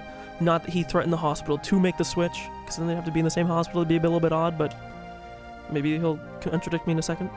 If Kiri had a child, Rudolph would have two households to worry about. However, if Kiri had a stillbirth and the child who survived was Asumu's, that would settle everything. The stillbirth might even have given him a chance to break off his relationship with Kiri. It was a grave sin, one that simply couldn't be forgiven as an act of youthful enthusiasm and immaturity. That's why I should be apologizing to all three of you. I forced Asumu to raise a kid that wasn't hers. That woman may have looked easygoing, but she was surprisingly sharp. There's a chance she figured it out. However, she raised Battler, who loved her as a mother with all the affection she had. Aww. And in Kiri and Battler's cases, he had to atone for an even greater sin. He stole every moment of everyday family life that they should have shared as mother and son. Until this very day, Kiri had believed that Battler was Asumu's child. Though she had acted kindly towards him on the surface, she had always kept a distance in her heart between herself and Asumu's son. Finally, Rudolph's conscience had been unable to bear seeing her like that. But Kiri sank into a couch, unable to speak. Feel free to curse me. In fact, I couldn't complain if you killed me where I stand. That's how horrible my sin is against you. Or against you is. This is the secret I wanted to confess before the cat box closes over us. Battler. I'm so sorry, Kiri. And to you, Battler.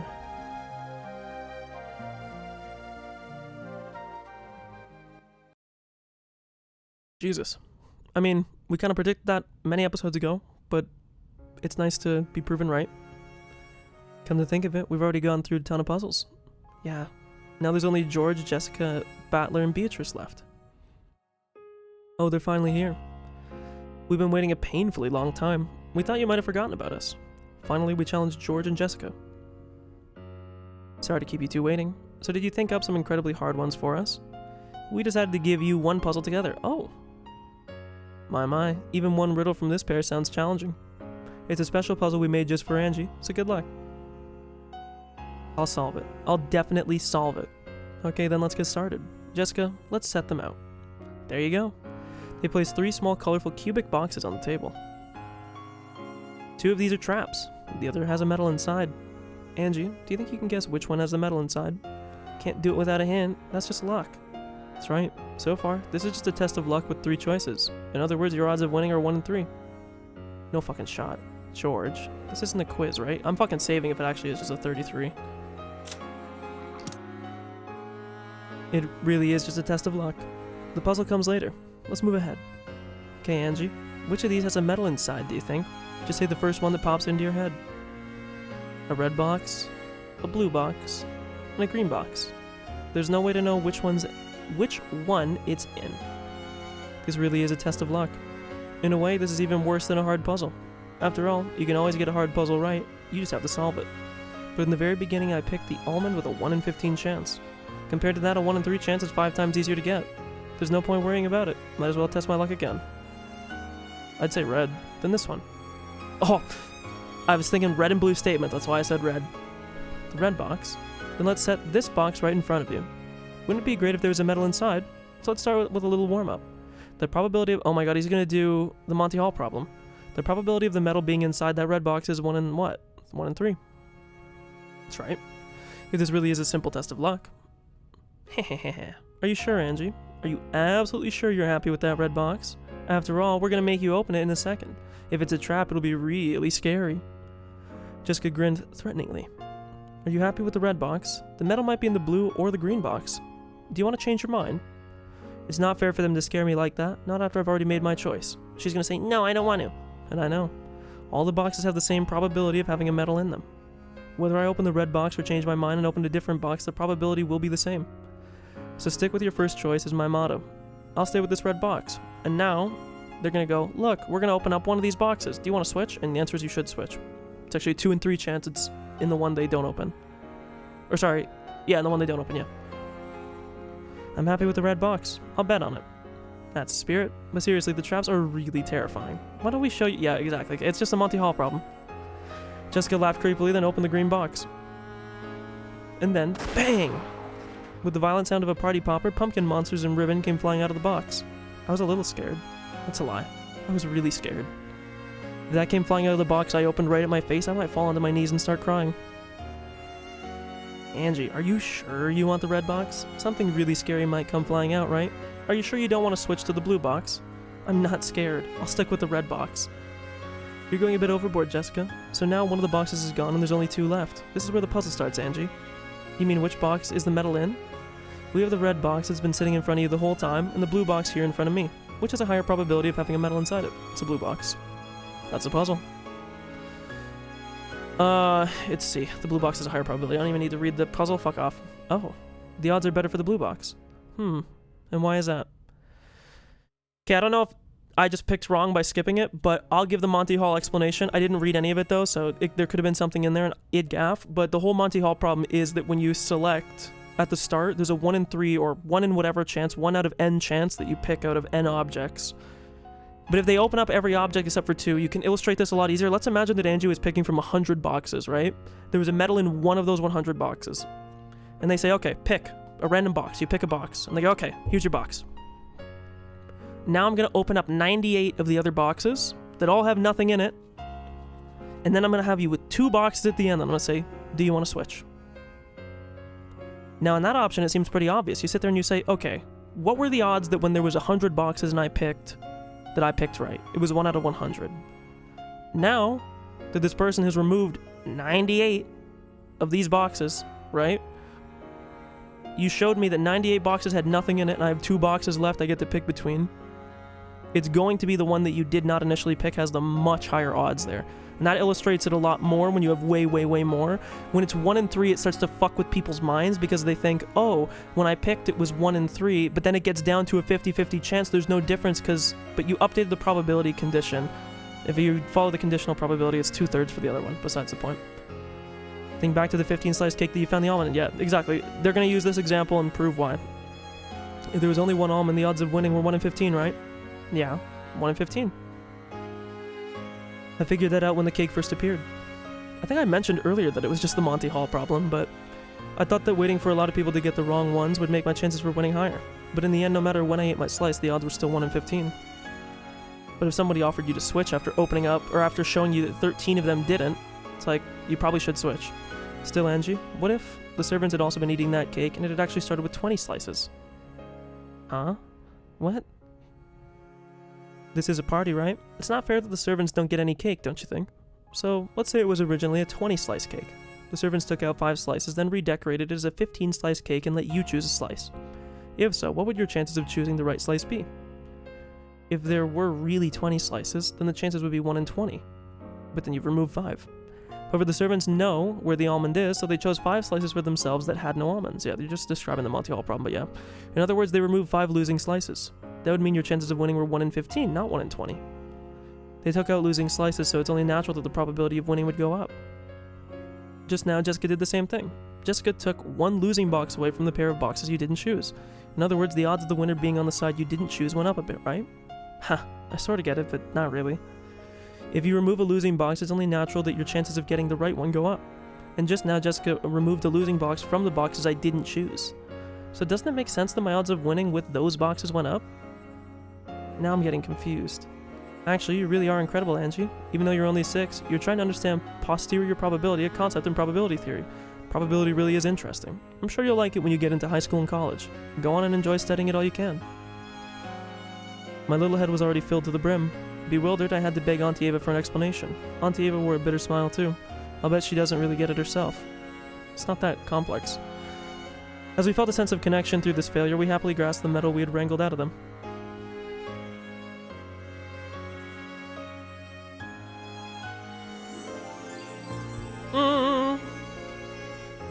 We got 2 medals, wow!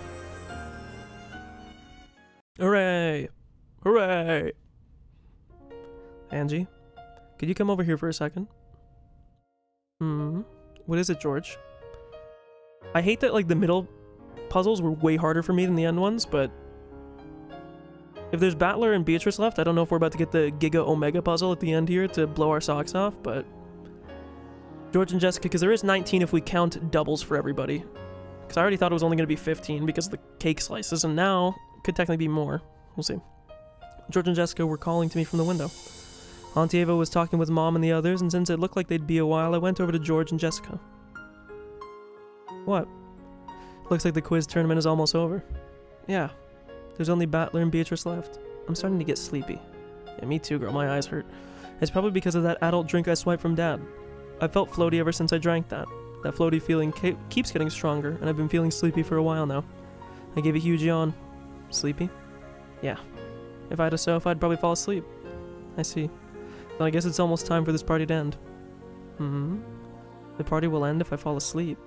But I just wanted to take a nap while everyone else kept having fun. Was our puzzle just now a hard one? I mean, for a 6-year-old, yeah, it'd probably be, like, incomprehensible, but me, you know, I'm like a 7-year-old, so it was pretty easy. I'm turning 8 in May. Yeah, I still don't really get it, and I'm sleepy. It's called posterior probability. That's what we call it when the probability of something changes because we learn or fail to learn some sort of information. I don't know if that's I'm gonna Google this real quick, actually. Where's my Google? Is posterior probability... And, I can't believe I'm actually so Alzheimer's, dude. How do I not, in conditional probability? The same thing. Here we go, AI answer. They're not the same thing, though they're related. Okay, killing myself live on stream. Did George call me all the way over here to lecture me on math? For some reason, I feel even sleepier now. So, if we have 1 almond and 10 slices of cake, our chances of getting it are 10%. But what if we learn that those 10 pieces were chosen at random from 100 pieces? Like, he's doing the fucking thing I said! You think the probability went from 1 in 10 to 1 in 100, right? Absolutely nothing has changed about your slice of cake, but depending on whether you know or don't know a certain fact, the probability of your slice being a winner changes. Doesn't that sound strange? Yes and no. It's not technically true. Because the option is the choice of the swap that affects the probability. Your choice, no matter what choice you ever make at the beginning, assuming that you never swap, will always be the same. Because you're just drawing from whatever the pool is. The question is whether or not you have the ability to swap to a different one. That sounds hard, so I don't want to think about it. Angie, please just listen until the end. Jessica's voice grew a bit stern. As young as I was, I couldn't understand what all this was supposed to mean to me. There's only one thing I want to tell you, so please don't forget this. What? In the future, various bits of information will affect the slice of cake in your hands. By learning about those, the insides of your slice might change. Sometimes they'll change into things you want. This is, okay, I don't want to be like a pencil pusher because I'm sure that they're using this for like a story analogy, but like technically, again, the odds of your slice never changed, really. In fact, if anything, the odds of your slice are the only thing that remain constant. Like in the Monty Hall problem, your thing always remains 1/3. No matter what. It was the same from whatever the selection pool that you pulled from. It's the probability of the other thing that changes. Because you're dynamically updating as you go, regardless. By learning about those, the insides of your slice might change. Sometimes they'll change into things you want, but most likely almost all the changes will be into bad things. The truth is always right there in your hands, Angie. Don't you think it's stupid to let it change around just because you hear someone else's words, just because you hear what they think the truth should be? Again, I understand the point they're making with this analogy, but yeah. The truth inside of you has been in your hands from the beginning, and the nature of that truth is actually something you decide for yourself. You change it yourself depending on what you hear and what you refuse to listen to. You probably don't get what we're saying, but you have to understand. Even if you can't understand when you're 6 years old, I'm sure you will once 12 years have passed. With very serious expressions on their faces, they grasped my shoulders as they spoke. I don't know what they're trying to tell me. The truth that lies in your hands is not unchangeable. You'll be interfered with in many ways that'll make it change. So if the truth you hold in your hands is really important to you, you need to protect it yourself. Don't forget it. That was kind of sweet, though. I feel like they could have ditched the probability thing, because I feel like they kind of made it actually more obtuse to understand, but all that's left is the puzzles from you and Beatrice, and I'm done. I see. Even though there were so many of us, it looks like it's finally over. How was it? Did you enjoy tonight's party? Yeah, it was fun, but I think I'm a bit sleepy. It's no surprise, considering how much we've been running around. I rub my eyes. I must have gotten really excited, but whenever I get excited, I'm always tired afterwards. Right now, I'd rather have a sofa to lie on than medals. I've got a special puzzle just for you, but are you sure you want it? If you're sleepy, you can stop now. I'm kind of afraid of whatever this is going to be. No. I've come this far, so I'll keep going. Oni-chan and Beato laughed in my yawn. Looks like it's time to call it a day. Yeah. Angie, let us leave my puzzle for later. It's too difficult to be solved by one with eyes as sleepy as that. No way. I've come this far and I also want Oni-chan's medal. I'm fucking yawning now, fuck you. I'm just so sleepy.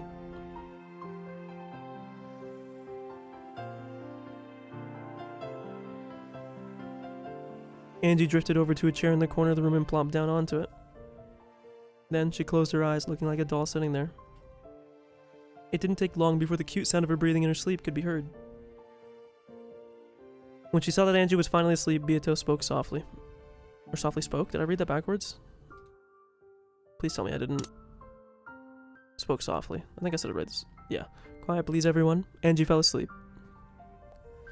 When she said those words, the pleasant noise that had filled the room softly returned to silence.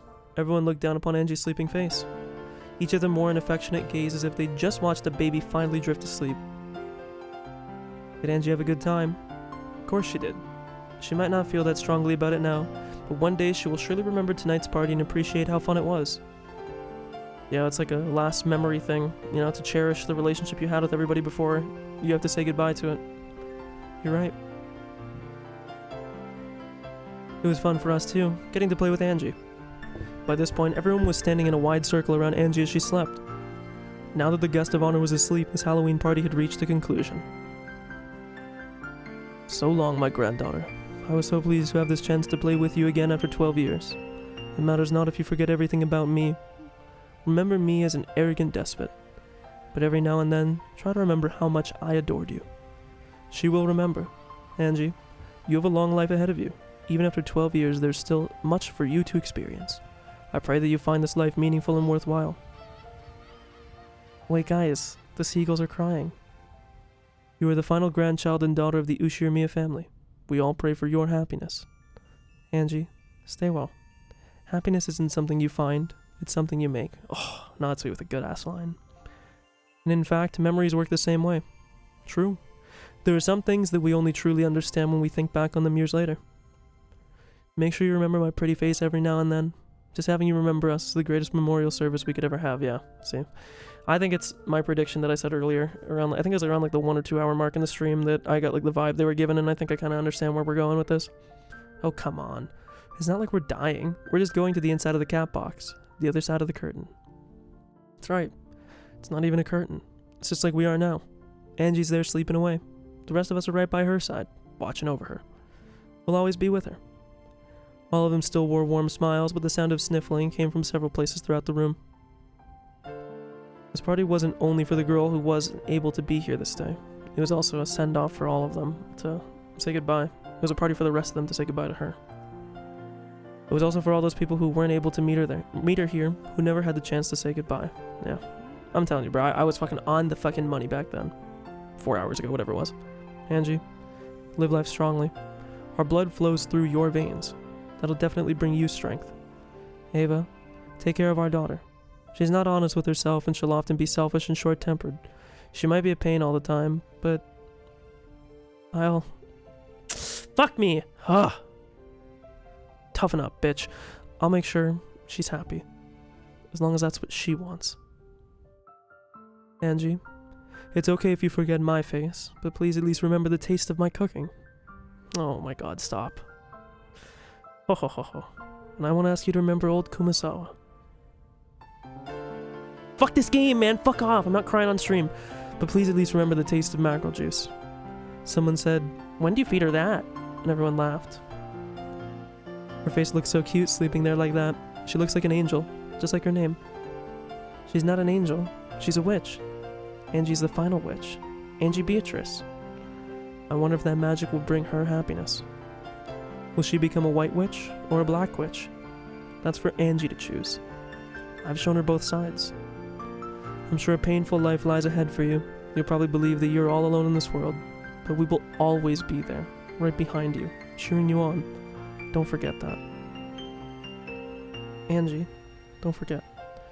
Yourself, your happiness, your fate. You're the one who creates all of these things. Only you can choose. Those aren't things that someone else can give you, and they aren't things that someone else can hide from you. Remember. I'm certain your message reached her. Sorry, I want to read that Jessica line again. I think that was a better line than I gave it credit. Don't forget yourself, your happiness, your fate. You're the only one who... Yeah, because I talked about this earlier, that like she's been basically destroying her future because she's been so obsessed with her past. She's been obsessed with this revenge against Auntie Ava in the present time. But in reality, what they're saying is that because you can't just accept that this is something you're never going to know about, because you have this need for revenge, aka because you have this need for closure about what happened on the island, you're basically put a freeze on your life. You can't move forward. And your happiness and your fate, like, it's not going to be tied to finding out what happened to everybody. If anything, maybe those things will make you just hate Ava more, will make you destroy your own fate. Maybe you'll just become an angry, fucking vindictive person that, despite having no evidence, will continue to believe that Ava was the one that was responsible. And in reality, you get stuck there. You don't move forward. You don't have a future. You don't have anything. It's like, hey man, you have to make the choice for yourself. It's terrible. It sucks that you got to look back on your family.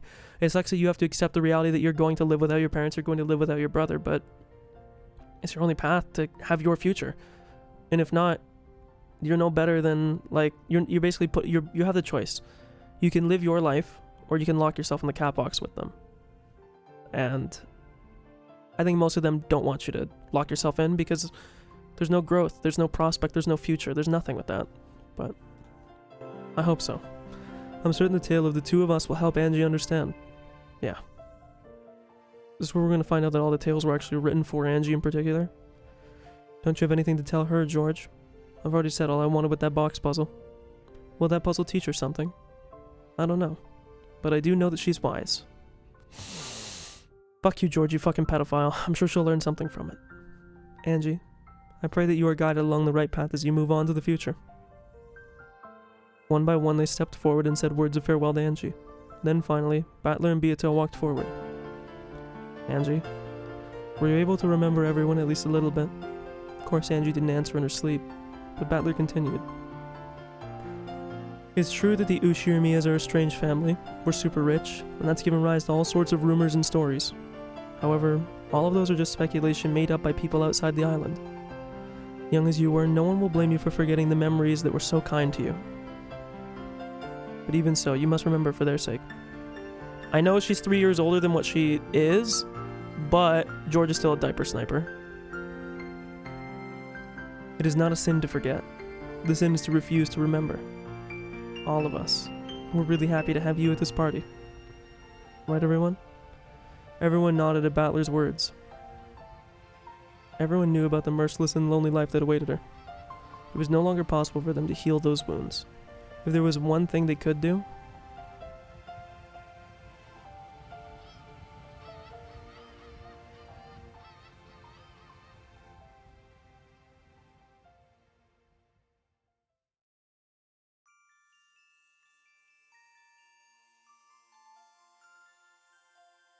It was to make her remember what a kind, fun family she once had, and to remind her that today and into the future they would always care for her and watch over her. It goes without saying that this is an illusion. You cannot come to Rokkenjima on October 4th, 1986. This whole party we shared was all a magical illusion created by the Game Master Battler. But you remember now, right? How kind everyone was and how much of a blast we all had at the family conferences. Do you remember the truth? And she breathed softly in her sleep. Who knows if those words truly reached her? Auntie Ava? Oh, take care of her.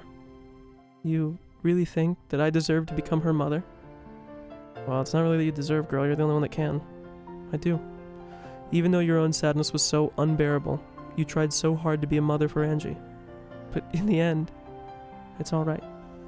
Angie listened carefully.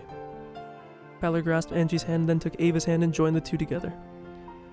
We know that a tragic fate led to a future where the two of you hurt each other. It was a very sad thing for you, and just as sad for Auntie Ava. It wasn't fair on you that you were asked to open your heart to her, and it wasn't fair on Auntie Ava that she was asked to endure her own sadness for your sake. Neither of you is at fault. Even so, we have no right to tell you to forgive her, so we won't. Just try to understand. It doesn't matter how long it takes, how far into the future it happens. Try to understand, Auntie Ava. And every once in a while, remember us. And don't forget about me. Every once in a while, remember this merry, cheerful, attractive paragon of a woman and chant my name in praise 3 times every day. The relative smiled bitterly, apparently disagreeing with some of that last bit. Ava softly stroked Angie's cheek and spoke one last time. It's okay if you don't forgive your aunt, but still, it's true that I don't hate you. At least understand that. Ava wiped her eyes and slowly stood up. Oh God, the fate in with everybody else is so terrible. Hideyoshi held her shoulder, and Rudolph and Kiri gathered around her too. Genji, would you mind carrying Angie to somewhere she can lie down? As you wish. Shall I take her to the guest house? It'd be a little too sad to leave her all alone there. You're right. Could you carry her to the sofa in the parlor? That way she'll be able to come back if she wakes up and feels like joining in again. Genji gently lifted Angie up and carried her towards the parlor. Everyone continued to watch over her as she left. Shannon, Cannon. In the end, how many medals did Angie gather? She got 17 medals. I see. Then place this by her pillow. Yes, as you wish. Genji carried Angie to the parlor and set her down on the sofa. Shannon quietly laid a warm blanket on top of her. Cannon placed a message card by her pillow along with that thing Kinzo had given them. The message card read as follows. We'll all be with you always. From the whole Ushirmiya family. That's so terrible. That's so sad. And there, right by her pillow, was the gift from Kinzo. A Beatrice doll. Angie, mumbling in her sleep, held it tightly against her cheek. Oh, really? Interesting. Well, I'm glad I save scummed. Well, I guess I didn't really save scum. I just asked you guys for the ones that the hints were pretty obvious for the ones that I couldn't otherwise. Let us go. We mustn't wake her. Ne-san? Yeah. Shannon thought she saw something glittering silver near Angie's eye. Servants left and closed the parlor door. As Angie slept, she was wrapped up in the soft sound of the rain. Surely she was reliving that fun evening once more in her dreams. I'm guessing that's going to be curtains for today. Yeah, wow. Guys, I'm going to tell you right now, this has been really good so far. I've really enjoyed this episode so far. That was a pretty long section. I do think some of the puzzles were a bit goofy, but what I will say is that I hope to be back tomorrow. I hope my eyes when I wake up are not burning and sore from whatever the fuck's been going on lately. Again, if you care to hear about that, you can go back to the start of the stream. I talked about it. Hopefully we'll be back tomorrow. And I can tell you right now, there is like I'm feeling like a strong, I'm feeling like an 85% that I probably cry at the end of this. Because it's already getting me now, and we're not even at like the goodbye moment. So if you want me to feel bad, it's probably in your cards. But I don't want to keep too long. I'm probably going to go to bed and put some fucking eye drops in. Hopefully be back tomorrow. If not, I'll try to get this done in a timely manner. Since we've started, now I kind of have the impetus to want to finish it. As I said at the start of the stream, you can go back if you want to hear more about what the plan is, but after this is all done, we will do one big epilogue wrap-up stream where we'll talk about everything. But other than that, I appreciate anybody that stopped by. Apologize for the long break in between the end of the last series stream and now, and also at the end of episode 7. It's been almost literally a month because of me just being stupid and not managing my health. But otherwise, thank you. Love you all. Have a wonderful night. Sleep well. Or have a good day. I don't know. It depends where you are in the world. But thumbs up. Hopefully be back tomorrow.